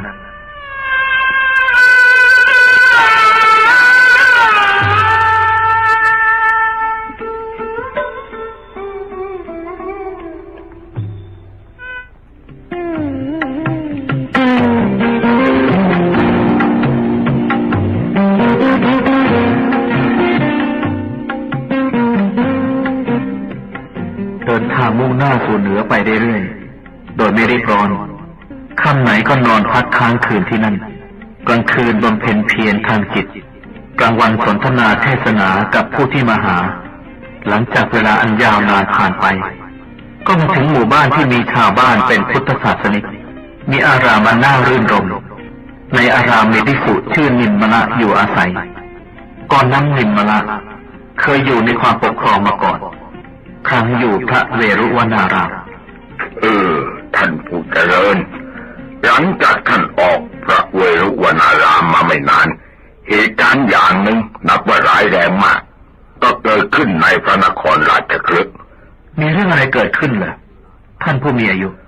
เป็นเรื่องที่น่าเศร้าใจมากทีเดียวเรื่องแค่นี้ไม่น่าจะมีเกิดขึ้นในวงอันบริสุทธิ์สะอาดแห่งพระพุทธศาสนารีบเล่าเถิด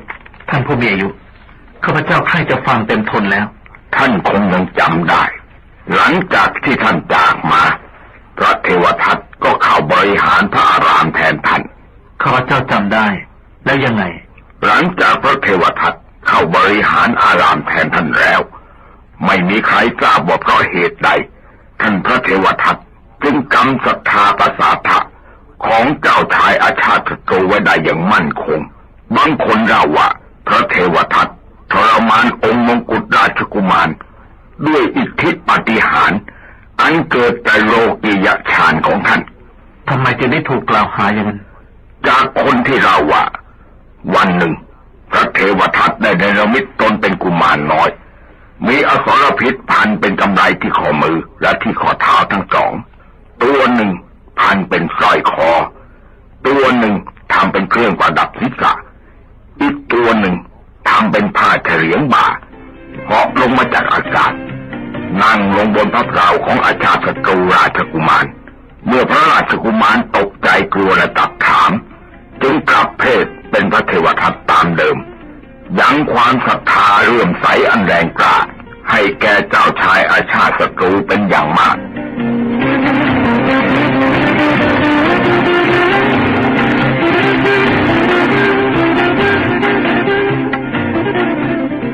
ท่านผู้เจริญขณะที่พระเทวทัตกำลังมัวเมาอยู่ด้วยลาภสักการะอันเกิดจากศรัทธาขององค์มกุฎราชกุมารอยู่นั่นเองพระบรมศาสดาพร้อมด้วยภิกษุสงฆ์หมู่ใหญ่ก็เสด็จมาประทับที่เวรุวนารามเพราะความมัวเมาในลาภสักการะและเพราะความทะเยอทะยานมักใหญ่ไฟสูงเกินฐานะพระเทวทัตได้เกิดความคิดอันลามกขึ้นหมายถึงอะไรท่านอาวุโสนิมละพระเทวทัตคิดที่จะเป็นพระพุทธเจ้าบริหารภิกษุสงฆ์แทนองค์พระบรมศาสดาเสียเองพร้อมกับความคิดอันลามกนั่นเองท่านก็เสื่อมจากฤทธิ์อันเป็นโลกิยะนั้นทันทีแสดงปาฏิหาริย์ต่อไปอีกไม่ได้น่าสลดใจนะข้าพเจ้าไม่เคยคิดเลยว่าพระเทวทัตจะชั่วช้าเลวทรามถึงขนาดนั้นเมื่อท่านมาถึงเวรุวันครั้งแรกก็ดูเป็นผู้หนักแน่นในธรรมวินัยดีข้าพเจ้าจึงได้มอบหมายให้ท่านบริหารพระอารามแต่ก็มีอะไรบางอย่างเหมือนกันที่ท่านแสดงออกมาทำให้ภิกษุและอุบาสกบางคนเกิดความระแวงสงสัยที่พระเทวทัตแสดงออกมานั้นอะไรเหรอท่านผู้เจริญท่านชอบพูดเสมอว่าพระพุทธเจ้าไม่สำคัญไม่ควรวนติดพระพุทธเจ้าให้ถือพระธรรมเป็นสำคัญแต่ข้าพเจ้าก็ไม่ได้ระแวงสงสัยอะไรเลยเข้าใจว่าท่านพูดธรรมะในชั้นปรมัตถ์ความจริงท่านมีแผนที่จะประกาศตนเป็นปรมศาสดาตั้งแต่ครั้งนั้นแล้วเล่าต่อไปเถอะอาวุโสนิมละพระเทวทัตได้แสดงเจตจำนงอันชั่วช้าของตนออกมาในวันหนึ่งท่ามกลางความตกตะลึงเพลิงเพลิดของพระราชาธิบดีพิมพิสารภิกษุสงฆ์และอุบาสกอุบาสิกาซึ่งกำลังนั่งฟังธรรมะดูในพระเวรุวนารามขณะที่พระบรมศาสดากำลังทรงแสดงพระธรรมเทศนาอยู่นั่นเองพระเทวทัตได้ลุกขึ้นจากอาสนะยืนประคองอัญชลีกราบทูลพระบรมศาสดาโดยเสียงอันดัง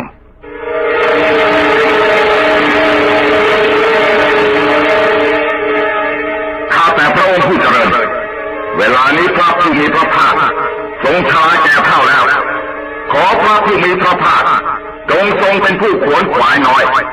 ทรงประกอบธรรมะอยู่สบายในชาตินี้หม่อมฉันจะบริหารภิกษุสงฆ์แทนพระองค์เองขอพระองค์ได้โปรดมอบภิกษุสงฆ์ให้หม่อมฉันบริหารเถิดดูก่อนเทวทัตถ้าเธออยากจะบริโภคปัจจัยสี่ของชาวบ้านดุจบริโภคน้ำลายก็จงบริโภคเธออย่าเข้ามายุ่งกับภิกษุสงฆ์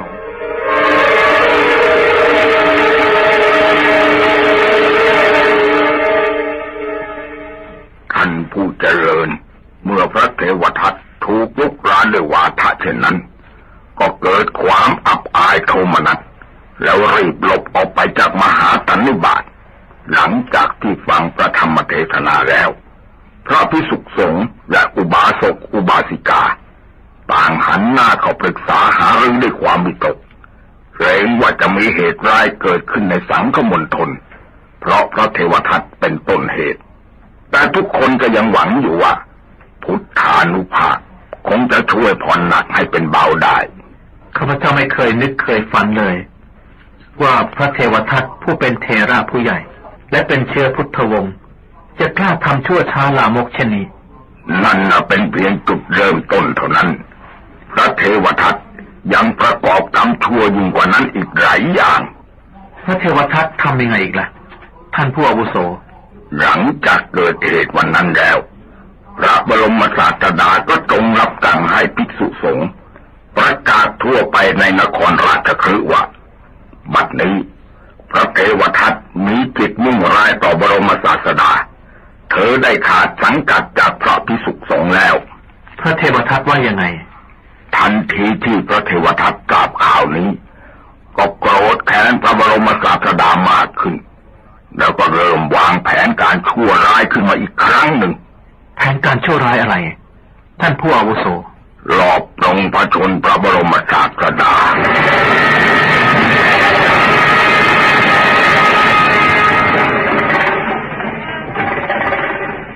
รอบปลงพระชนม์พระบรมศาสดาเป็นความจริงเหรอเนี่ยเป็นความจริงท่านผู้เจริญพระเทวทัตทำยังไงท่านได้เข้าเฝ้าอาชาติศัตรูราชกุมารในวันหนึ่ง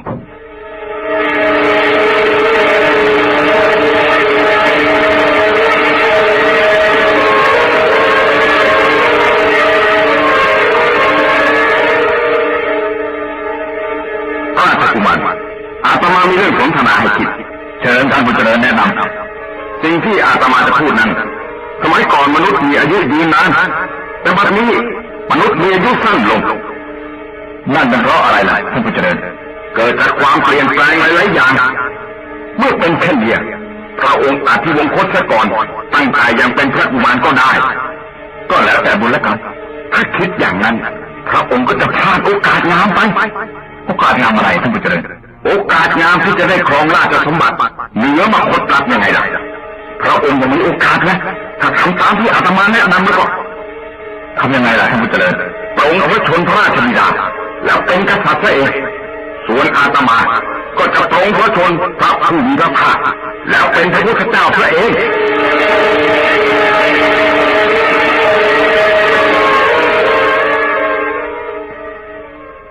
เจ้าชายอาชาติศัตรูหลงเชื่อพระเทวทัตปลงพระชนพระราชบิดาสถาปนาตัวเองขึ้นเป็นกษัตริย์ครองมคตรัฐต่อมาหมายความว่าพระเจ้าพิมพิสารได้เสด็จสวรรคตแล้วอย่างนั้นท่านผู้มีอายุถูกแล้วท่านผู้เจริญร่มโพธิ์ทองของนครมคตรัฐได้ถูกปลงพระชนด้วยวิธีการอันโหดร้ายทารุณที่สุดข้าพเจ้าเองก็ไม่เคยนึกเคยฝันว่าบุตรในท้องจะกล้าทำกับบิดามาเกิดเกล้าของตนเช่นนั้นเฉพาะอย่างยิ่งกับบิดาผู้ประกอบด้วยคุณธรรมอันสูงส่งอย่างพระเจ้าพิมพิสารแต่เรื่องนี้มันก็ได้เกิดขึ้นแล้วเหตุการณ์ครั้งนี้ทำให้ข้าพเจ้าเห็นชัดว่าคนเรานั้นเมื่อมีจิตถูกความโลภความโกรธความหลงความครอบงำแล้วย่อมไม่มีเหตุผลไม่มีบาปบุญคุณโทษไม่มีแม้กระทั่งบิดามารดาอาจจะกระทำการอันหยาบช้าทารุณต่างๆได้อย่างง่ายได้ข้าพเจ้าเพิ่งจะเห็นประจักษ์ชัดในคราวนี้เองเจ้าชายอาชาติศัตรูทรงปลงพระชนพระราชบิดาด้วยวิธีใดกรุณาเล่าให้ข้าพเจ้าฟังด้วยข้าพเจ้าจะเล่าตั้งแต่ต้นเลยทีเดียวท่านผู้เจริญเมื่อได้รับการยุยงส่งเสริมจากพระเทวทัตแล้วในตอนเที่ยงวันนั้นเจ้าชายอาชาติศัตรูก็ได้ถือพระแสงกฤษเข้าไปในพระราชมณฑี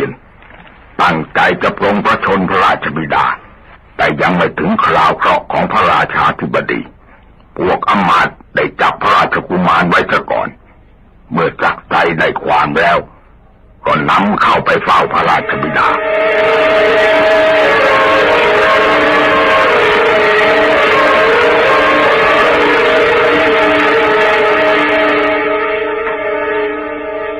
ลูกเอ๋ย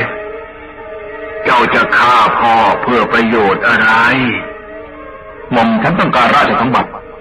ลูกต้องการมันมากนักเหรอถึงกับจะฆ่าพ่อหม่อมฉันต้องการมากความจริงลูกก็ต้องได้อยู่แล้วเมื่อพ่อตายสมบัติก็ต้องตกเป็นของลูกแต่หม่อมฉันอาจจะตายก่อนก็ได้โดยที่ไม่ได้สมบัตินั้นหม่อมฉันต้องการได้สมบัติเดี๋ยวนี้เอาเถอะแล้วพ่อจะจัดการให้สมบัติจะเป็นของลูก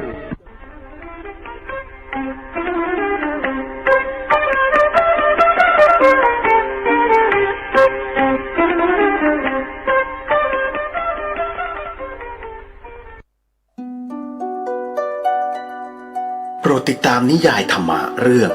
ลีลาวดีในตอนต่อไปสวัสดีครับ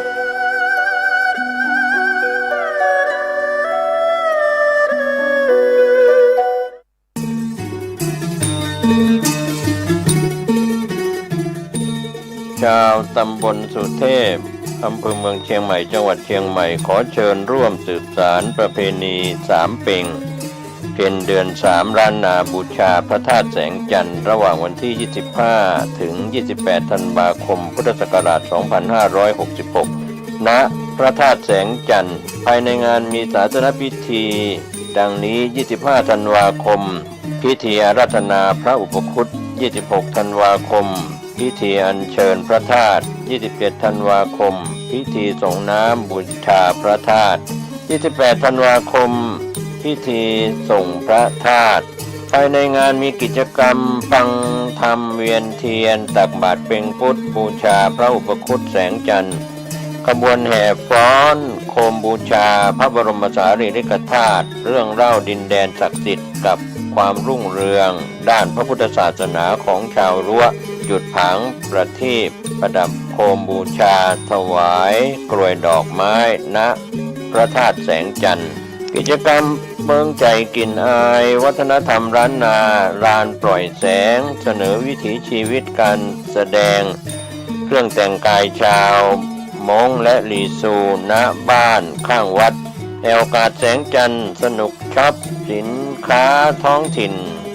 ทำมือณกาดลานดินกินของลำตีนดอยสุเทพณรามูคาเฟ่สัมผัสเส้นทางเทรนประวัติศาสตร์ท้องถิ่นเชื่อมโยงงานประเพณีและกิจกรรมอื่นๆอีกมากมายพระธาตุแสงจันทร์หรือพระธาตุเถระจันทร์พระธาตุแสงจันทร์ณวัดเถระจันทร์สร้างขึ้นบริเวณเชิงดอยสุเทพซึ่งเป็นพื้นที่อันศักดิ์สิทธิ์ของเมืองเชียงใหม่และมีความสำคัญยิ่งในทางพระพุทธศาสนาโดยเฉพาะในสมัยพระยากือนาพระมหากษัตริย์ล้านนาลำดับที่6แห่งราชวงศ์มังรายระหว่างปีพุทธศักราช1898ถึง1928ทรงศรัทธาในพระพุทธศาสนาอย่างแรงกล้าโปรดให้อาราธนาพระสุมาณเถระจากกรุงสุโขทัยมาประดิษฐานพุทธศาสนาแบบรังกาวงในล้านนาและอัญเชิญพระบรมสารีริกธาตุไปประดิษฐานบนดอยสุเทพพระธาตุแสงจันทร์ณวัดเถระจันทร์อยู่ด้านหลังของวัดอุโมงค์สวนพุทธธรรมสามารถเข้าไปศึกษาและสักการะโดยสะดวกทางด้านศูนย์ศึกษาธรรมชาติและสัตว์ป่าเชิงดอยสุเทพเป็นโบราณสถานศิลปะล้านนาที่มีอายุเก่าแก่กว่า600ปีมีการค้นพบพระบรมสารีริกธาตุถึง 3,994 องค์เชื่อกันว่าเป็นสถานที่มีความศักดิ์สิทธิ์และควรแก่การสักการะบูชาเป็นอย่างมากดังนั้นชาวตำบลสุเทพขอเชิญชวนร่วมสารประเพณีสามเพ็งเพ็ญเดือน3ล้านนาบูชาพระธาตุแสงจันทร์ระหว่างวันที่25ถึง28ธันวาคมพุทธศักราช2566ณพระธาตุแสงจันทร์ตำบลสุเทพอำเภอเมืองเชียงใหม่จังหวัดเชียงใหม่ร่วมสร้างบุญบารมีบูชาพระธาตุแสงจันทร์ได้บุญได้กุศลโดยทั่วหน้ากัน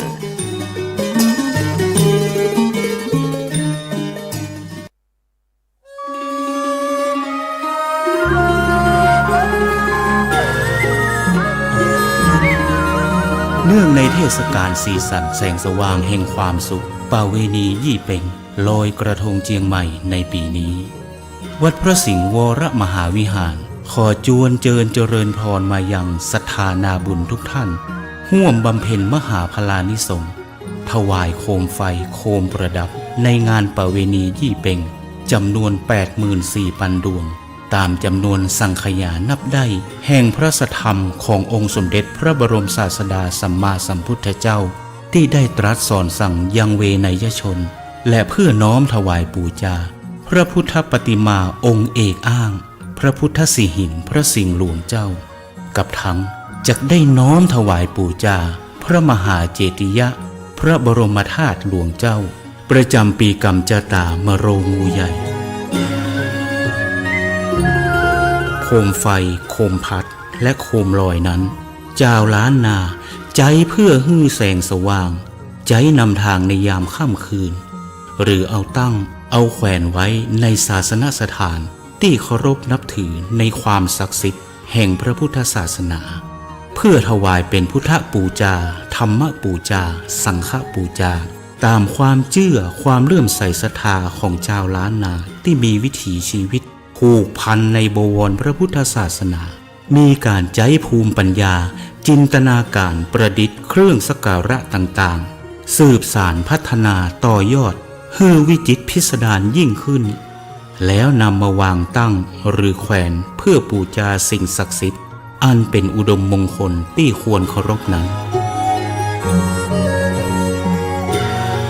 ในวาระโอกาสอันดีงามที่เปี่ยมล้นด้วยความสุขนี้วัดพระสิงห์วรมหาวิหารจังหวัดเชียงใหม่ขอเจริญพรเรียนเชิญทุกท่านร่วมถวายโคม 84,000 ดวงเริ่มงานตั้งแต่วันพุธที่ 1 พฤศจิกายนพุทธศักราช 2566 จนถึงวันเสาร์ที่ 6 มกราคม พุทธศักราช 2567 เพื่อจันโลงสืบทอดพระพุทธศาสนาและวัฒนธรรมประเพณีอันดีงามนี้เพื่อให้เกิดความจำเริญมั่นคงรุ่งเรืองในชีวิตเจริญลาภเจริญยศเจริญใจเจริญยิ่งขึ้นไปตราบกาลนานนั้นแด่เตอสวา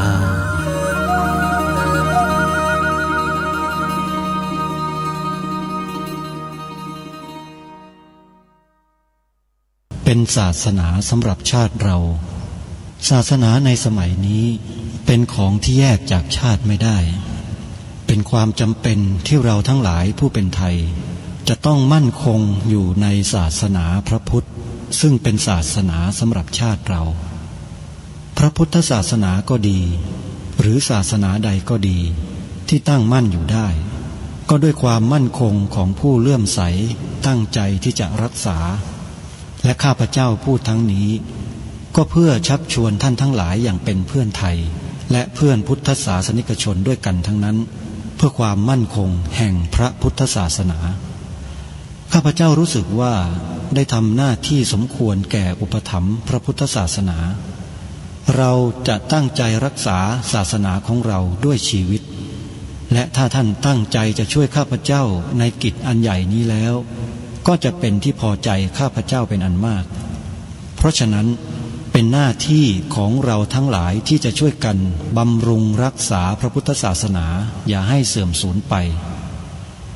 การที่จะบำรุงพระพุทธศาสนาเราต้องรู้สึกก่อนว่าหลักของพระพุทธศาสนาคืออะไรเราจะถือว่าเราเป็นไทยด้วยกันหมดเราจะต้องรักษาความเป็นไทยของเราให้ยั่งยืนเราจะต้องรักษาพระพุทธศาสนาให้ถาวรวัฒนาการอย่างที่เป็นมาแล้วหลายชั่วโคตรของเราทั้งหลายพระบรมราโชวาทของพระบาทสมเด็จพระมงกุฎเกล้าเจ้าอยู่หัวรัชกาลที่ 6พระบรมราโชวาทก็ดีพระราชนิพนธ์ก็ดีหรือพระบรมราชโองการของพระมหากษัตริย์ถือเป็นบทบัญญัติแห่งกฎหมายทั้งหมดทั้งสิ้นการบัญญัติให้พระพุทธศาสนาเป็นศาสนาประจำชาติไทยไว้ในรัฐธรรมนูญจึงเป็นสิ่งที่ถูกต้องทั้งกฎหมาย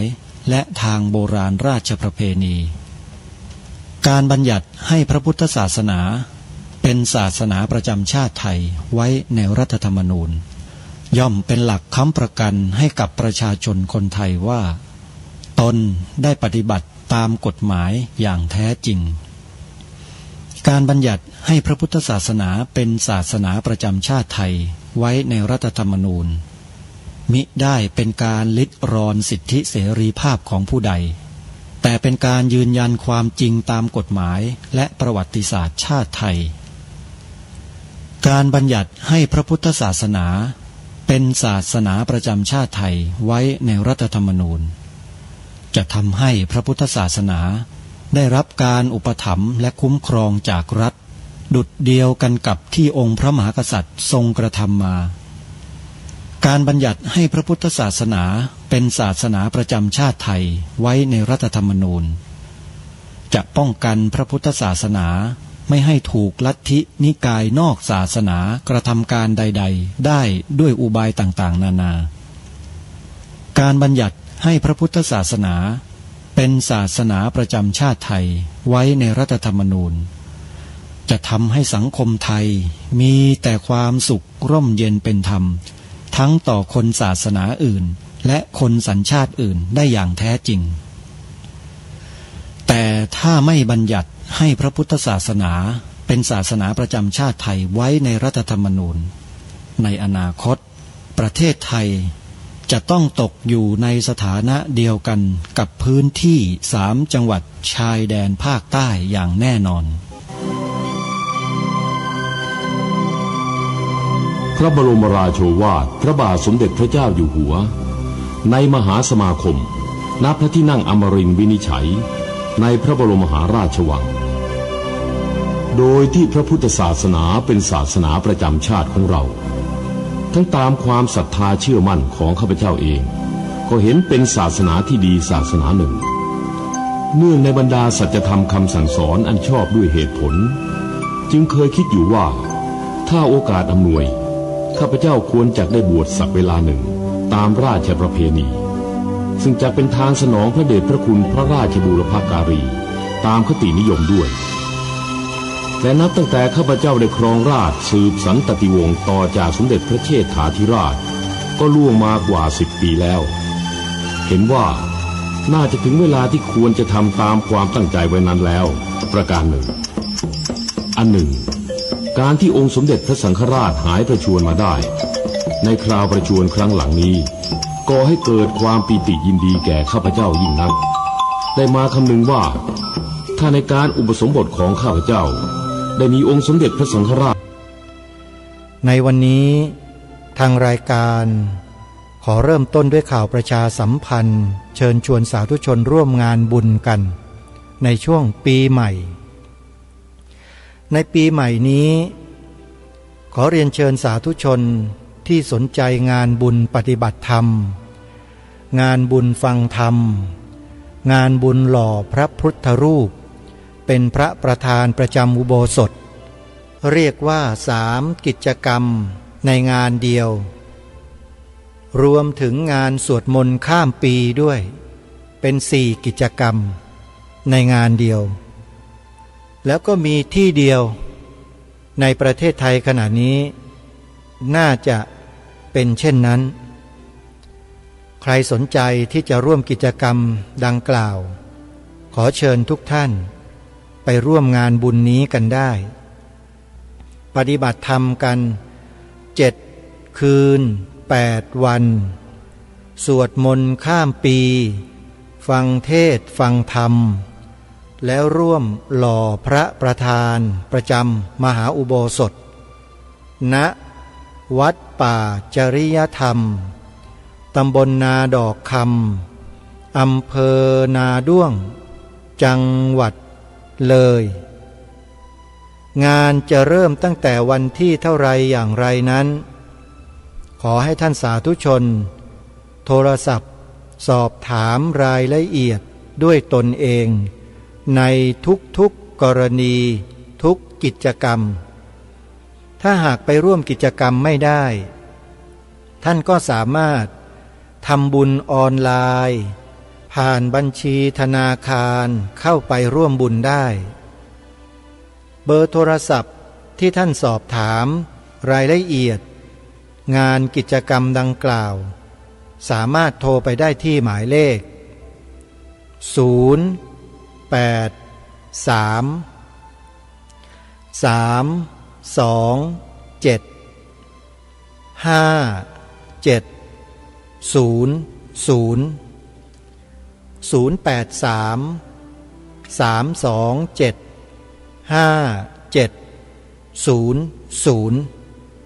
กิจกรรมงานปฏิบัติธรรมข้ามวันข้ามเดือนข้ามปีณวัดป่าจริยธรรมตำบลนาดอกคำอำเภอนาด้วงจังหวัดเลยในช่วงส่งท้ายปีเก่าวิถีไทยต้อนรับปีใหม่วิถีพุทธ ขอเชิญทุกท่านร่วมงานกันได้7 ธันวาคมศกนี้ แล้วไปสิ้นสุดลงในวันที่2 มกราคมศกหน้า งานนี้คือ งานสมโภชพระอารามครบ338 ปีณวัดมหาธาตุยุวราชรังสฤษฎ์ราชวรมหาวิหารอยู่ที่ท่าพระจันทร์แขวงพระบรมมหาราชวังเขตพระนครกรุงเทพขอเรียนเชิญศรัทธาสาธุชนที่สามารถเดินทางมาร่วมงานได้ให้ท่านนำรถส่วนตัวไปจอดไว้รอบนอกแล้วเดินเข้ามาในงานจะได้รับความสะดวกมากที่สุดมารถสาธารณะก็จะเป็นประโยชน์มากที่สุดสำหรับตัวท่านรถเมล์สายต่างๆที่จะเดินทางมาสู่งานที่วัดมหาธาตุนั้นมีอยู่หลายสายเช่นสาย1สาย3สาย25สาย30สาย33สาย64สาย53สาย80สาย81สาย91สาย203สาย508สาย503สาย123สาย124เป็นต้นแล้วยังมีหนทางที่จะเดินทางมาทางสายน้ำแม่น้ำเจ้าพระยาได้อีกด้วยโดยเรือด่วนเจ้าพระยามาลงที่ท่าช้างวังหลวงแล้วก็เดินเข้าสู่งานได้ข้ามเรือจากฝั่งพรานกโรงพยาบาลสิริราชหรือฝั่งวัดระฆังข้ามมาที่ท่าช้างฝั่งสิริราชข้ามมาที่ท่าพระจันทร์ท่าวัดมหาธาตุก็สามารถเดินเข้าสู่งานได้ทางรถไฟฟ้าใต้ดินท่านสามารถเดินทางด้วยรถไฟฟ้าสายสีน้ำเงินมาลงที่สถานีมหาชัยขึ้นจากสถานีให้ออกทางช่องโรงเรียนราชินีหรือปากคลองตลาดแล้วก็ต่อรถเมล์สาย53กับสาย82มาได้นี่คือรถโดยสารสาธารณะและเรือด่วนเจ้าพระยารถไฟฟ้าใต้ดินที่จะนำท่านมาสู่งานนี้งานจะจัดตั้งแต่วันที่27 ธันวาคมไปจนถึงวันที่2 มกราคมศกหน้าขอเรียนเชิญเจริญพรญาติโยมที่รับฟังรายการนี้อยู่จะช่วยกันแจ้งช่วยกันบอกช่วยกันประชาสัมพันธ์เชิญชวนสาธุชนผู้คนที่อยู่ในกรุงเทพมหานครและปริมณฑลหรือจังหวัดใกล้เคียงเดินทางมาร่วมงานสมโภชพระอาราม338 ปีวัดมหาธาตุยุวราชรังสฤษฎ์ได้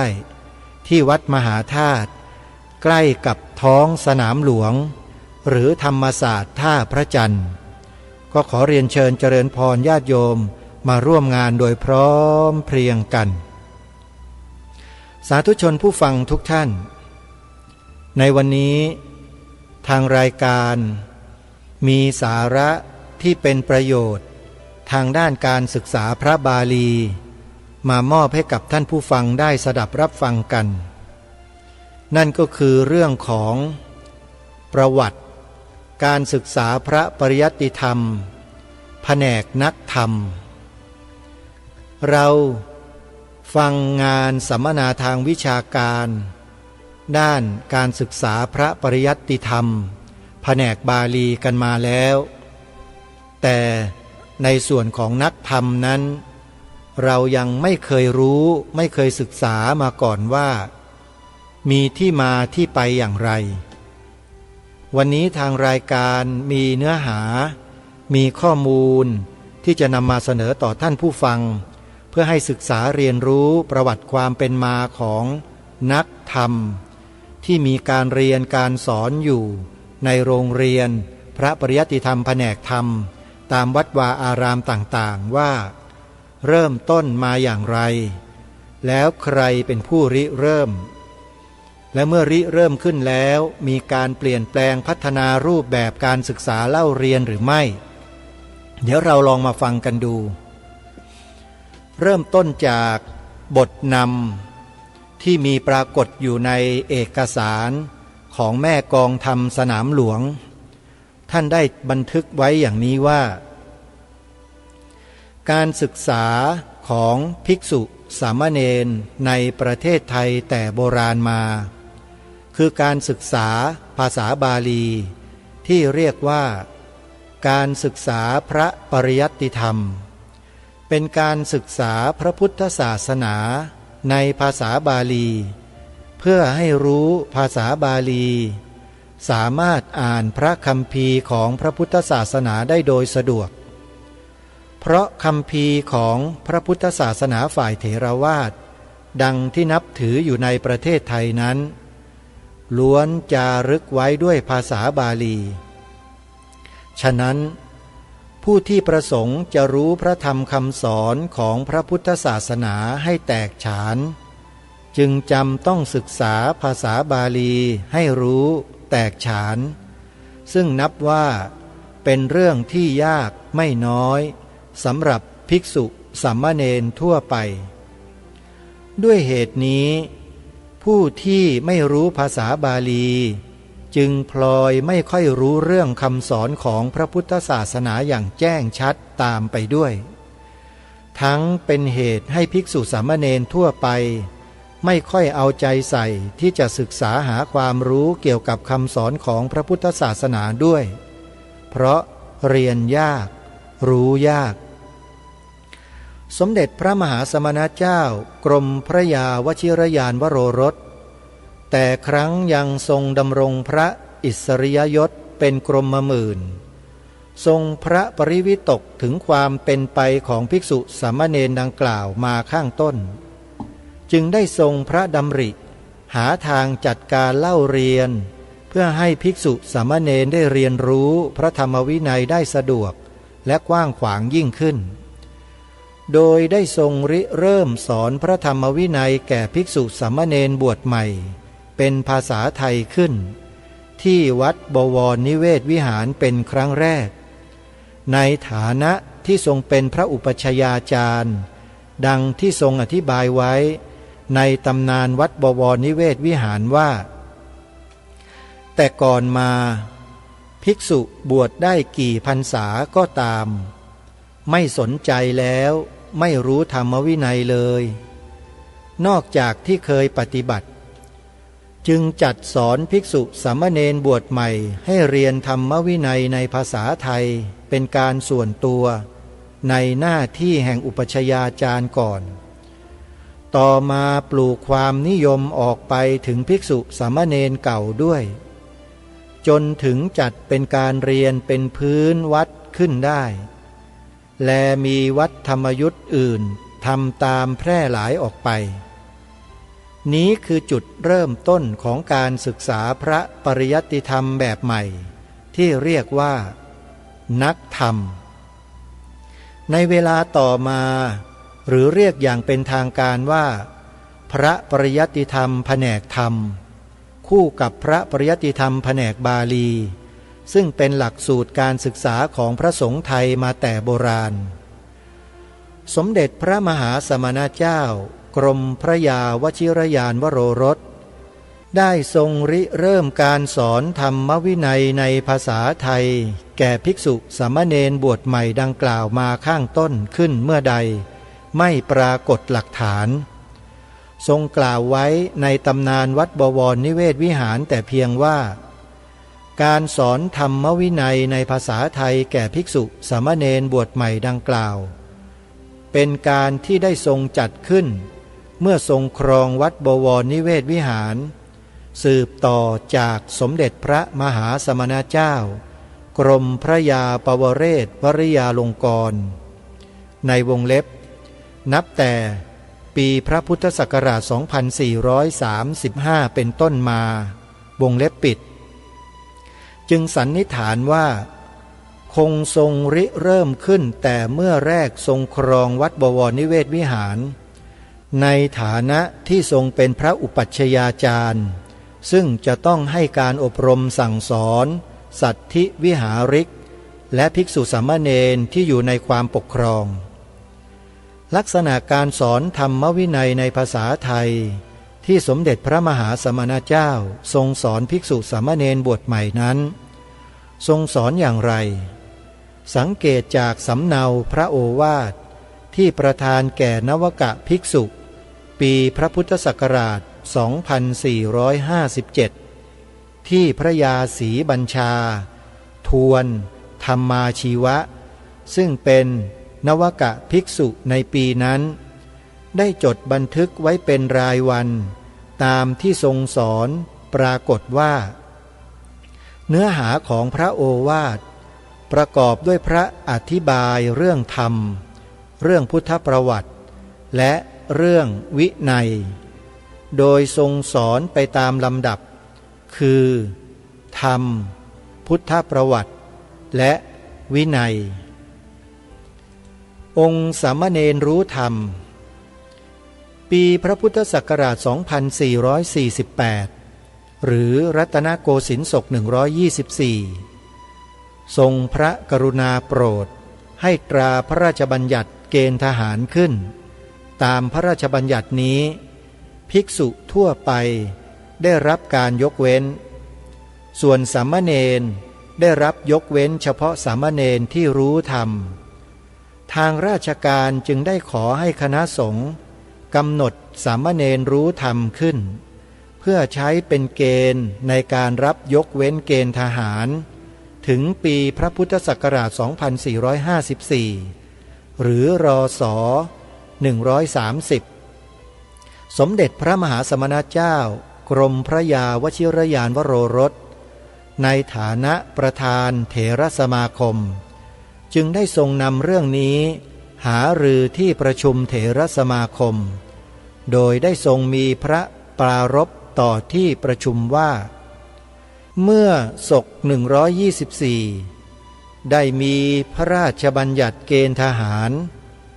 ในนั้นยกเว้นภิกษุทั่วไปแต่สามเณรยกเว้นโดยเอกเทศเฉพาะแต่สามเณรรู้ธรรมการกำหนดองค์ของสามเณรรู้ธรรมนี้เจ้าหน้าที่อื่นๆขอให้กระทรวงธรรมการเป็นผู้กำหนดกระทรวงธรรมการก็จะต้องอาศัยพระช่วยกำหนดให้จึงเชิญท่านทั้งหลายมาเพื่อให้ช่วยกันกำหนดเราไม่มีอำนาจที่จะออกความเห็นวินิจฉัยพระราชบัญญัติเมื่อตั้งขึ้นแล้วเป็นหน้าที่ของเราที่จะต้องอนุวัตตาม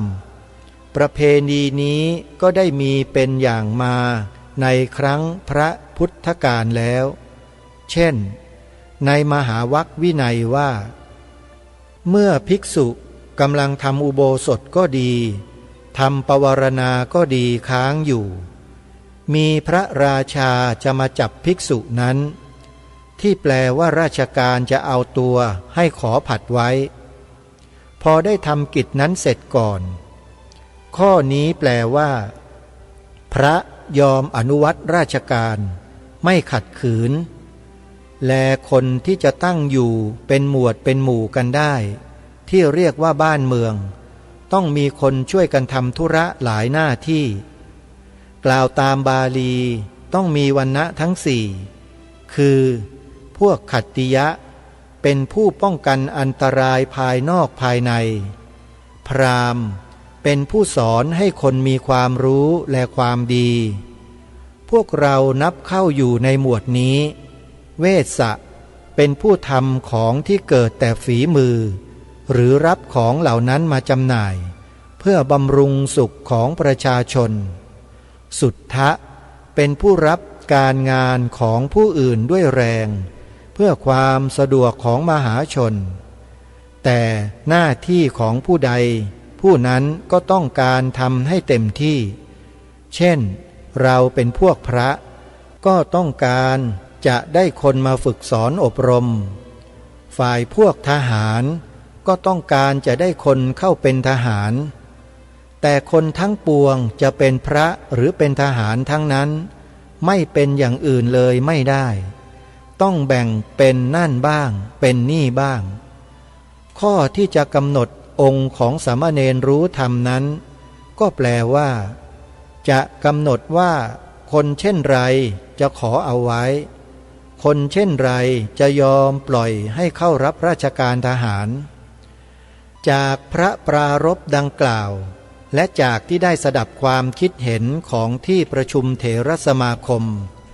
จึงได้ทรงสรุปแนวพระดำริในการดำเนินการในเรื่องนี้ต่อที่ประชุมว่าเห็นควรเอาไว้แต่สามเณรที่จะเป็นคนเรียนรู้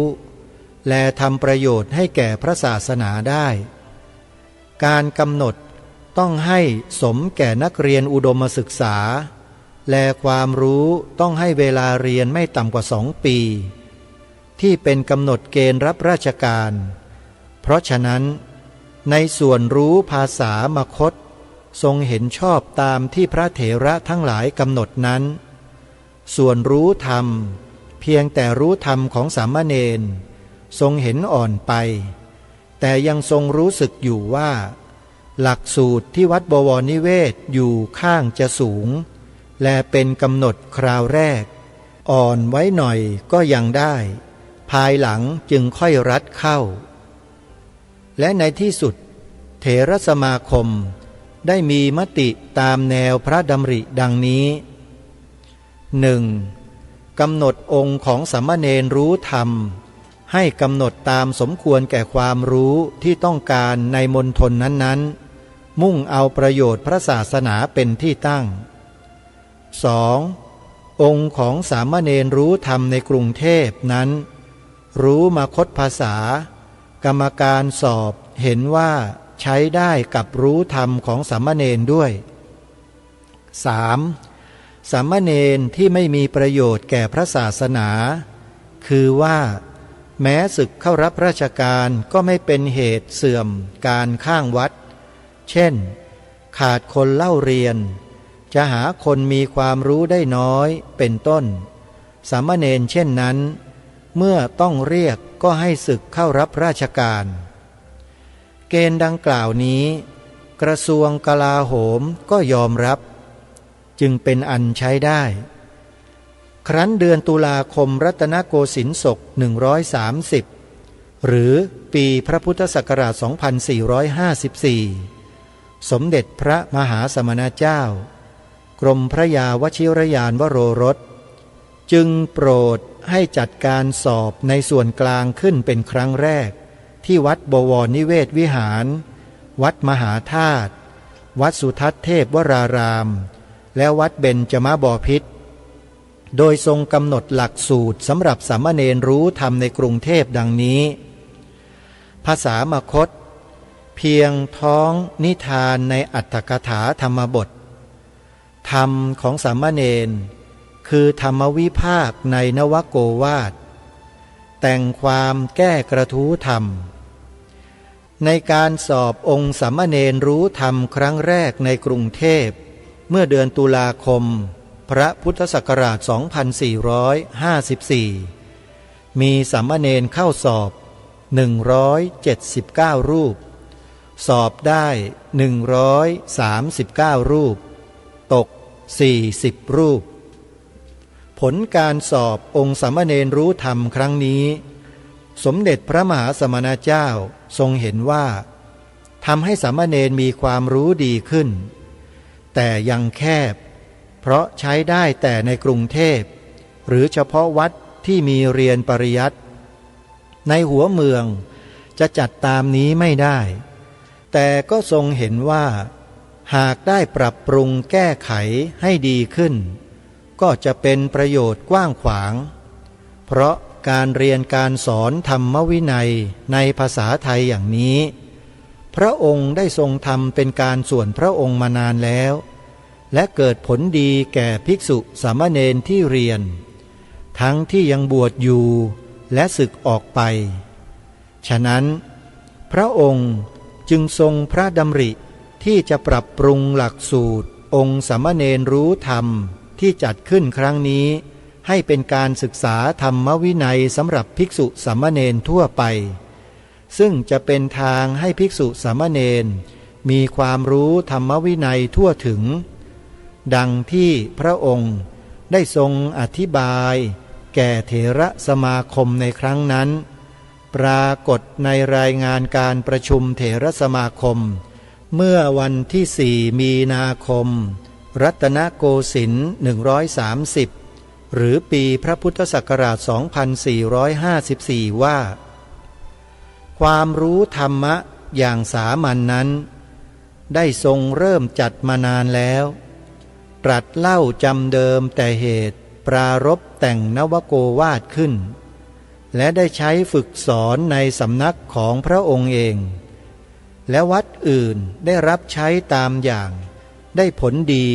ทั้งผู้ยังบวชอยู่และผู้สึกไปแล้วเมื่อกำหนดองค์สามเณรรู้ธรรมทรงเห็นว่าจะขยายความรู้ธรรมะถึงชั้นนี้ได้จึงได้ทรงหลักสูตรขึ้นดังนั้น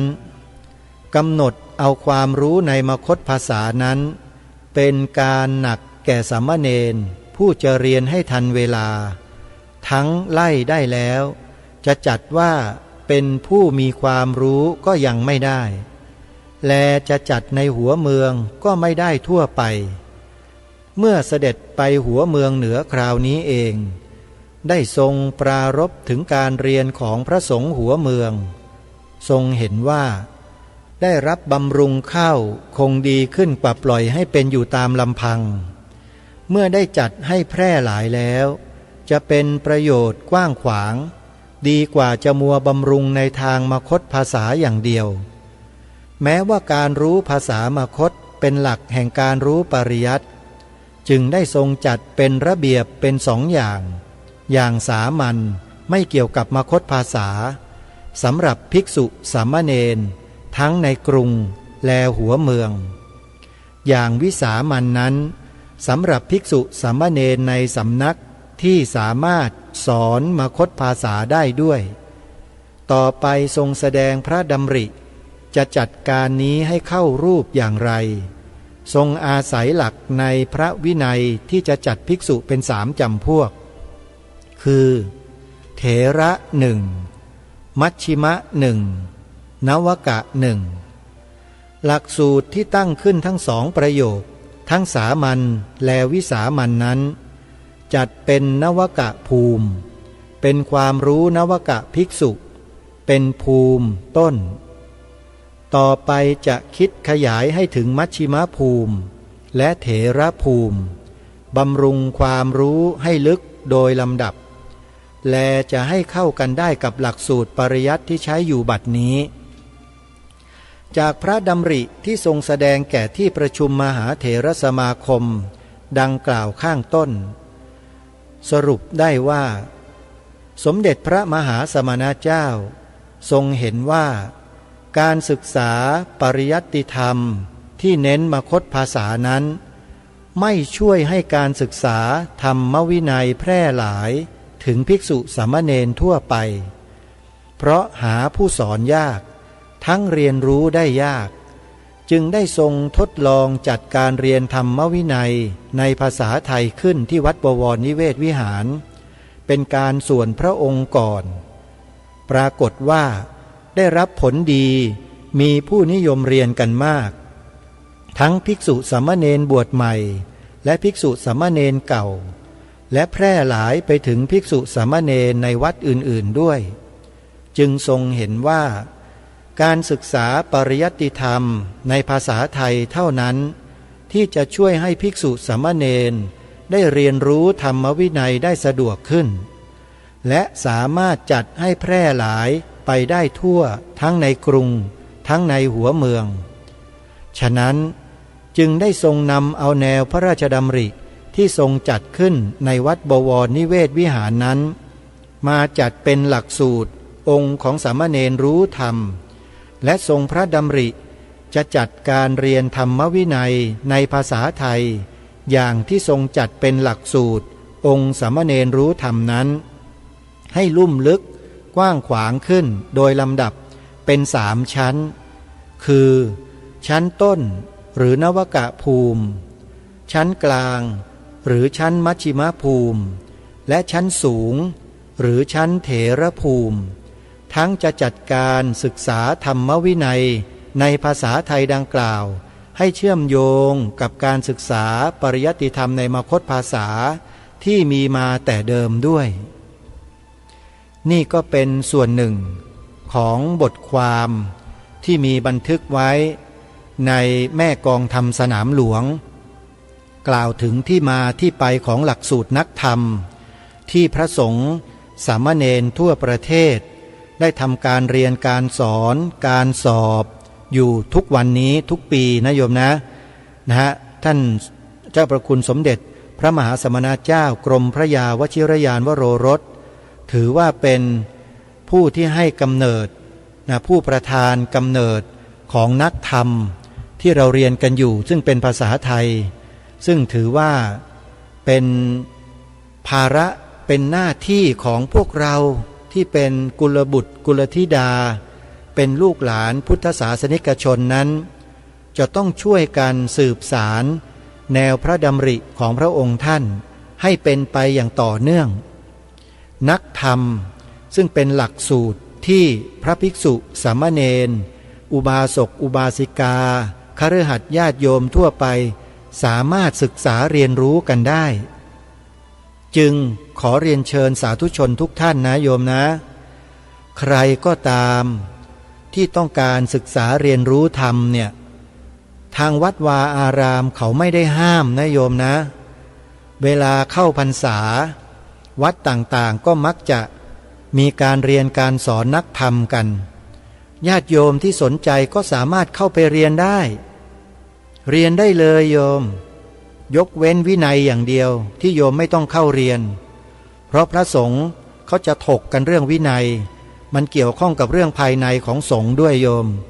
ยมเรียนได้เฉพาะกระทู้ธรรมะพุทธะเท่านั้นโยม3 วิชาแล้วก็พุทธประวัติพวกนี้นะฮะ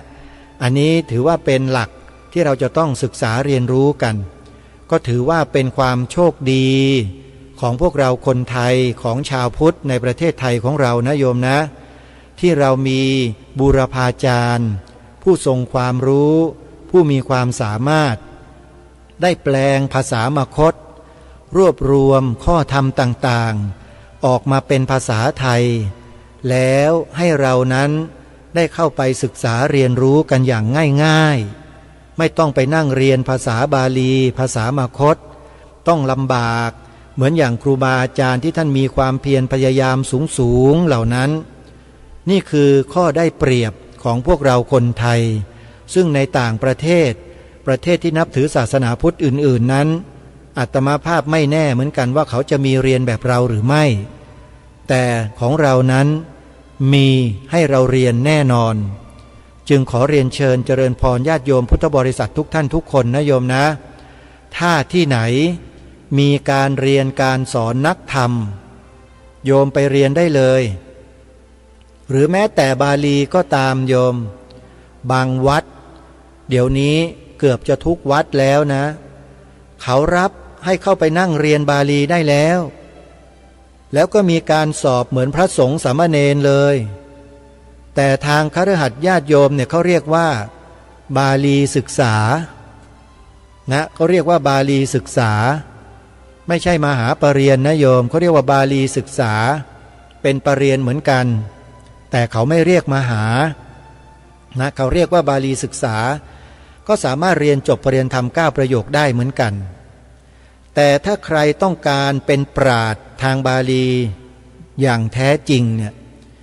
สำนักที่มีการเรียนการสอนแบบละเอียดลึกซึ้งอย่างกว้างขวางอย่างลุ่มลึกอย่างเรียกว่าเป็นนักปราชญ์ทางบาลีอย่างแท้จริงเนี่ยก็มีสำนักเหล่านี้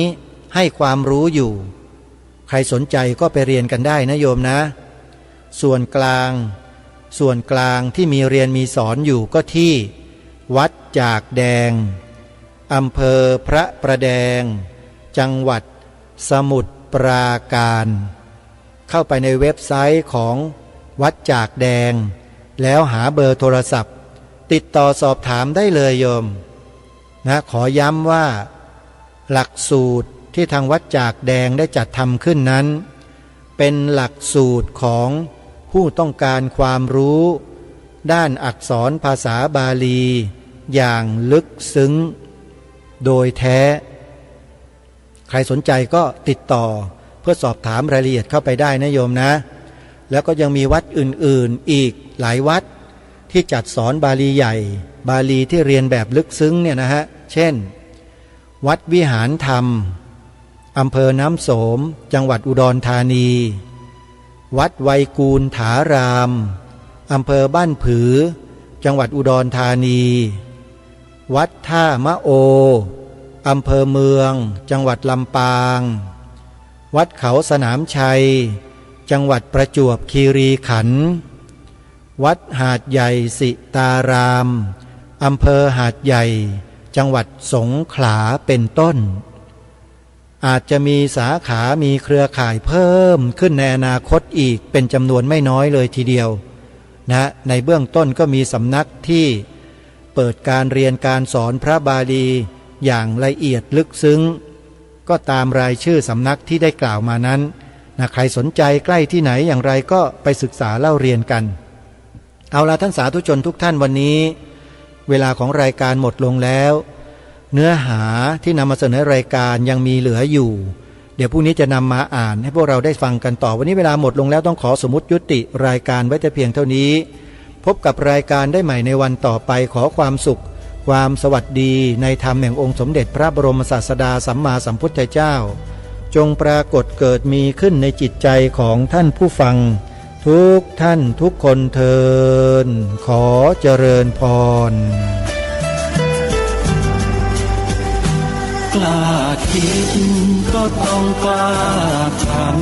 ำอย่ากลัวถ้าทำความดีเป็นศึกษาปัญหาให้ทันท่วงทีเมืองไทยจะพัฒนากว่านี้รายการดีๆคดีโลกคดีธรรมขอรำพันบรรยายความคิดเครื่องหมายแห่งสีทั้งสามงามถนัดขาวคือบริสุทธิ์สีสวัสดิ์หมายพระไตรรัตน์และธรรมะคุ้มจิตไทยแดงคือโลหิตเราใสซึ่งยอมสละได้เพื่อรักษาชาติศาสนาน้ำเงินคือสีโสภาอันจอมประชาถ้าโปรดเป็นของส่วนองค์จัดริ้วเข้าเป็นไตรรงค์จึงเป็นสีธงที่รักแห่งเราชาวไทยทหารอวตารนำไปยงยุทธวิชัยวิชิตก็ชูเกียรติสยามประเทศไทยที่เจริญมั่นคงมาได้จนถึงทุกวันนี้มิได้เกิดขึ้นจากความหวาดกลัวอย่างคลาดเขลาแต่บรรพบุรุษไทยของเราทุกยุคทุกสมัยล้วนแต่มีความกล้าหาญและชาญฉลาดปกป้องเอกราชสร้างชาติให้เกิดความมั่นคงโดยมีธงแห่งพระไตรรัตน์เป็นเครื่องนำชัยจึงเป็นที่มาที่ไปของรายการคดีโลกคดีธรรมกล้าคิดก็ต้องกล้าทำอย่ากลัวถ้าทำความดีเป็นศึกษาปัญหาให้ทันท่วงทีเมืองไทยจะพัฒนากว่านี้รายการดีคดีโลกคดีธรรมรายการดีคดีโลกคดีธรรม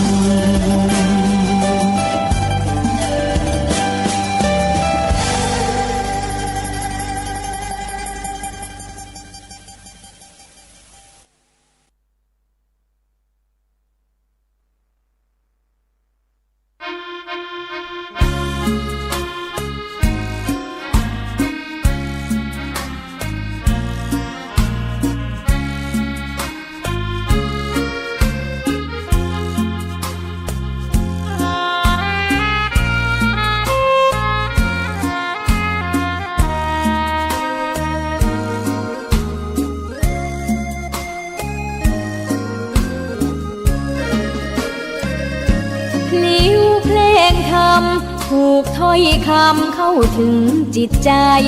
ฟังรายการวิทยุเสียงใสส่งถึงใจไปสู่ปลายนาสารธรรมน้อมนำมองพระศาสดาบอกผู้คนทั่วลาหันมาเข้าวัดฟังธรรมคลื่นเสียงนี้เป็นคลื่นธรรมะจากใจส่งถึงบ้านไกล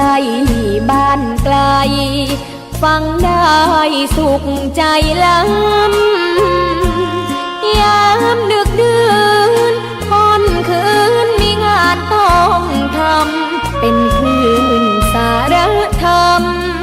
เน้นย้ำธรรมะเพื่อนใจเสียงคลื่นธรรมบอกหลักธรรมให้คลายความเหงาฟังเสียงธรรมะเบาเบาบอกเล่าถึงคนบ้านไกลสื่อธรรมะบอกลดละละวางด้วยใจสื่อไปถึงสวงในเข้าใจหลักธรรมหลักดีพลิ้วเพลงธรรมถูกสัมพันธ์จิตใจร่าเริงฟังสาระธรรมะบันเทิงรื่นเริงในชีวิตยามวันว่างเดินทางไปเยี่ยมสถานีนัดพบกันน้องพี่วันนี้วันดีวันเสาร์สวดมนต์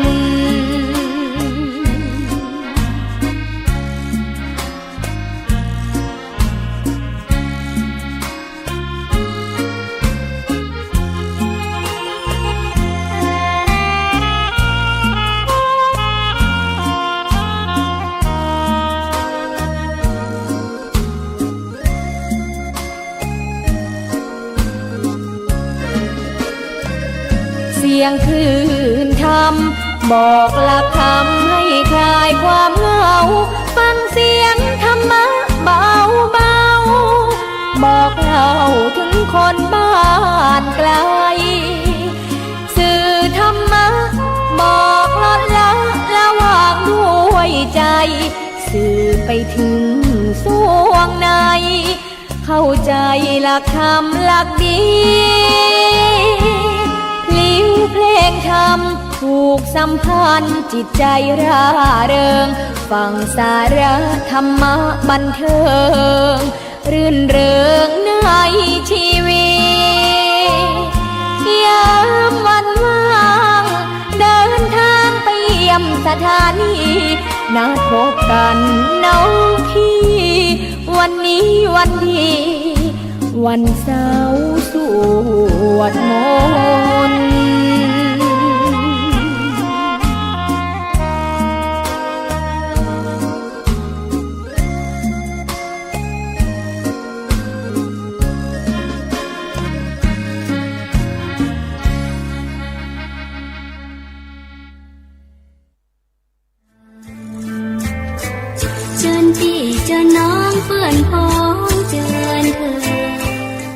ยกมือสากวามือไหว้เจ้าปีนายน้องตีเคารพทุกท่านครับสาระธรรมกำเมืองครับปิกมาปะกับเจ้าปีนายน้องเฮาแล้วนะครับอยู่อูจากันที่นี้ด้วยเรื่องราวสาระที่มีอยู่ในธรรมเมืองนะครับ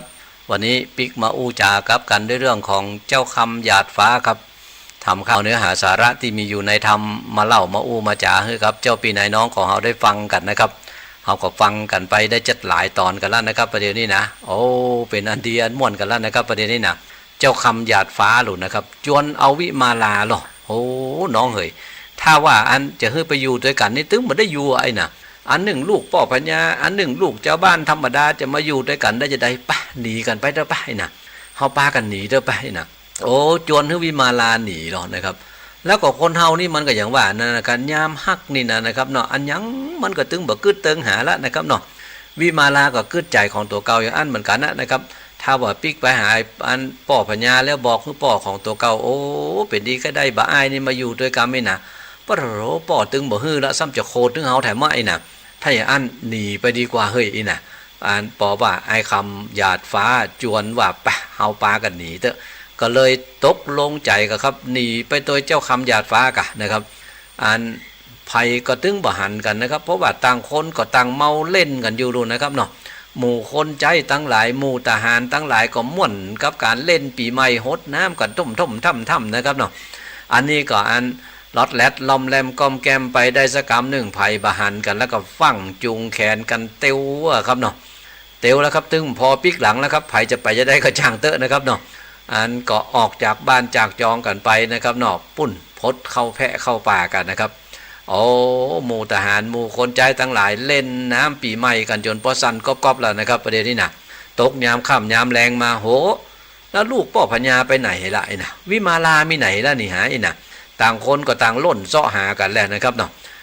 คนใจก็ล่นเสาะหาถามทหารก็บอกหูมีตั้งไหนก็บอกหูโอ้เสาะหาบ่ปะล่นไปบอกคือพ่อพญากะพ่อพญาเฮ้ยประเดี๋ยวนี้นะวิมาลาไปไหนยังบอกหูเฮ้ยนะปิกมาละกันนี่หาไอ้นะโอ้จะไปปิกมาจะได้ก็ข้าบอกให้สู่เขาไปพอลูกยังบอกพอดีๆนะเอาละนะครับเนาะโดนพ่อพญาด่าหัวทำด้านนะครับอันหมู่นี้ก็พ่อพญาด่าก็ฟั่งปิกมาเสาะหาแหละนะครับเข้าเสาะหากันไปเสาะหากันมาตกน้ำตายแล้วบอกหูประเดี๋ยวนี้นี่นะเขาเอาละนะครับเนาะไปดิกน้ำตายเฮลก้านี่หายนะก็ไล่หากันนะครับเนาะดำน้ำเสาะหากันแหละตึงทหารตึงหมู่คนใจทั้งหลายหมู่คนใจทั้งหลายไล่เสาะหาต่ำในบ้านในเมืองก็ตึงบ่ปะครับทีนี้ก็หมู่ทหารทั้งหลายเสาะหาเข้าไปแผ่วในแพะในป่าพุ่นนะครับเนาะ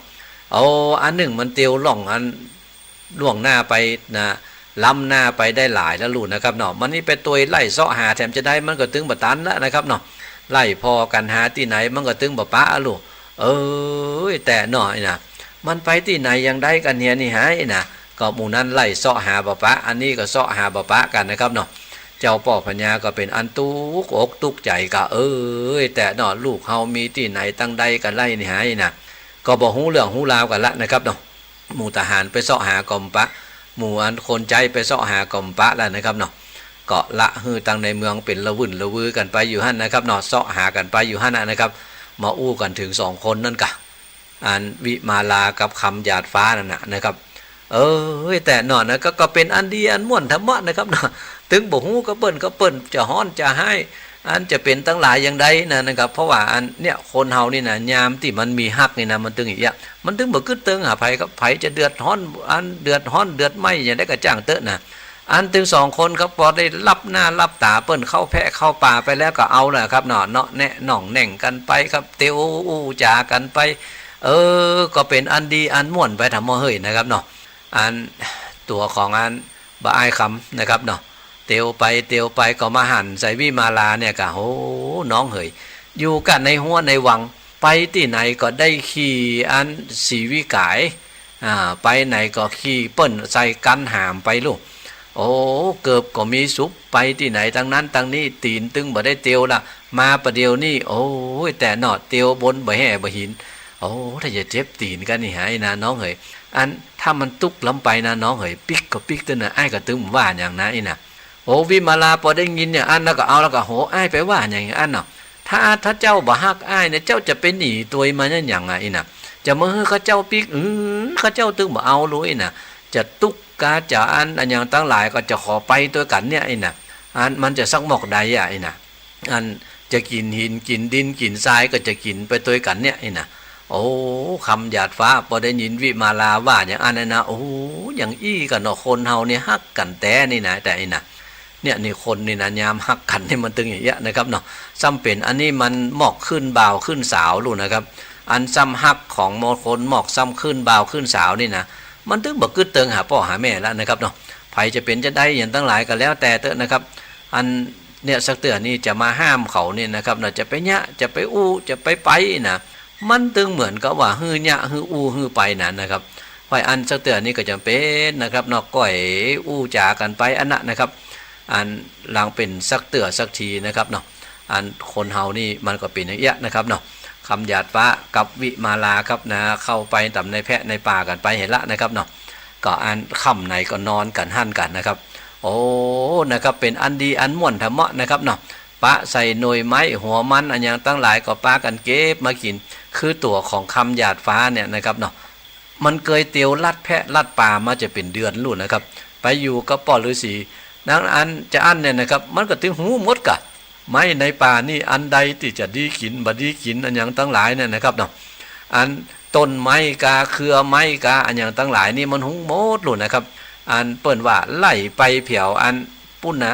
จื่อต้นไม้นะอันวิมาลาไข่หูถามมาบอกได้บดจื่อดอกไม้นั่นต้นไม้นั่นต้นไม้นี้นะครับเนาะโอ้ปะใส่หมูนกหมูสัตว์ทั้งหลายแถมวิมาลาก็ไข่หูกะอันนั้นนกอันอย่างนั้นหาอีนะโอ้อันนั้นอย่ามาเสียงม่วนนี่นะก็กำแขนกันไปนอนแหะน่องแน่งไปตัวอู้กันไปตัวนะครับเนาะคำหยาดฟ้าก็เลยมาเล่าเรื่องนกให้ฟังกะนกคนดำนั้นไซมีชื่อไว้ว่าเอียงด่างนกท้องเสียงสร้างเป็นทีนกดงลีเป็นหมู่พลดกอยู่เป็นจุมเทาเวาหุ่มวีท้องนกเขาทองขันขานนกหัวควานจับไม้แหงยะหัวแกว่งไปมานกหงสาลายแหลนกม้าแห่บินต่ำนกแสงพร่ำเป็นจุมนกยุงหุ่มแอนฟ้อนกาแก่ซ้อนเป็นกู้ทลาบกระทาบอยู่หิมนองตามันปองสอดใส่จับป่าน้อยใหญ่เอากินกะพูดบินยามเจ้านกกะเว้าเสียงดีแอนฟ้ามีเป็นหมู่แปงหังอยู่ปลายเฟือยนกป่อเฮยปูตนห้องสะสนไปมา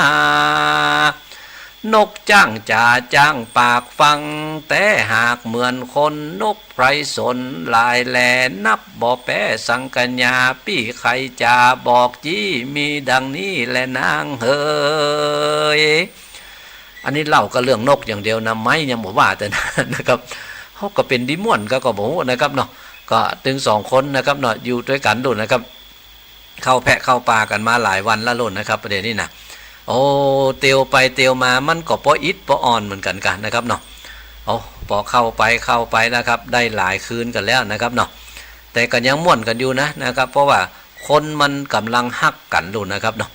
แล้วก็กำลังฮักกันนี่มีอันอย่างมันตึงลู่ไปด้วยกันหมดนะครับเนาะอันนั้นว่านกอันนั้นก็ว่านกอันนั้นว่าไก่อันนั้นก็ว่าไก่นั่นนะครับนั่นมันตึงว่าลุ่นนะครับจะไปจี้เป็นกาก็เป็นแห้งก็มันตึงว่าแล้วนะครับเนาะ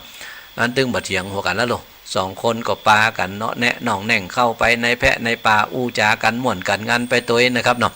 โอ้ตกมายามอันเมื่อตอนวันหนึ่งครับย้ำมาถึงยามแรงเถอะนะถึง2 คนครับเตียวเข้าไปเข้ามาแล้วก็มาอิดมาอ่อนกะโอ้น้ำก็มีตะท่านโดยนะเฮาปากันลงอาบน้ำไปนะก็เลยปากันสวยหน้าสวยตาครับนะเอาน้ำมาลูบตัวเก่าลูบนะครับลูบกันไปลูบกันมาเสร็จเรียบร้อยแล้วก็ขึ้นมาก็ปากันมานอนอยู่เก้าไม้ไผ่กะโอ้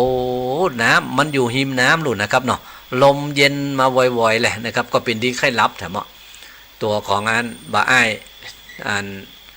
คำหยาดฟ้าก็เลยบอกคือวิมาลากะน้องเฮยถ้าใครรับไอ้ก็ตึ้มไหวนะจะรับก็รับเถอะอ้อยนะอันนอนตักไอ้นี่ก็แล้วกันไปนะก็เดี๋ยวไอ้จะอยู่เป็นยามฮื้อนะก็อันตัวของวิมาลาก็ใครรับเหลือแกรู้นะครับเนาะพอใครรับเหลือแกก็เอาล่ะครับเนาะอัน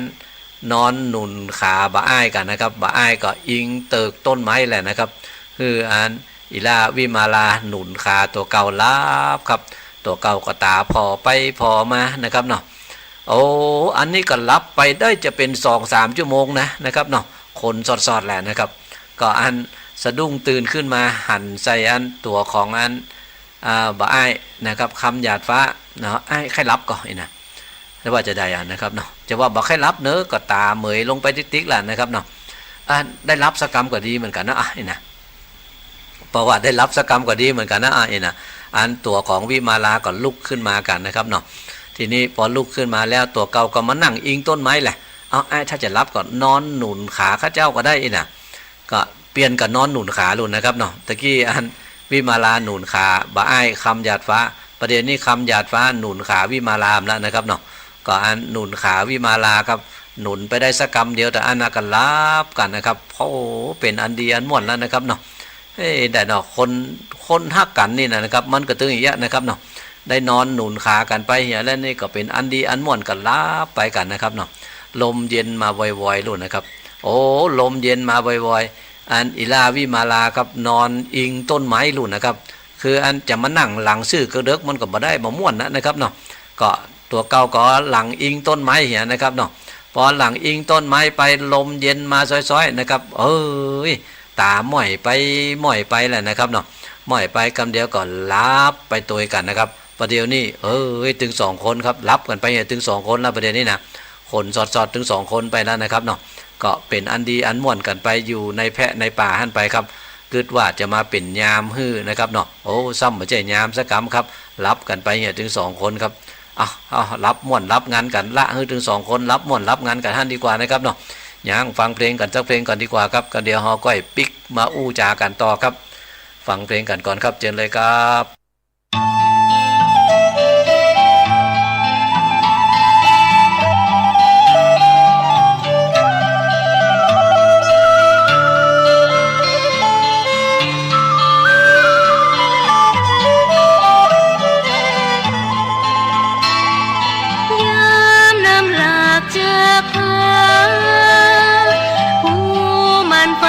ทิวดอ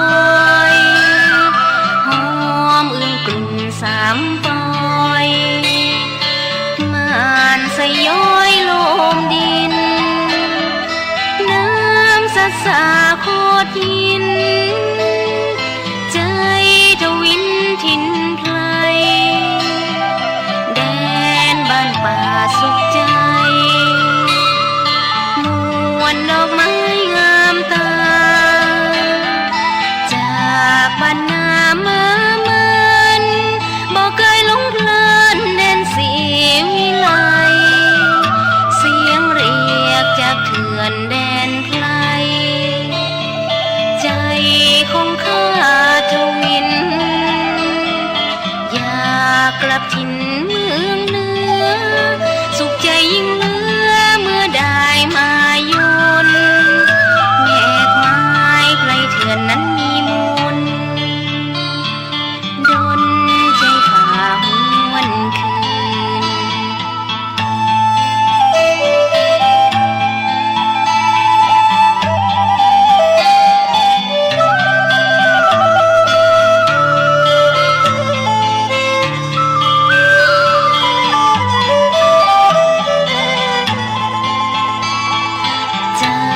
มันนามามันบอกเคยหลงเพลินเด่นสีวิไลเสียงเรียกจากเถื่อนแดนไกลใจของข้าทวินอยากกลับถิ่นเมืองเหนือสุขใจยิ่งเหลือเมื่อได้มาโยนแมกไม้ไกลเถื่อนนั้นมีมูลดนใจข้าหวนคืนดนใจข้าหวนคืนดนใจข้าหวนคืนปิกมาอู้จากันต่อครับสาระธรรมกำเมืองผมวิโรจน์อินทนนท์กำลังอู้จากับเจ้าพี่นายน้องของเฮาในช่วงเวลานี้กันอยู่นะครับ FM 104.5 คลื่นเพื่อการศึกษาพระพุทธศาสนาและวัฒนธรรมวัดฝ่ายหินอำเภอเมืองจังหวัดเชียงใหม่ครับกำลังเล่ากันอยู่ดูนะครับประเด็นนี้นะรับกันไปเห็นแล้วนะครับถึง2คนนะครับเนาะลมมันเย็นครับมันจะไปอดได้จะใดนะครับเนาะขนาดเฮานั่งรถบ่ได้นี่นะครับเนาะเปิดแอร์นะสักเตือบ่เปิดแอร์นะครับเปิดการเนี่ยนะครับเนาะเอาอันกระจกรถลงบ่ได้เนี่ยนะครับเนาะลมเข้าหน้าเข้าตากำเดียวบ่ได้เนี่ยนะครับมันตึงรับแล้วนะครับเขาว่ามันฮ้อนมันตึงบ่ฮ้อนนะครับมันเย็นวอยๆเข้ามาแล้วมันตึงอย่างว่านะครับเนาะถ้าไผ่ได้ไปนั่งหิมเกามานะได้นั่งหิมเกาไม้อยู่หิมน้ำไปเหี่ยตัวอีน่ะลมเย็นมาซ้อยๆนะมันตึงอยู่บ่ได้ครับมันตึงรับนะครับเนาะอันวิมาลาก็จะไปเหลืออย่างครับกันรับกันนะครับเนาะตัว2คนครับรับกันอยู่หิมเกาไม้ให้นะครับเนาะซ้ำมาว่าอันต่ำตีอันนั้นนะครับเนาะอันตีหมู่นี่นอนกันอยู่นี่นะครับเนาะเปิ้นว่าตีอันนั้นนะครับมันเป็นตีว่าอันมีนางยักษินีอยู่ตนหนึ่งว่าอันนะอยู่คนเดียวครับ อยู่ตนเดียวยักษ์ตนนี้นะครับเนาะแล้วการใครได้ผัวเนี่ยอยู่มาเอาอยู่มาเมินละนะครับเนาะอันนี้ผัวตายละก็บ่ฮู้นะครับเนาะก็อันเป็นดีว่าแต่เนาะใครได้ผัวนะทีนี้ก็ไปซ้อหาอันยักษ์ลุ่นนะครับเนาะมันไม่ใช่ซ้อหาผัวอย่างเดียวกันนะครับประเดี๋ยวนี้มันมาซ้อกินลุ่นนะครับ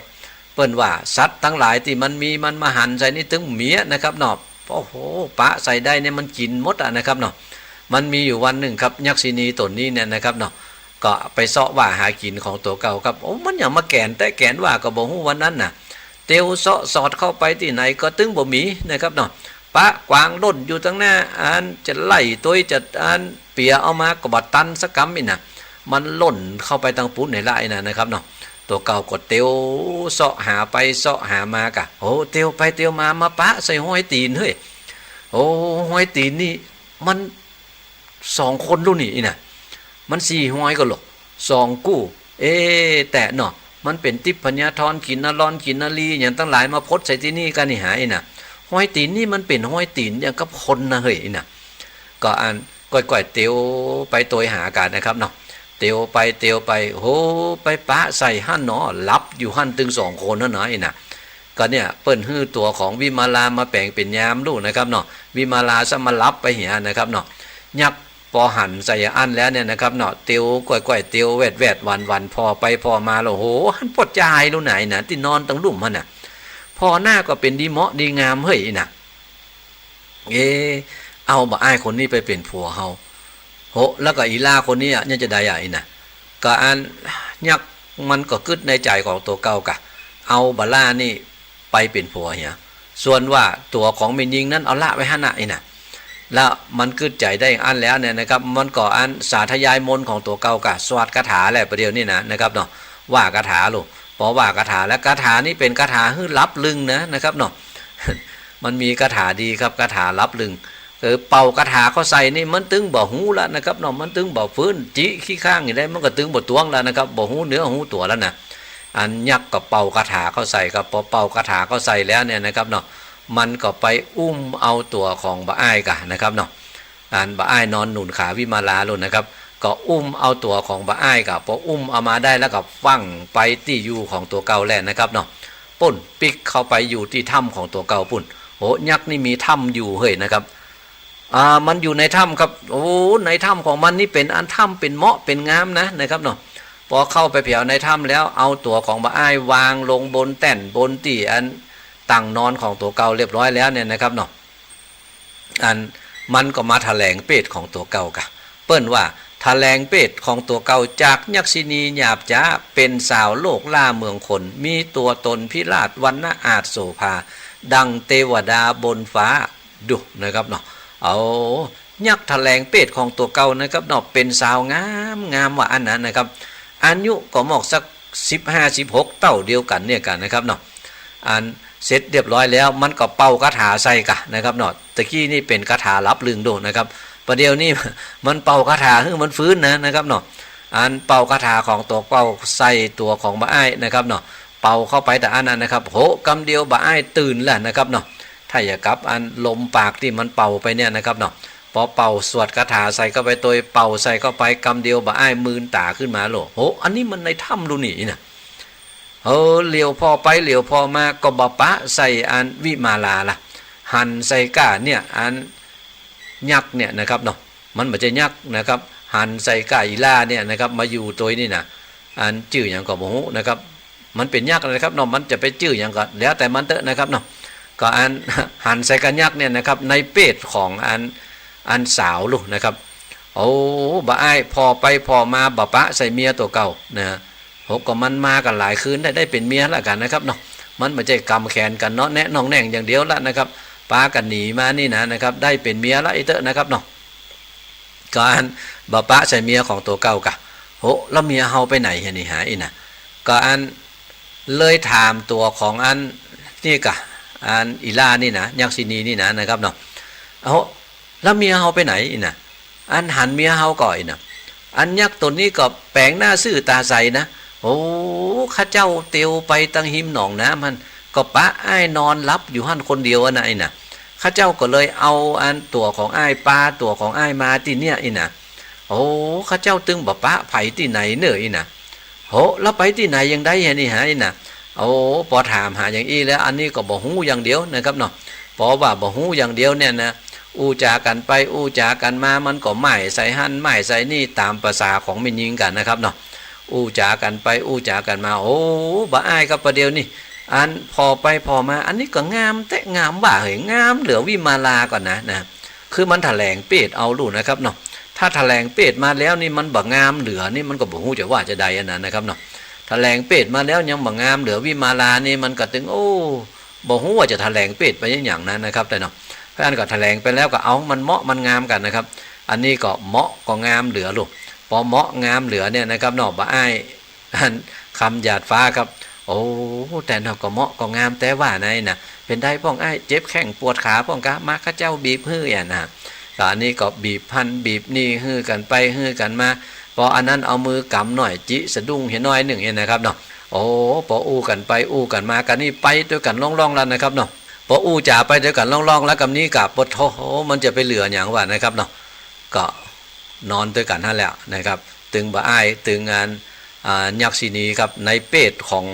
สาวน้อยนะครับเนาะโอ้โลได้นอนด้วยกันไปเห็นละนะครับเนาะเป็นผัวเป็นเมียกันไปนะลูกนะครับตึงบ่กึดเติงหาแล้วครับวิมาลาจะไปอยู่ทางใดก็ตึงหมู่ฮู้ละพอประเดี๋ยวนี้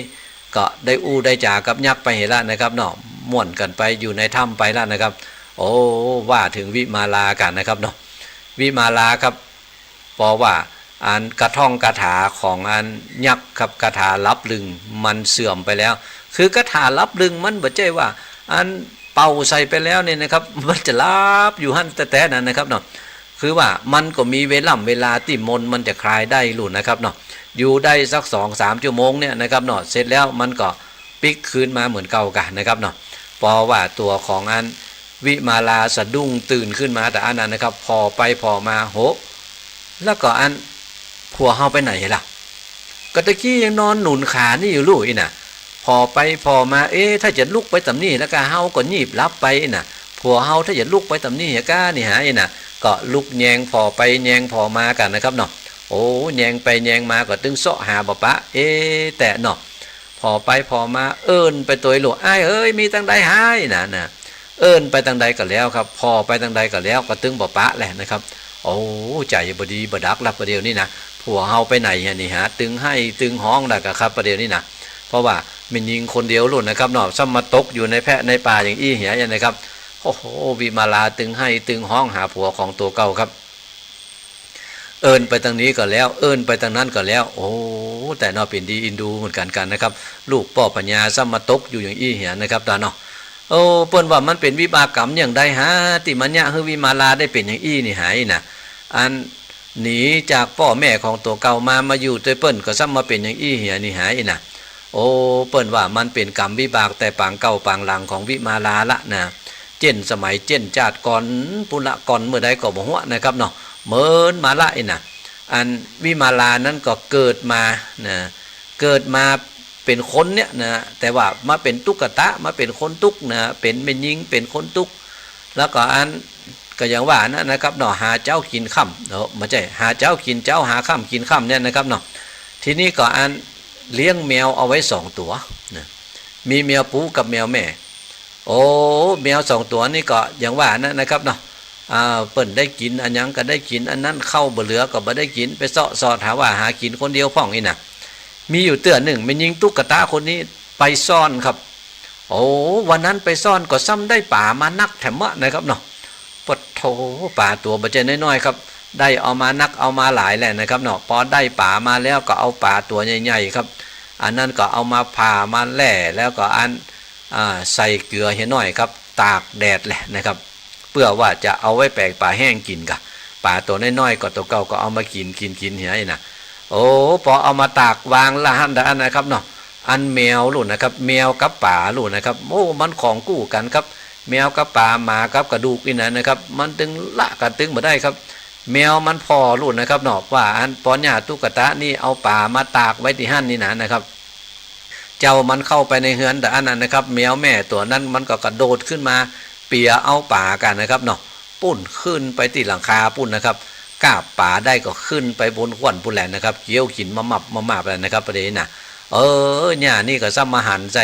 แมวตัวเก่ารู้นั่นมันลักป่าเอาไปกินนี่นะไอ้น่ะก็เลยเดือดให้แมวกัดด่าให้แมวกัดมันจะได้ปลาล้ำปลาแหลดเนี่ยนะแมวแมวตายโหงนี่นะไอ้น่ะมันลักป่ากูไปกินรู้นี่น่ะอัน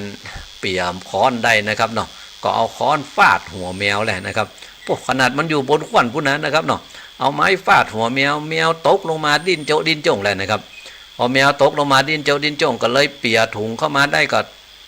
แมวยัดเข้าใส่ตั้งในครับพอแมวยัดเข้าใส่ตั้งในได้มัดถุงกับฟั่งเข้าไปเป็นแพะในป่ากะพอเข้าไปถึงในแพะในป่าแล้วเนี่ยนะครับเราก็เอาแมวจ้งละไว้ในห้างอากาศนะครับ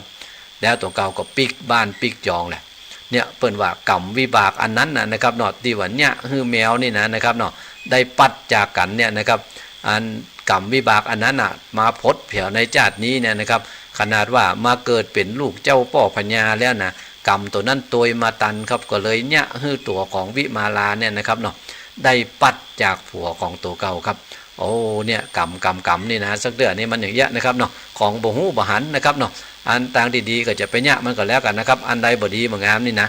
นั่นเป็นกรรมของวิมาลาครับเนี่ยคือได้ปัดกันกับบ่อ้ายคำหยาดฟ้าครับถึง2คนปัดกันไปเห็นแล้วนะครับเนาะจะเป็นจะได้ก้อยว่ากันต่อไปครับวันนี้เวลาของสาระธรรมกำเมืองมดเสี่ยงกันไปแล้วครับผมวิโรจน์อินทนนท์ขอล่ำลาเจ้าพี่นายน้องของเฮาไปด้วยเวลาเพียงแต่อีก่อนนะครับโชคดีมีใจเป็นของเจ้าพี่นายน้องเฮาจูผู้นายคนครับ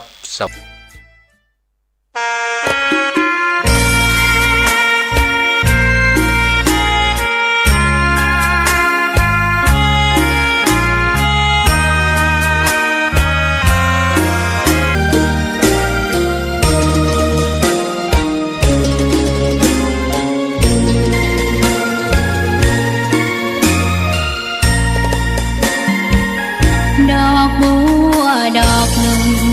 พึงใจไว้เพื่อบูชาแด่องค์พระศาสดาสัมมาสัมพุทธเจ้ามีความงามเงียบไม่เปรียบเทียบเขาเทียบเราใครมองไม่งามช่างเขาแต่เจ้าก็คือดอกบัวความสัตย์ซื่อยึดถือความดีเป็นหลักใครรักไม่รักก็ไม่จมปลักมองมัวเมื่อโผล่พ้นน้ำก็เห็นความงามในตัวไม่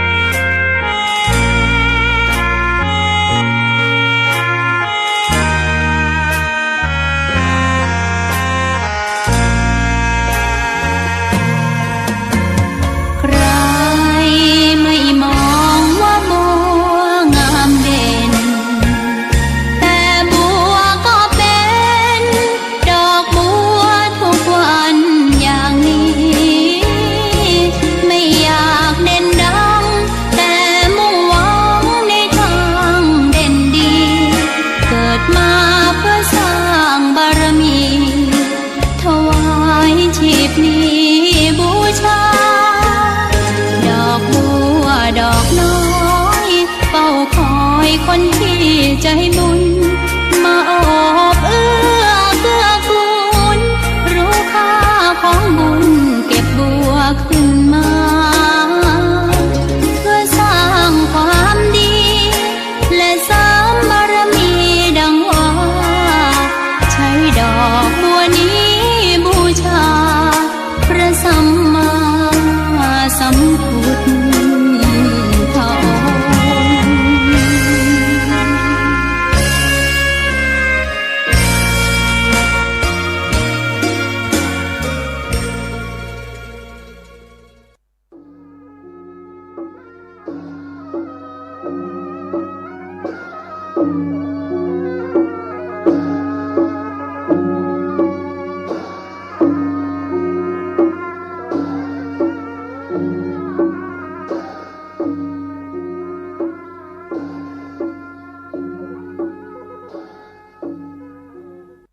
กาเลนะธรรมัสสวนังเอตัมมังคลมุตตมังมาแล้วเนอมาฉ่ำแล้วเสียงกองเสียงกองเสียงมองต่ำเข้าเสียงตุเจ้าเทศนาธรรมมาถึงบ้านมาถึงบนเรือนมาถึงในเรือนมาถึงในมุ้งในสุดมาถึงในเงินไฟมาถึงเพียงห้องน้ำมาถึงในรถที่กำลังขับอยู่มาถึงในกาดที่ติ้ววิทยุไปเปิดตัวมาถึงกูที่กูตางนึกที่พี่น้องทั้งหลายเปิดวิทยุรับฟังเพื่อให้โอกาสท่านทั้งหลายได้มีความรู้มีความเข้าใจเรื่องการไหว้การสาการกราบสัมมาคารวะมีมารยาทที่ดีสมกับเป็นพุทธบริษัทในทางพระพุทธศาสนาซึ่งบรรพบุรุษของเราได้ยึดเอาไว้เป็นศาสนาประจำบ้านประจำเมืองโดยที่เป็นศาสนาที่มีแก่นมีสารไหว้สาเคารพนับถือนำไปปฏิบัติแล้วบ่เป็นพิษบ่เป็นภัยกับไผเป็นเรื่องที่ดีของสังคมอยู่ตลอดเพราะในทางพุทธศาสนานี้สอนเดินทางแบบธรรมชาติบ่ฮือบิดบ่ฮือเบ็ดธรรมชาติก็คือสิ่งที่มันเกิดขึ้นมาเองเป็นมาเองมันเป็นเชื้อใดมันเป็นเชื้อนั้นคนทำดีความดีมาตอบสนองคนทำความชั่วความชั่วย่อมตอบสนองปลูกพืชปลูกผักชนิดใดผลที่ได้รับมาก็พืชเช่นนั้นผักชนิดนั้นธรรมะก็อย่างนั้นถ้าปฏิบัติอย่างใดผลก็จะแสดงขึ้นมาถ้าแบบปฏิบัติเลยผลก็บ่แสดงขึ้นมาเหมือนกับเฮาปลูกมะม่วงที่เฮาจะกินที่เฮาปลูกก็บ่ได้กินไปกินมะม่วงของบ้านอื่นคนอื่นพูนที่เพิ่นปลูกมีลูกก็จำเป็นได้ตุกกับลูกถ้าหมีก็บ่ได้ตุกกับลูกหรือบ่หมีเอาลูกคนอื่นมาเลี้ยงเอาหลานคนอื่นมาเลี้ยงลูกคนตัวเองมาเลี้ยงก็ย่อมจะเป็นทุกข์เช่นเดียวกันถ้าหากบ่ใครทุกข์กับลูกกับหลานเฮาก็บ่ไปพัวพันกับมันบ่เอามาเลี้ยงมันก็บ่ทุกข์ยกตัวอย่างให้เป็นธรรมชาติที่พี่น้องทั้งหลายได้ ฟังแล้วมันเป็นธรรมชาติคนที่บ่มีรถก็บ่เดือดว่าน้ำมันแปลงเพราะว่าบ่มีรถเอาน้ำมันเข้าใส่เปิ้นก็บ่เดือดหมู่ที่มีรถก็เดือดเพราะน้ำมันแปลงมันเป็นธรรมชาติเพราะเอาซื้อรถมาต้องใส่น้ำมันเมื่อมีรถแล้วมีน้ำมันแล้วบ่มีคนขับก็ต้องตกทำแล้วตัวเองขับบ่จ้างขับบ่เป็นได้อันนั้นมาก็ต้องเป็นตุกกับอันนั้นถ้าบ่ได้ก็บ่เป็นตุกบ่มีเงินบ่มีทองก็เป็นตุกเพราะเฮาใจจ่ายสุรุ่ยสุร่ายเฮาขี้ค้านบ่ประกอบอาชีพอันใดอยู่กินละเหินเปิ้นขอบไปเลยอันนี้ก็คือเป็นธรรมชาติเปิ้นมั่งมีสีสุขเพราะเปิ้นมันเปิ้นขยันตื่นเมื่อตีสามตีสี่แล้วเฮายังอยู่ที่นอนอยู่เฮาก็สู้เปิ้นบ่ได้เปิ้นได้ไปไกลแล้วอันนี้พูดสำหรับคนธรรมดาก็กาพาณิชย์คนเนี้ยให้ใส่สวนสำหรับข้าราชการบ้านเมืองตลอดสัปดาห์หนึ่ง5 วันเต็มอันนี้ก็หันใจเป็นพ่องบันจะนอนอยู่ก็บอกว่าหยังนอนประเตอะอาจารย์เอ้ยนอนประเตอะครูเฮ้ยตำรวจเอ้ยทหารเอ้ยทหารก็บ่ได้ตำรวจก็บ่ได้เพราะมีกฎข้อบังคับอยู่แล้วสำหรับครูบาอาจารย์ก็ดีนายแพทย์ก็ดีพยาบาลก็ดีลูกขวายนั่นก็ได้แต่บางคนพอถึง6 โมงเนี่ยอยู่บ่ได้ละฟังเทศน์เพราะฉะนั้นพระพุทธศาสนาเฮาจึงเป็นศาสนาธรรมชาติคนใดทำเจียใดก็ได้ผลฉะนั้นแล้วมีความจำเป็นอย่างยิ่งที่คนเฮาจะต้องปฏิบัติตามหลักธรรมชาติอย่าไปฝ่าฝืนมันถ้าฝ่าฝืนมันมาใดก็เดือดร้อนเหมือนกันเอาง่ายๆวิทยาศาสตร์คือการฝ่าฝืนธรรมชาติเพราะว่ามันเล่นงานขึ้นมามันก็เล่นดื้อๆมันแบบงามแบบเมินเหมือนธรรมชาติต้องใส่เชื้อเพลิงให้มันต้องใส่มันเครื่องให้มันใครจะฟังบ่เข้าใจแต่ธรรมชาติของคนเนี้ยบ่ต้องเตือนมีอย่างแล้วกินข้าวป่าอาหารตามธรรมดานี่แหละสมมติว่าเฮารถไปเข้ายางระเบิดเหียขับไปสั่นทึดเหียอันนี้คือการฝืนธรรมชาติมันจะฮื้อเหมือนใจโดยทั่วไปนะเป็นไปบ่ได้บางครั้งมันไม่อยู่แต่เขาต้องเสียเงินเสียทองเสียก้าธนุบำรุงมันยังเขี้ยวปลอมกับเขี้ยวแตะ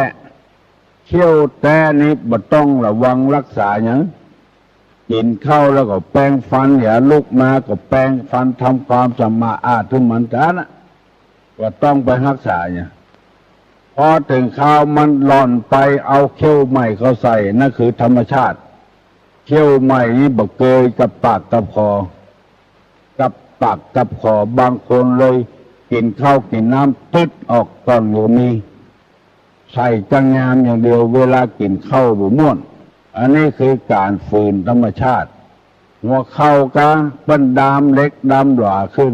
จะเนี้ยเหมือนเก่าเหมือนเดิมบ่ได้บ่เหมือนธรรมชาติอันนี้คือวิทยาศาสตร์ฝืนธรรมชาติคนเฮาถ้าฝืนธรรมชาติเมื่อใดเมื่อเข้าก็เดือดร้อนเหมือนแต่ธรรมชาตินี่มันเป็นไปด้วยระเบียบของมันต่างหากตุลงได้บอกว่าลักษณะของคนนี้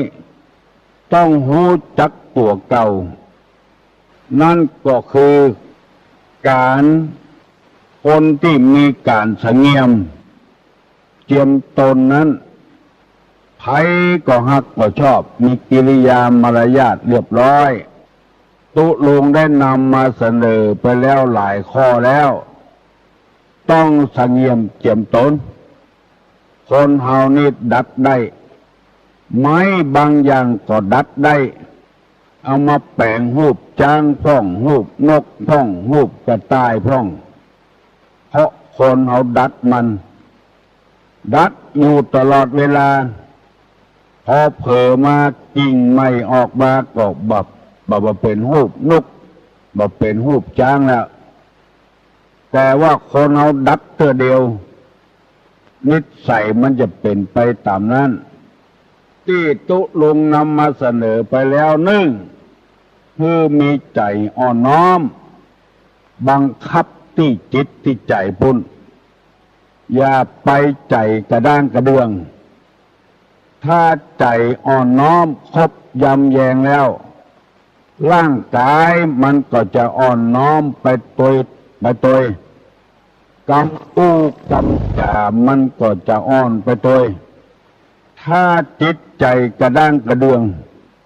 กำปากก็จะกระด้างไปตัวตีนมือนิสัยร่างกายก็จะกระด้างกระเดืองไปตัวบ่ยอมอยู่ในอำนาจของไผบ่ยอมเชื่อฟังกำไผแม้แต่ผู้นำของประเทศลุกอำนาจแก่ความอยากที่เกิดขึ้นเป็นไปโดยดีๆแต่เพราะนิสัยจิตใจกระด้างกระเดืองบ่อ่อนน้อมบ่เคารพนับถือ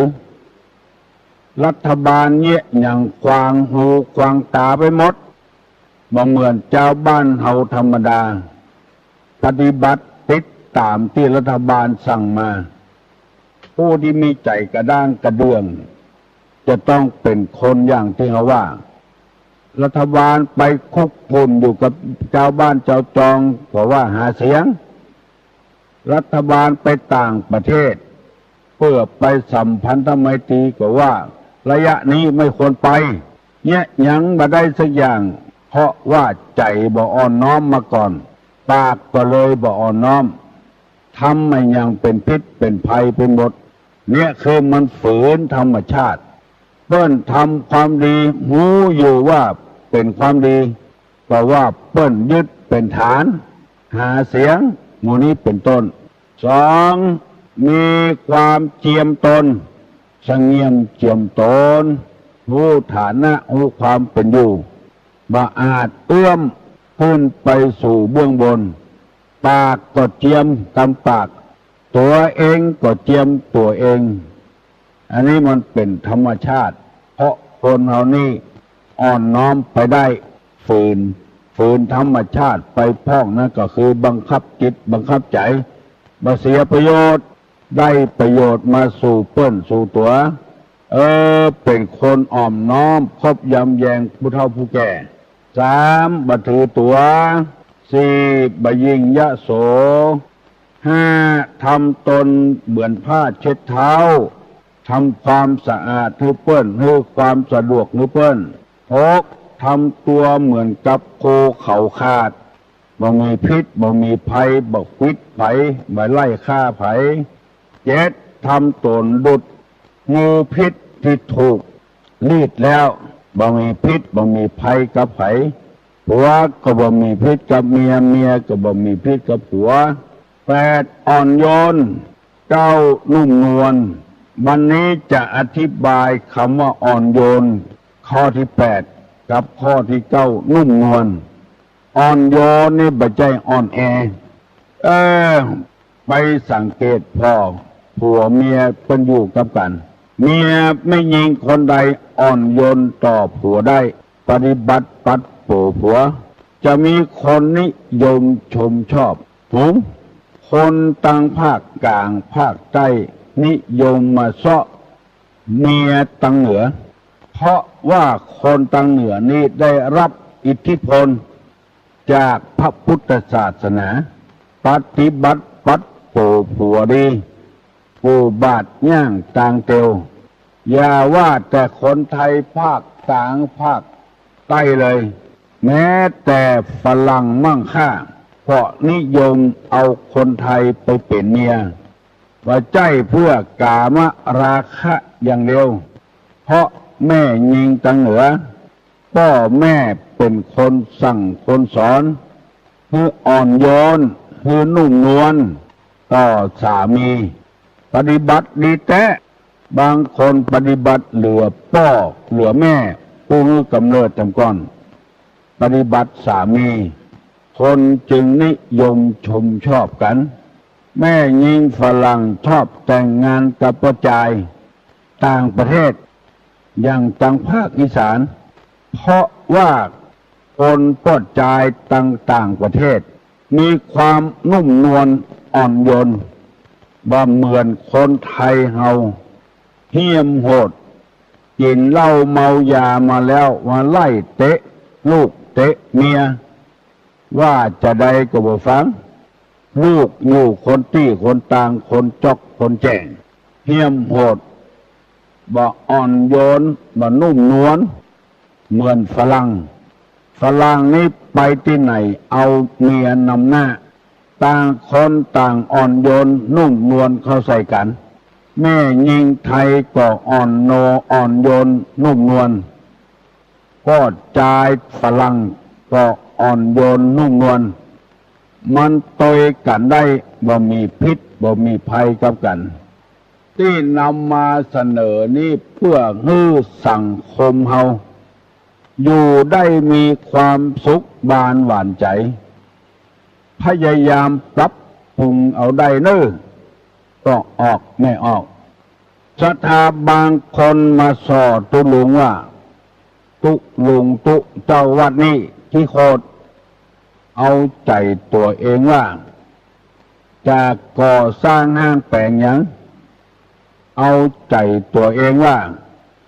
ไผ่ทัดทานไผ่คัดค้านไผ่บอกก็บ่ฟังเอาใจตัวเองว่าอันนี้คือความบ่อ่อนโยนความบ่นุ่มนวลบางแห่งบางที่จะคิดจะสร้างอย่างบาทำแบบทำแปลนเสนอตามลำดับชั้นให้สร้างก็สร้างไปแล้วสร้างหาดมาแล้วสักกรรมก็มีเพราะว่าบ่อ่อนโยนบ่นุ่มนวลเอาใจตัวเองว่ากระด้างกระเดื่องมาบวชในธรรมวินัยยังบ่เข้าใจดีเตื้อก็เลยทำตัวเหมือนกับเป็นเจ้าบ้านธรรมดาพฤติกรรมเป็นเช่นนั้นไผว่าก็บ่ได้เพิ่นตักเตือนก็ว่าเพิ่นอิจฉาเพิ่นแกล้ง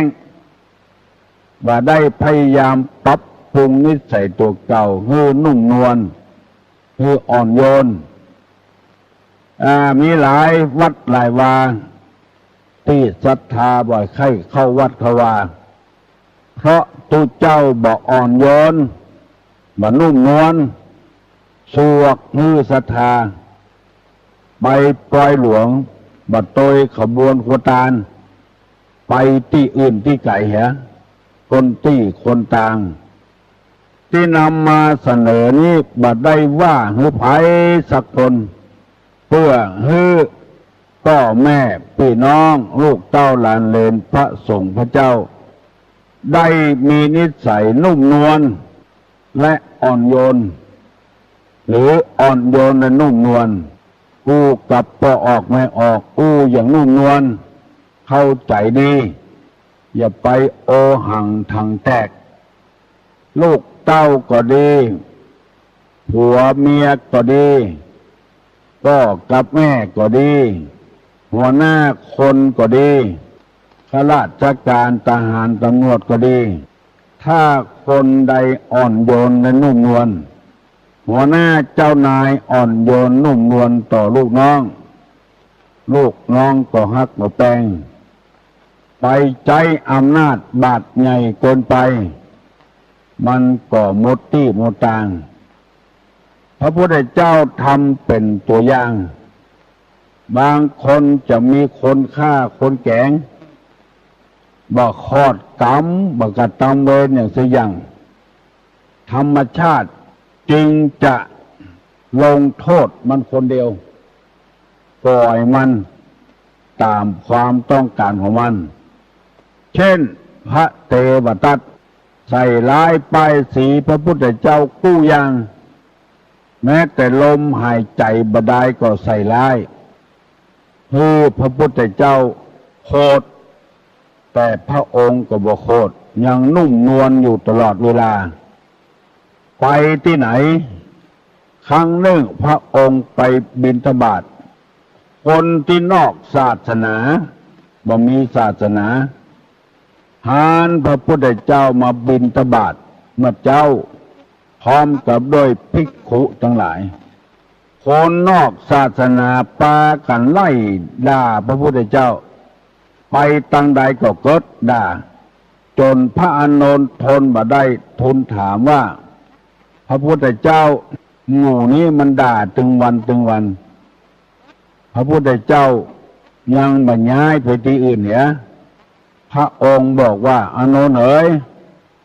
ถ้าเฮาย้ายไปที่อื่นด่าเฮาแถมเฮาก็ย้ายไปแถม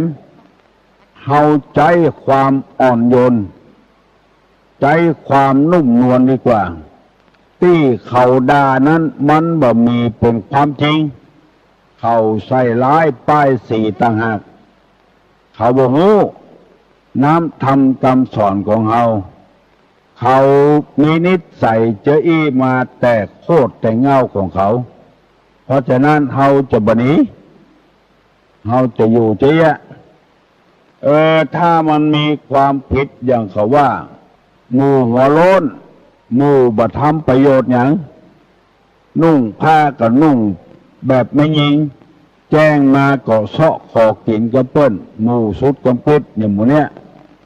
หมู่นอกศาสนาด่าพวกนั้นแบบเป็นไปอย่างนั้นเฮาบ่ได้ไปเบียดเบียนไผกุมบาดเถียขึ้นล่อง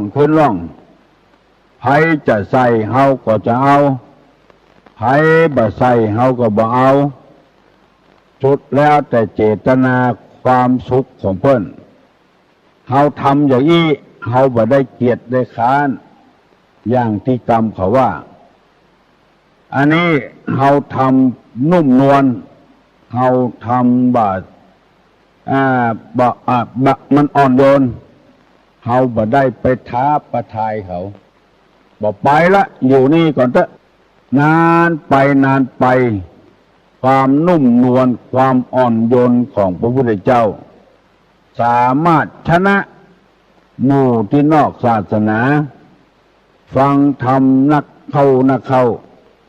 ก็เลยเกิดศรัทธาเลื่อมใสพระพุทธเจ้าไปเองอาศัยความนุ่มนวลอาศัยความอ่อนโยนมาเดียวนี้นิยมน้ำยาอีกอย่างหนึ่งเรียกปรับความนุ่มซักผ้าเสร็จแล้วใส่น้ำยาปรับความนุ่มนุ่งผ้าตีปรับความนุ่งแล้วมันม่วนใส่สบายผ้าตีมันแข็งนี่มันใส่บ่อ่อนนุ่มใส่บ่สบายเพราะว่ามันแข็งนอนทับก็แข็งถ้าปรับความนุ่มเห็นแล้วนุ่งม่วนอุปมาฉันใดขอเมตตาผู้ฟังทุกคนได้พยายามเป็นคนอ่อนโยนเป็นคนนุ่มนวลจะไปทอมตัวนักก็บ่ดีเฮายังมีพิษมีภัยอยู่แต่ใจความนุ่มนวลความอ่อนโยนผัวทำก็ได้เมียทำก็ได้ลูกทำก็ได้พ่อทำก็ได้แม่ทำก็ได้อย่างสมัยปัจจุบันนี้ใครอ่อนเกินไปลูกก็เลยได้ใจแต่ก่อนนี้ห้องแม่เฮ้ยก็เฮ้ยกินข้าวแล้วกาว่าบ่กินตัวกะมาเดี๋ยวนี้ต้องคับต้องผมใส่ละอ่อนกูบาดย่างตังเตียวลูกของแม่เจ้า อ่อนโยนอ่อนนุ่มฟังแล้วมันม่วนมีหลายคนติใจวาจานุ่มนวลต้องคนป้อลูกกินเข้าด้วยกันกินไปกินไปลูกมันไปคบใส่หัดใส่ทรายยิงจะเข้าให้ขึ้นป้อบอกกระถามว่าให้อย่างป้อคบใส่หัดให้โอ้ดักเหี่ยป้อเข้ามันปลูกกับดินมันก็เอาพ่องอดเอาเหี่ยนุ่มนวลใส่ลูกน้องเอ๋ยปีหน้านะเฮาปลูกเข้าเฮาบ่ปลูกกับดินนะเนาะเฮาไปปลูกบนป่ายไม้พุ่นเนาะลูกเนาะลองคิดพอเรานุ่มนวลขนาดนักนุ่มนวลต่อลูกมันก็คิดได้ว่าไปเป็นได้จะได้เอาเข้าไปปลูกบนป่ายไม้มันปลูกกับดินมันก็ย่อมเป็นหัดอยู่พ่องตุลงไปหันคนที่อ่อนนุ่มอ่อนโยนและอ่อนนุ่มนวลนี่ไปหันก็ขุนสังกะแปงน่ะก็ขุนเป่าก็ขุนเป็นประชาเพื่อเนื่องปนิมนต์ประเทศเพิ่นก็มานั่งนี่ป้อเป็นป้อของพ่อเลี้ยงสวนโน่เป็นป้อของพ่อเลี้ยงทองใบลูกเป็นเล่าให้ฟังใจความนุ่มนวลน่ะก็ถามว่าอันกาพ่อเลี้ยงสวนอยู่นี่ก็อยู่รู้ผู้เจ้าพ่อเลี้ยงพ่อเลี้ยงสวนลูกเพิ่นแต่เจ้าบ้านห้องพ่อเลี้ยงก็ห้องตัวเปิ้นห้องลูกเป็นพ่อเลี้ยง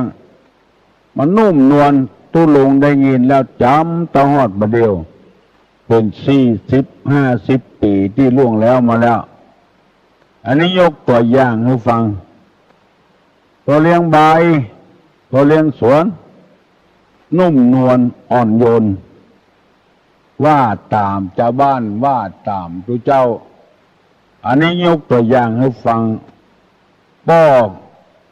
คุณเป่าคุณเป็นประชานี่มีเมียถึง3 คนอยู่ด้วยกันทั้งหมดบ่มีการทะเลาะเบาะแว้งกันบางคนนี่เมียเปิ้นตายไปเป็นเมียของเปิ้นทำไมอยู่กับผัวอยู่ได้แต่ไปทะเลาะกับลูกติดเมียทำไมอันเนี้ยบ่อ่อนโยนบ่นุ่มนวลกระด้างกระเดื่องในที่สุดก็อยู่บ่ได้ต้องละกันหย่ากันเพราะว่า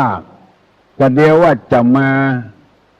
ช่วยกันฮิกันหาให้เจริญรุ่งเรืองเป็นมาหาเรื่องลูกติดผัวบางคนก็พิษกับลูกติดเมียจะเอาไอ้อย่างนักหนาอยู่ด้วยกันไปฮั่นละอยู่ไปตามน้ำทำไปตามตัวน้ำเพียงใดดอกบัวเพียงอันอยู่มาก็มาอยู่กับวัดกับวาเมินเข้าไปคุยลูกศิษย์ลูกหาเก่าไปสนไปส่อลูกศิษย์ลูกหาเก่าฮู้ครูบาอาจารย์ฮู้ตัวเองใครได้หน้าใครได้ตาหมูเนี้ยมันบ่อ่อนโยนบ่นุ่มนวลฟังว่าอย่าเตอะพอออกไม่ออกบางเสียผลบ่เสียผลประโยชน์ปนมมือเนอสัพพะโรคาวินิมุตโตสัพพะสันตาปวัตติโตสัพพะเวระมติกันโตนิพุโตจัตุวัง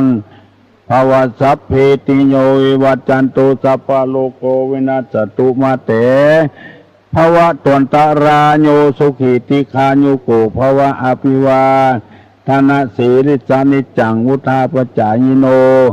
จัตตาโลธรรมาวัฏันติอายุวันโนสุขังปะลัง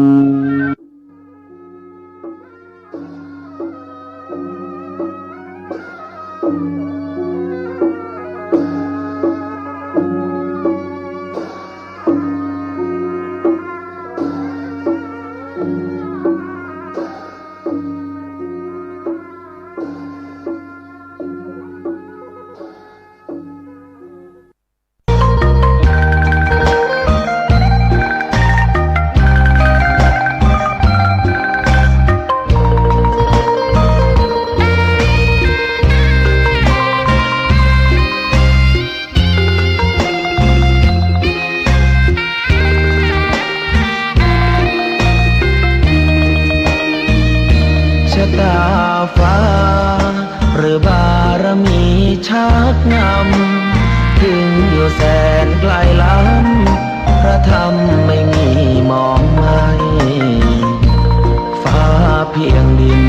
ยังทวินฝันไฟเข้าดงขมิ้นเมื่อใดอิ่มอกอิ่มใจเสมอสายทางคนดีใจน้อมอธิษฐานบารมีสิ่งดีที่ได้พบเจอเห็นชายผ้าเหลืองทุกวันฝันเพ้ออยากบวชจริงละเมอเข้าวัดบ้านคงเป็นบุญที่เคยเป็นทุนสร้างมารักผ้าเหลืองดังว่า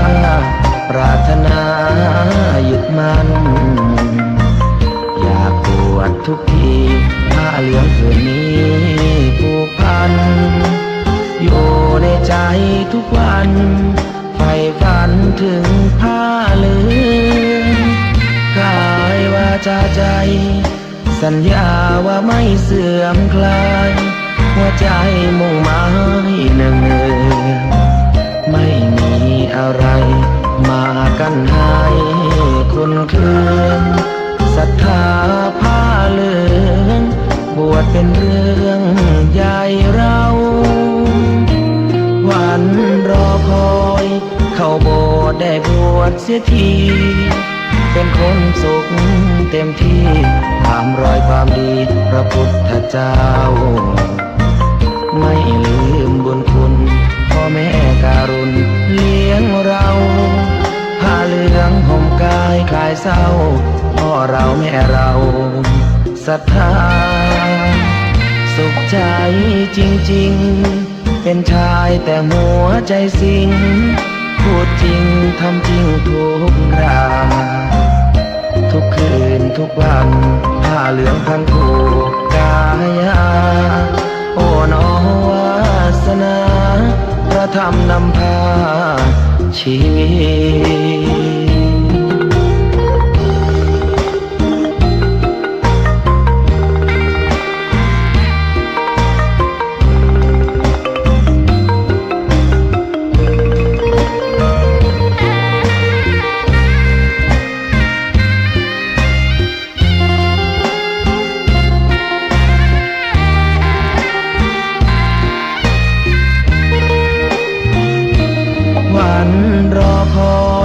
เข้าโบสถ์ได้บวชเสียทีเป็นคนสุขเต็มที่ตามรอยความดีพระพุทธเจ้าไม่ลืมบุญคุณพ่อแม่การุณเลี้ยงเราผ้าเหลืองห่มกายคลายเศร้าพ่อเราแม่เราศรัทธาสุขใจจริงๆเป็นชายแต่หัวใจสิงพูดจริงทำจริงทุกราทุกคืนทุกวันผ้าเหลืองพันผูกกายาโอ้น้อวาสนาพระธรรมนำพาชีวิต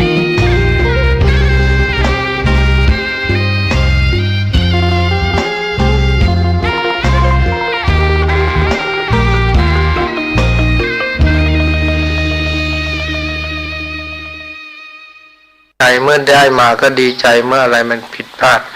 ก็หนักอกหนักใจเสียใจอยู่ทุกวันฉะนั้นการแสวงหาความสุขของพวกเราจงมาแสวงหาที่ตัวตนเราเถอะ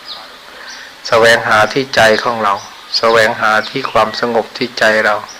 แล้วเราก็จะได้พบสมหวังในชีวิตของเราศีลยังไม่มีพยายามสมาทานศีลสมาธิยังไม่มีพยายามฝึกให้เกิดขึ้นปัญญายังไม่เห็นไม่รู้เรื่องของความจริงก็พยายามพิจารณาเห็นเรื่องเกิดแก่เจ็บตายให้มากขึ้นให้มามองรู้เท่าทันใจตัวเองให้มากขึ้นคนเราพอมามองรู้เท่าทันความคิดของตัวเองว่าอะไรมันดีมันชั่วเมื่อนั้นเราจะเข้าใจแก้ตัวเองได้เรียกว่าเกิดปัญญา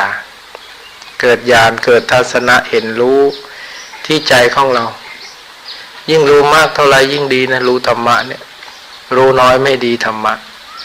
รู้มากดี รู้ศีลรู้สมาธิ มีปัญญารู้เท่าทันใจตัวเองมากเท่าไหร่ยิ่งดีมากเท่านั้น แต่ถ้ารู้น้อยไม่ดีธรรมะคือรู้น้อยก็คือปฏิบัติน้อยนั่นเองรู้มากก็คือปฏิบัติมากนั่นเองผู้ที่ปฏิบัติมากนั้นรู้ดีรู้ชั่วรู้ผิดรู้ถูกแล้วก็นำความรู้อันนั้นมาใช้ปรับปรุงแก้ไขใจตัวเองอันนี้จึงว่าเข้าถึงความดับแปลว่านิพพานก็คือไม่เป็นคนผ่านคือไม่เป็นคนวุ่นวายนั่นเองกลายเป็นคนไม่วุ่นวายได้นั่นเรียกว่านิพพานมันก็สุขสงบที่ใจเราอันนี้เราก็ต้องพยายามเอาใจของเราเนี่ยมาเป็นที่ตั้งไว้ฝึกให้มันได้ให้มันเห็นให้มันรู้เราจะได้ชมเชยใจของเราว่าโอ้เราเกิดมาเป็นมนุษย์พบพุทธศาสนาไม่เสียทีที่เกิดมาแล้วเราได้ประพฤติปฏิบัติธรรมตามคำสอนพุทธเจ้าตายเราก็ไม่ไปนรกสุคติย่อมหวังได้ที่ใจของเรารู้ว่าปัจจุบันนี้ใจของเราทุกข์น้อยกว่าสุขเรียกว่าสุขน้อยกว่าทุกข์หรือว่าทุกข์น้อยกว่าสุขนี่เราก็รู้เลยทีนี้เมื่อเรามาพิจารณาใจเราว่าปัจจุบันเนี่ยเราสุขมากกว่าทุกข์เพราะทุกข์เราสามารถจะแก้ได้ทันทีความโกรธเกิดขึ้นความไม่สบายใจเกิดขึ้นเราจะรู้ทันดับทันเราก็รู้ว่าไอ้สิ่งที่มันดับไปนั้นคือตัวทุกข์แต่ที่เรารู้เท่าทันนี่คือตัวสงบสุขเมื่อเราปฏิบัติธรรมมันก็จะอยู่ในฐานะที่ใจสูงขึ้นใจดีขึ้นไม่ตกต่ำฉะนั้นการที่เรามาวัดนี่เราก็ต้องพยายามเอาใจของเราเนี่ยมาปฏิบัติเอามาเห็นมารู้ธรรมะของพระพุทธเจ้าแล้วเราจะได้เป็นนิสัยเป็นปัจจัยไปต่อไปเราก็รู้จักดับทุกข์ที่ใจเราได้ดีแจ้งชัดมากขึ้นอะไรที่จะมาแผ่วผ่านให้ใจของเราเศร้าหมองขุ่นมัวเราก็รู้ว่าเข้าหาธรรมะเป็นที่พึ่งได้พอมาสนใจเรื่องศีลสมาธิเนี่ยมันก็หยุดกันเรื่องทุกข์ต่างๆมันก็ปรงวางได้ก็กลายเป็นคนใจดีคนใจเฉยคนใจเบิกบานเชื่อว่ามีสุขมากกว่ามีทุกข์ฉะนั้นเราจึงว่าชีวิตนี้เราแสวงหาความสุขก็ต้องแสวงหาธรรมะนั่นเองแสวงหาความสงบนั่นเองความสงบที่จะได้ก็ต้องเจริญสมาธินั่นเองเจริญสมาธิเท่านั้นทุกข์ที่จะดับได้ก็ต้องเจริญสมาธิให้มากขึ้นเข้าถึงมีปัญญาดับได้นั่นเองฉะนั้นญาติโยมก็พอจะเข้าใจแล้วว่าเราเข้ามาฝึกมาปฏิบัติกันนี้มันได้ผลมากที่ทำให้ใจของเราสบายได้ทำให้ใจของเรามีความสุขเบิกบานได้ที่เราจะมีเงินมีทองเราก็คงไม่สงบใจได้เราคงไม่สามารถจะพ้นทุกข์ได้แต่เราไม่มีเงินทองแต่เรามาทำใจของเราให้สงบมันก็มีความสุขได้ฉะนั้นก็ต้อง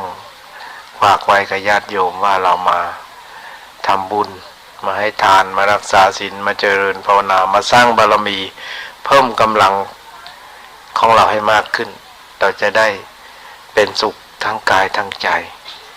ที่เข้ามาวัดเนี่ยเอาทุกข์ออกนะโยมไม่ใช่เอาทุกข์ไปใส่ตัวนะมาวัดนี่ต้องทำใจดีเหมือนพระมาเอาทุกข์ออกไม่ใช่เอาทุกข์ไปใส่ใจจนถึงก็ไม่เป็นสุขกินไม่เป็นสุขนอนไม่เป็นสุขคือเอามาทุกข์มาทิ้งไว้วัดสังฆทานนี่เนี่ยกลับไปบ้านให้บอกว่าทิ้งทุกข์ไว้หมดแล้วมีแต่ความสุขกายสบายใจตัดละกังวลได้ไม่ใช่มาวัดแล้วแบกทุกข์ไปทุกอย่างนี้ไม่ได้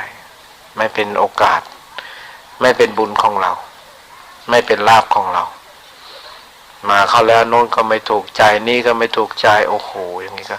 เราก็เหมือนมาแบกทุกข์ทั้งกระสอบเลยกันนี้เกินน้ำหนักตัวเองอยู่บ้าน50 กิโลมาถึงวัดสังฆทานเอาซะ100 กิโลเลยทุกอยู่บ้านสัก50 กิโลมาถึงวัดเอาแบ่งเอาไปเหลือ10 กิโลพอไม่ให้ตัวเบาเกินไปพอรู้ว่าอะไรคือทุกข์อะไรคือสุขอะไรคือดีคือชั่วอะไรคือบุญคือบาปรู้ไปเท่านี้ก็พอแล้วรู้ใจตัวเองอันนี้เข้าวัดก็ต้องอย่างนั้นนะโยมนะเข้าวัดมาบำบัดทุกข์มารู้จักทุกข์มันรู้จักมันแล้วจึงจะละได้ไม่รู้จักมันทุกข์ไม่ดับ ทุกข์นี่ต้องรู้ต้องเห็น เหมือนกับหมอเนี่ยจะตรวจโรคได้ต้องเห็นเชื้อโรค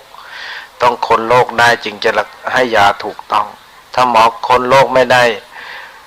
ค้นเชื้อโรคไม่ได้หมอไม่สามารถจะวางยาถูกฉะนั้นทุกข์ที่เกิดขึ้นในใจเรานี่ก็เหมือนกันเราต้องรู้จักหน้าตาลักษณะของมันคิดอะไรมันกังวลอะไรแล้วก็ไปตามดูรู้เห็นเหตุอันนั้นที่มันเกิดอยู่บ่อยๆเมื่อรู้จักเหตุแล้วมันก็จะดับเป็นผลได้ผลก็คือนิโรธสัจคือทุกข์ทั้งหลายก็จะดับด้วยการรู้เอามรรคเข้าไปรู้สติเข้าไปกำหนดจิตตัวเองเมื่อรู้จิตตัวเองแล้วก็ปล่อยวางได้สบายใจได้โอ้มันก็คิดอย่างนี้เนี่ยคิดอยู่มันยังค่ำเนี่ยไม่เห็นมันหยุดคิดสักทีเราจะไปกับมันแล้วเราอยู่กับธรรมะดีกว่าอยู่กับความว่างอยู่กับความสงบอยู่กับพุทโธสบายใจดีกว่าพุทโธธัมโมสังโฆอยู่อย่างนี้ดีกว่าอย่าไปคิดอะไรมันมากเลยอย่าไปอยากคุยเลยคุยเดี๋ยวมันฟุ้งซ่านสมาธิไม่เกิดเอาพุทโธให้ได้ก่อนแล้วก็สบายใจเข้ามาวัดอย่างนี้ก็ได้กำไรออกไปเดี๋ยวก็มาปลงตกเหมือนก็โยมทานอาหารเห็นไหมอยู่บ้านโยมไม่กล้าทานหรอกจะเอาทองหยิบฝอยทองมาปนกับแกงนิยมไม่กล้าหรอกเสียดายเหลือเกินโหอุตส่าห์ประดิษฐ์ประดอยไว้อย่างดีจะมารวมกันทีเดียวนี่มันเสียดายทำไม่ลงแต่มานี่อะไรก็ปนกันหมดเป็นไงโยมมันก็อิ่มเท่ากันนั่นแหละมันกลับมีความสุขได้ที่เราปลงตกอยู่บ้านเนี่ยมันขยะขยงไปหมดอะไรมันก็ไม่ถูกใจถ้าทำอย่างนี้เราปลงไม่ตกแต่พอมาที่นี่มันสบายพอปลงตกละวางได้มันก็เป็นสุขสิมันก็สงบเราก็นึกถึงพุทธเจ้าเลยคนนี้ใช่ไหมนึกถึงพระเจ้าโอ้โหพระพุทธเจ้าเป็นอะไรเป็นชาติอันประเสริฐท่านอยู่ในวงตระกูลของกษัตริย์กินเดินนั่งนอนแล้วก็มีสุภาชาติอย่างดีหมายถึงว่าท่านมีความปราณีตอาหารของท่านก็ถูกปรนเปรยอย่างดีด้วยรูปด้วยเสียงด้วยกลิ่นด้วยรสแต่พอเวลามาบิณฑบาตอยู่กับชาวบ้านอยู่กับคนยากจนน่ะแม้อาหารอินเดียนี่ถ้าโยมไปเห็นเลยน่าดูเลยนะชนบทเนี่ยไปบิณฑบาตตามบ้านแมวบ้านกะเหรี่ยงเนี่ยนะว่าอาหารกินยากนะโยมนะกะเหรี่ยงนะกินยากที่สุดแต่อินเดียกินยากเลยคนไทยบางคนกินไม่ลงเพราะมันไม่ใช่อาหารของเราอย่างไอ้ข้าวยาคูไอ้พวกอะไรพวกกวนพวกอะไรเละเนี่ยอาตมาโอ้ไปเจอแล้วแหมนึกถึงพุทธเจ้าทันทีเลยแหมพุทธเจ้าลงตกพุทธเจ้าก็ต้องฉันของชาวบ้านโดยที่ตัดปรงทีแรกท่านก็ฉันไม่ไหวสยงจะอาเจียนออกแต่พอพิจารณาแล้วว่าในธาตุในกายเราเนี่ยมันก็เป็นปฏิกูลแต่ท่านก็ฉันโดยปฏิกูลเข้าไปก็อิ่มข้างหลังท่านก็ฉันได้ตลอดพุทธเจ้าก็จึงได้คุกคลีอยู่กับชาวบ้านตลอดเวลาบ้านไหนก็เป็นบ้านเป็นอาหารของท่านฉันได้หมดเมื่อเป็นอย่างนี้เรามาอยู่วัดเราก็ต้องเป็นอย่างนั้นเราจะได้นึกถึงพระเจ้าโอ้เราทำได้แล้วขั้นพระพุทธเจ้าแล้วงั้นแต่ไม่ใช่เราไปยกตัวเทียมพุทธเจ้านะหมายถึงขั้นพระพุทธเจ้ากินง่ายๆแล้วพุทธเจ้าลดฐานะจากกษัตริย์มาฉันข้าวชาวบ้านได้นี่เราก็เริ่มทานอาหารทุกอย่างได้ปนกันแล้วก็นอนกับดินนอนกับโคนไม้ทำได้แล้วเป็นธุดงค์แล้วเป็นพระมหากษัตริย์กสปและกสปะแล้วธุดงค์ได้ฉันข้าวมือเดียวเป็นธุดงค์ฉันในภาชนะเดียวเป็นธุดงค์2 ข้ออยู่โคนไม้เป็นธุดงค์3 ข้อเนี่ยถือผ้า3 ผืนเป็นธุดงค์4 ข้อแต่โยมถือไม่ได้นะถือพระถือได้โยมคฤหัสถ์ถือไม่ได้ถ้าผืน3 ผืนแล้วแย่เลยต้องอยู่กันนั่งห่างเลยแต่พระถือได้เพราะพระท่านมีอุบายถือธุดงค์3 ข้อเนี่ยท่านผลัดกันได้เอาสบงทำเป็นเวลาท่านห่มจีวรเนี่ยพอจีวรมันเปื้อนแล้วท่านก็เอาจีวรเนี่ยซักเอาสังฆติห่มพอเวลาสบงเปื้อนท่านก็ถอดสบงซักถอดยังไงโยมมีสบงตัวเดียวโยมคงนึกไม่ดีอ่ะถ้าได้พระท่านก็เอาจีวรมาจีบเขานุ่งแทนสบงพักหนึ่งพอซักสบงตากเรียบร้อยแห้งแล้วก็เอาสบงมานุ่งตอนนี้ก็ซักจีวรสังฆติพ ผัดเปลี่ยนหมุนเวียนอย่างนี้อยู่ได้3 ผืนธุดงค์เป็นอย่างนั้น แล้วก็อยู่ได้ทั้งปีอยู่เจนผ้าเนี่ยธรรมดาเนี่ยท่านให้ปะแล้วปะอีกนะพระนนท์เนี่ยเป็นยอดของผู้นำในการนุ่งห่มพระนนท์ในนุ่งผ้าเนี่ยจนเก่าขาดแหละพอขาดแล้วก็ออกมาปะแล้วปะอีกจนปะไม่อยู่เลยจีวรของพระนนท์เนี่ยดูสิเป็นอุปถากพุทธเจ้าเนี่ยเป็นพระที่ลูกกษัตริย์นะเคยอยู่ในที่สกุลที่ดีกลับมานุ่งผ้าปะอาตมามาเห็นอะไรฤาษีเมื่อเช้าเนี่ยปะขายกระลุ่งกระลิ่งเลยนึกถึงพระนนท์โอ้โหทำตัวสันโดษแต่ทำตัวสันโดษดีแต่ว่าบางทีใจก็ไม่สันโดษพอทำรักษาโรคเราแล้วขอ12 บาทค่าครูคือไอ้ร่างกายเนี่ยทำสันโดษแต่ว่าไอ้ใจไม่สันโดษจะเอาเงินเราซะแล้วสิก็ไม่รู้ว่าพระไม่มีเงินตอนนี้พระนนท์ในนุ่งผ้าจนขาดหมดพอขาดหมดแล้วก็ปะไม่อยู่ก็เอาไปทำจีวรไม่เป็นเอาไปทำไปเย็บไปสองชั้นไป2 ชั้นเป็นสังฆติได้พอ2 ชั้นขาดก็3 ชั้นพอ3 ชั้นก็4 ชั้นพุทธเจ้าให้ทำผ้านุ่งนี้ได้ถึง4 ชั้นผ้าสังฆติใน4 ชั้นแต่จีวรนี่ได้แค่2 ชั้นคือคงจะหนักกันเนี่ยถ้า4 ชั้นคงจะหนักมากพระสมัยก่อนนี่ต้องปะจีวรทั้ง4 ชั้นนะโยมสังฆติเนี่ยสมัยนี้ยังไม่ทันขาดเลยเปลี่ยนใหม่แล้วคือโยมค่อยเปลี่ยนให้พระกลัวจะเก่าพระเห็นพระจีวรขาดอุ้ยพระทุเรศนุ่งจีวรขาดนิดหน่อยเปลี่ยนนะแต่สมัยก่อนพระนนท์ถือปฏิฐานอย่างนั้นเจ้าแผ่นดินมาเห็นโอ้โหพระอานนท์เนี่ยทำไมนุ่งผ้าขาดขอถวายจีวรขายไกลหนึ่งท่านก็ไปถวายพุทธเจ้าถวายอีก8 ไกลถวายพุทธเจ้าท่านมาห่มตัวหนึ่งมาถวายอีกท่านเอาไปถวายคนอื่นท่านเอาแต่เพียงชุดเดียวและท่านบอกว่าพุทธเจ้าว่าขออย่าได้ถวายประทานของดีให้กระหม่อมฉันกระหม่อมฉันเป็นอุปถากเนี่ยเหมือนเป็นเลขาเหมือนกันแต่ไม่ขอเอาของดีขอเอาของที่พุทธเจ้าทิ้งแล้วนั่นแหละอย่าประทานของดีให้กระหม่อมฉันกลัวข้อละหานินทาคนจะติเตียนว่าอุปถากหวังลาภมาเข้าใกล้พุทธเจ้าแล้วจะมาดูดเอาลาภไปกลัวจะเป็นเหลือบนะ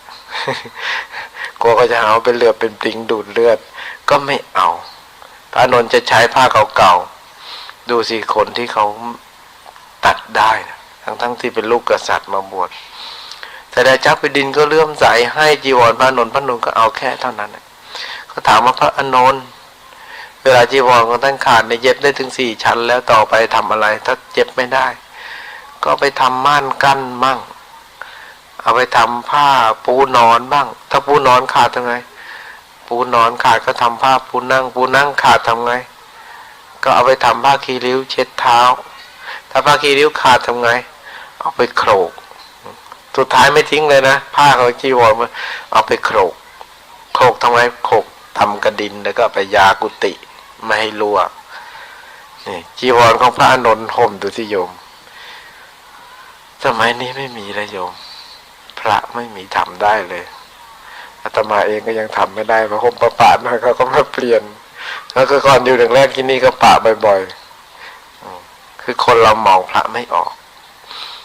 มองพระไม่ออกคอยจะไปสร้างพระแบบประเภทให้ผิดรูปผิดทางอยู่เรื่อยฉะนั้นจึงว่าเรามารู้เรื่องของพระสมัยก่อนนะต้องมีคุณสันโดษถึงขนาดนี้นะพระพุทธศาสนาจึงเจริญเนี่ยเพราะอะไรเพราะทุกคนเสียสละหมดเลยแม้แต่เป็นอุปถากเสียสละแล้วใครๆก็เสียสละหมดใช่ไหมผู้ที่จะมีลาภได้มากแต่ก็ไม่เอา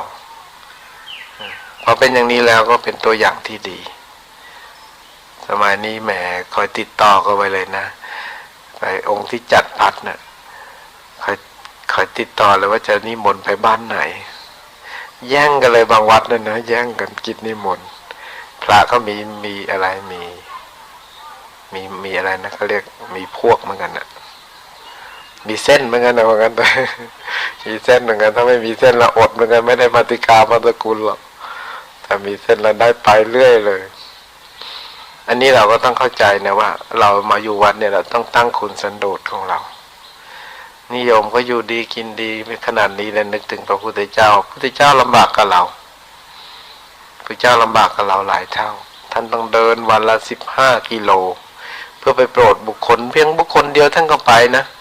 ไปรับบิณฑบาตไปสอนให้เขารู้จักอริยสัจสี่พระเจ้าไม่สอนขายสอนเพื่ออะไรสอนให้คนรู้จักอริยสัจสี่รู้จักว่าเหตุที่เกิดของทุกข์เนี่ยที่ใจมันทุกข์นั้นไม่ใช่เรื่องอะไรเรื่องของตัวเองทำตัวเองอะไรที่มันทำตัวเองเราบอกเพราะความอยากปรารถนามากเกินกว่าที่ตัวเราได้มาคือได้กว่าที่เราต้องการได้รูปนี้แล้วได้เสียงนี้แล้วได้กลิ่นนี้เราอยากได้มากกว่านั้นนั่นน่ะคือตัวทุกข์พระเจ้าอุตส่าห์เดินไปสอนคนให้เห็นทุกข์15 กิโลต่อคนเนี่ยบางทีได้หมู่บ้านบางทีได้2 คนพ่อแม่ลูกสาวมันเกลียดสิก็มีอย่างเงี้ยไปสอนพ่อแม่ได้เห็นอริยสัจสี่แต่ลูกสาวโกรธแม่มันสอนตรงกันข้ามกับความรู้สึกของตัวเองลูกสาวชอบสวยชอบงามแต่พระพุทธเจ้าไปสอนความเปื้อนมันก็เลยโกรธพระพุทธเจ้าแต่พ่อแม่ปรงตกก็พ่อแม่ก็เลยเอาธรรมะได้พระพุทธเจ้าต้องลำบากมากฉันเพียงมือเดียวเดินต้องเท่าไหร่40 กว่าปี45 ปีพระเจ้าต้องใช้เวลาเผยแพร่พุทธศาสนาต้อง40 กว่าปีต้องเดินถึงวันละเดินถึง7 แคว้นนะประเทศไทยเรานี่ยังได้เพียงส่วนหนึ่งเท่านั้นเอง7 ส่วนในประเทศไทยเราได้ส่วนเดียว7 แคว้นของอินเดียนี่ใหญ่กว่านี้มากมาย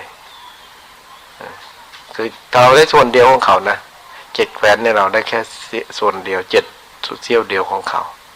ประชากรของเขาก็ต้องหลายร้อยล้านของเราแค่40 กว่าล้าน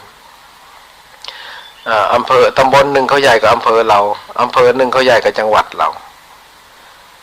จังหวัดหนึ่งเขาใหญ่กว่าประเทศเรารัฐหนึ่งเนี่ยเขาใหญ่กว่าประเทศเรารัฐหนึ่งเขามี70 ล้าน40 ล้านพระพุทธเจ้าจึงต้องใช้เวลาถึง40 กว่าปีกว่าจะโปรดคนอินเดียให้รู้จักแต่พระพุทธเจ้าเราท่านมีบารมีนะท่านไปที่ไหนเทวดาก็รักคนก็รักเพราะว่าพอไปพูดกับพระเจ้าแผ่นดินพระเจ้าแผ่นดินก็ยอมถือรัตนตรัยทิ้งไอ้พวกพิธีกรรมต่างๆพวกถือผีถือเจ้าถือทรงถือบงสรวงถืออะไรถือพระศิวะถือนาลายอะไรเนี่ยพอพุทธเจ้าไปพวกนี้ก็ทิ้งหมดเลยไม่เอาเลยไอ้ศิวลึงศิวะอะไรเนี่ยนาลาย10 กรแล้วเนี่ยทิ้งเอาแค่พระพุทธพระธรรมพระสงฆ์เป็นรัตนตรัยแล้วก็เข้าถึงรัตนตรัย7 แคว้นนี่พระเจ้าแผ่นดินก็ถือพุทธหมดเลยสมัยนั้นรุ่งเรืองไม่ใช่ถึงพระเจ้าอโศกนะ200 กว่าปีศาสนารุ่งเรืองมามากจนถึงเมืองไทยเราอันนี้เราก็ต้องทำความดีใจว่าพวกเรามาบวชตามยุคลบาทของพุทธเจ้าเนคขมะนาลีเนคขมะบรรพชาเนี่ยคือออกบวชด้วยกันบวชศีล 5 ศีล 8บวชถือพรหมจรรย์เอาละธรรมเทศนานี่ก็เห็นสมควรกับเวลาก็ขอให้ญาติโยมทุกคนที่มาประพฤติปฏิบัติธรรมจงมีความสุขสมหวังในชีวิตที่เราประพฤติปฏิบัติธรรมเจริญยิ่งขึ้นไปทุกท่านทุกคนเทอญเจริญสุขบรรดาหมู่ญาติที่ได้มาบำเพ็ญกุศลตักบาตรทำบุญถือศีลฟังธรรมปฏิบัติธรรมเนื่องในงานขึ้นปีใหม่ของปีพ.ศ. 2543หรือปี 2000 พุทธศาสนาเราเกิดเมื่อปี 2543 ปีแล้วก็คริสตศาสนาก็เกิดขึ้นเมื่อ 2,000 ปีก็ห่างกัน500 กว่าปีจึงเกิดคริสตศาสนาพุทธศาสนาเมื่อ500 ปีหลังพุทธเจ้านิพพานได้200 ปีเนี่ยพระพุทธเจ้าเรา เผยแพร่16แคว้นแคว้นใหญ่ๆก็7ประเทศรวมทั้งหมดก็16แคว้นพระองค์ทรงเดินไปสอนด้วยพระบาทตัวเองไม่ได้ขี่รถขี่เรืออะไรเดินไปสอนตั้งแต่ชั้นเทวดาก็ตั้งแต่ดาวดึงส์สอนอยู่3 เดือนสอนพุทธมารดาเทศให้เทวดาทั้งหมดฟัง แล้วก็มาสอนมนุษย์อยู่45 ปี45 พรรษาแล้วหลังจากพุทธเจ้านิพพานได้200 ปีก็มีกษัตริย์ที่มีบารมีชื่อพระเจ้าโศกพระเจ้าโศกได้เกิดขึ้นมาเป็นพระเจ้าที่รวบรวมทั้ง16แคว้นเนี่ยเป็นแคว้นเดียวหมดเลย เป็นประเทศเดียวหมดเป็นประเทศที่เป็นชมพูทวีปก็รวมเป็นกษัตริย์องค์เดียวแล้วก็มีเจ้าเมืองต่างๆแล้วก็เอาธรรมพุทธเจ้าเนี่ยคือศีล 5กับศีล 8ไปเผยแพร่ตามชาวบ้านคนทั้งหมด16แคว้นเนี่ยสัญญาณจากสังพุนเนาะให้ถือศีล 5เป็นปกติในการทำกิจกรรมที่นี่ให้ทุกคนเนี่ยถือศีล 5อย่าฆ่ากันครูบาอาจารย์หลายรูปหลายอย่าลักขโมยกันอย่างในช่วงของการประชาสัมพันธ์ในตอนเช้านั้นก็จะมีหลอกลวงด่ากันตุลุงหรือโกหกกันอาจารย์ชัยวัฒน์นาคาเสแล้วก็อย่าดื่มมาเป็นประชาสัมพันธ์ต่างๆในงานนี้เพิ่นก็จะทำหน้าที่ในการบอก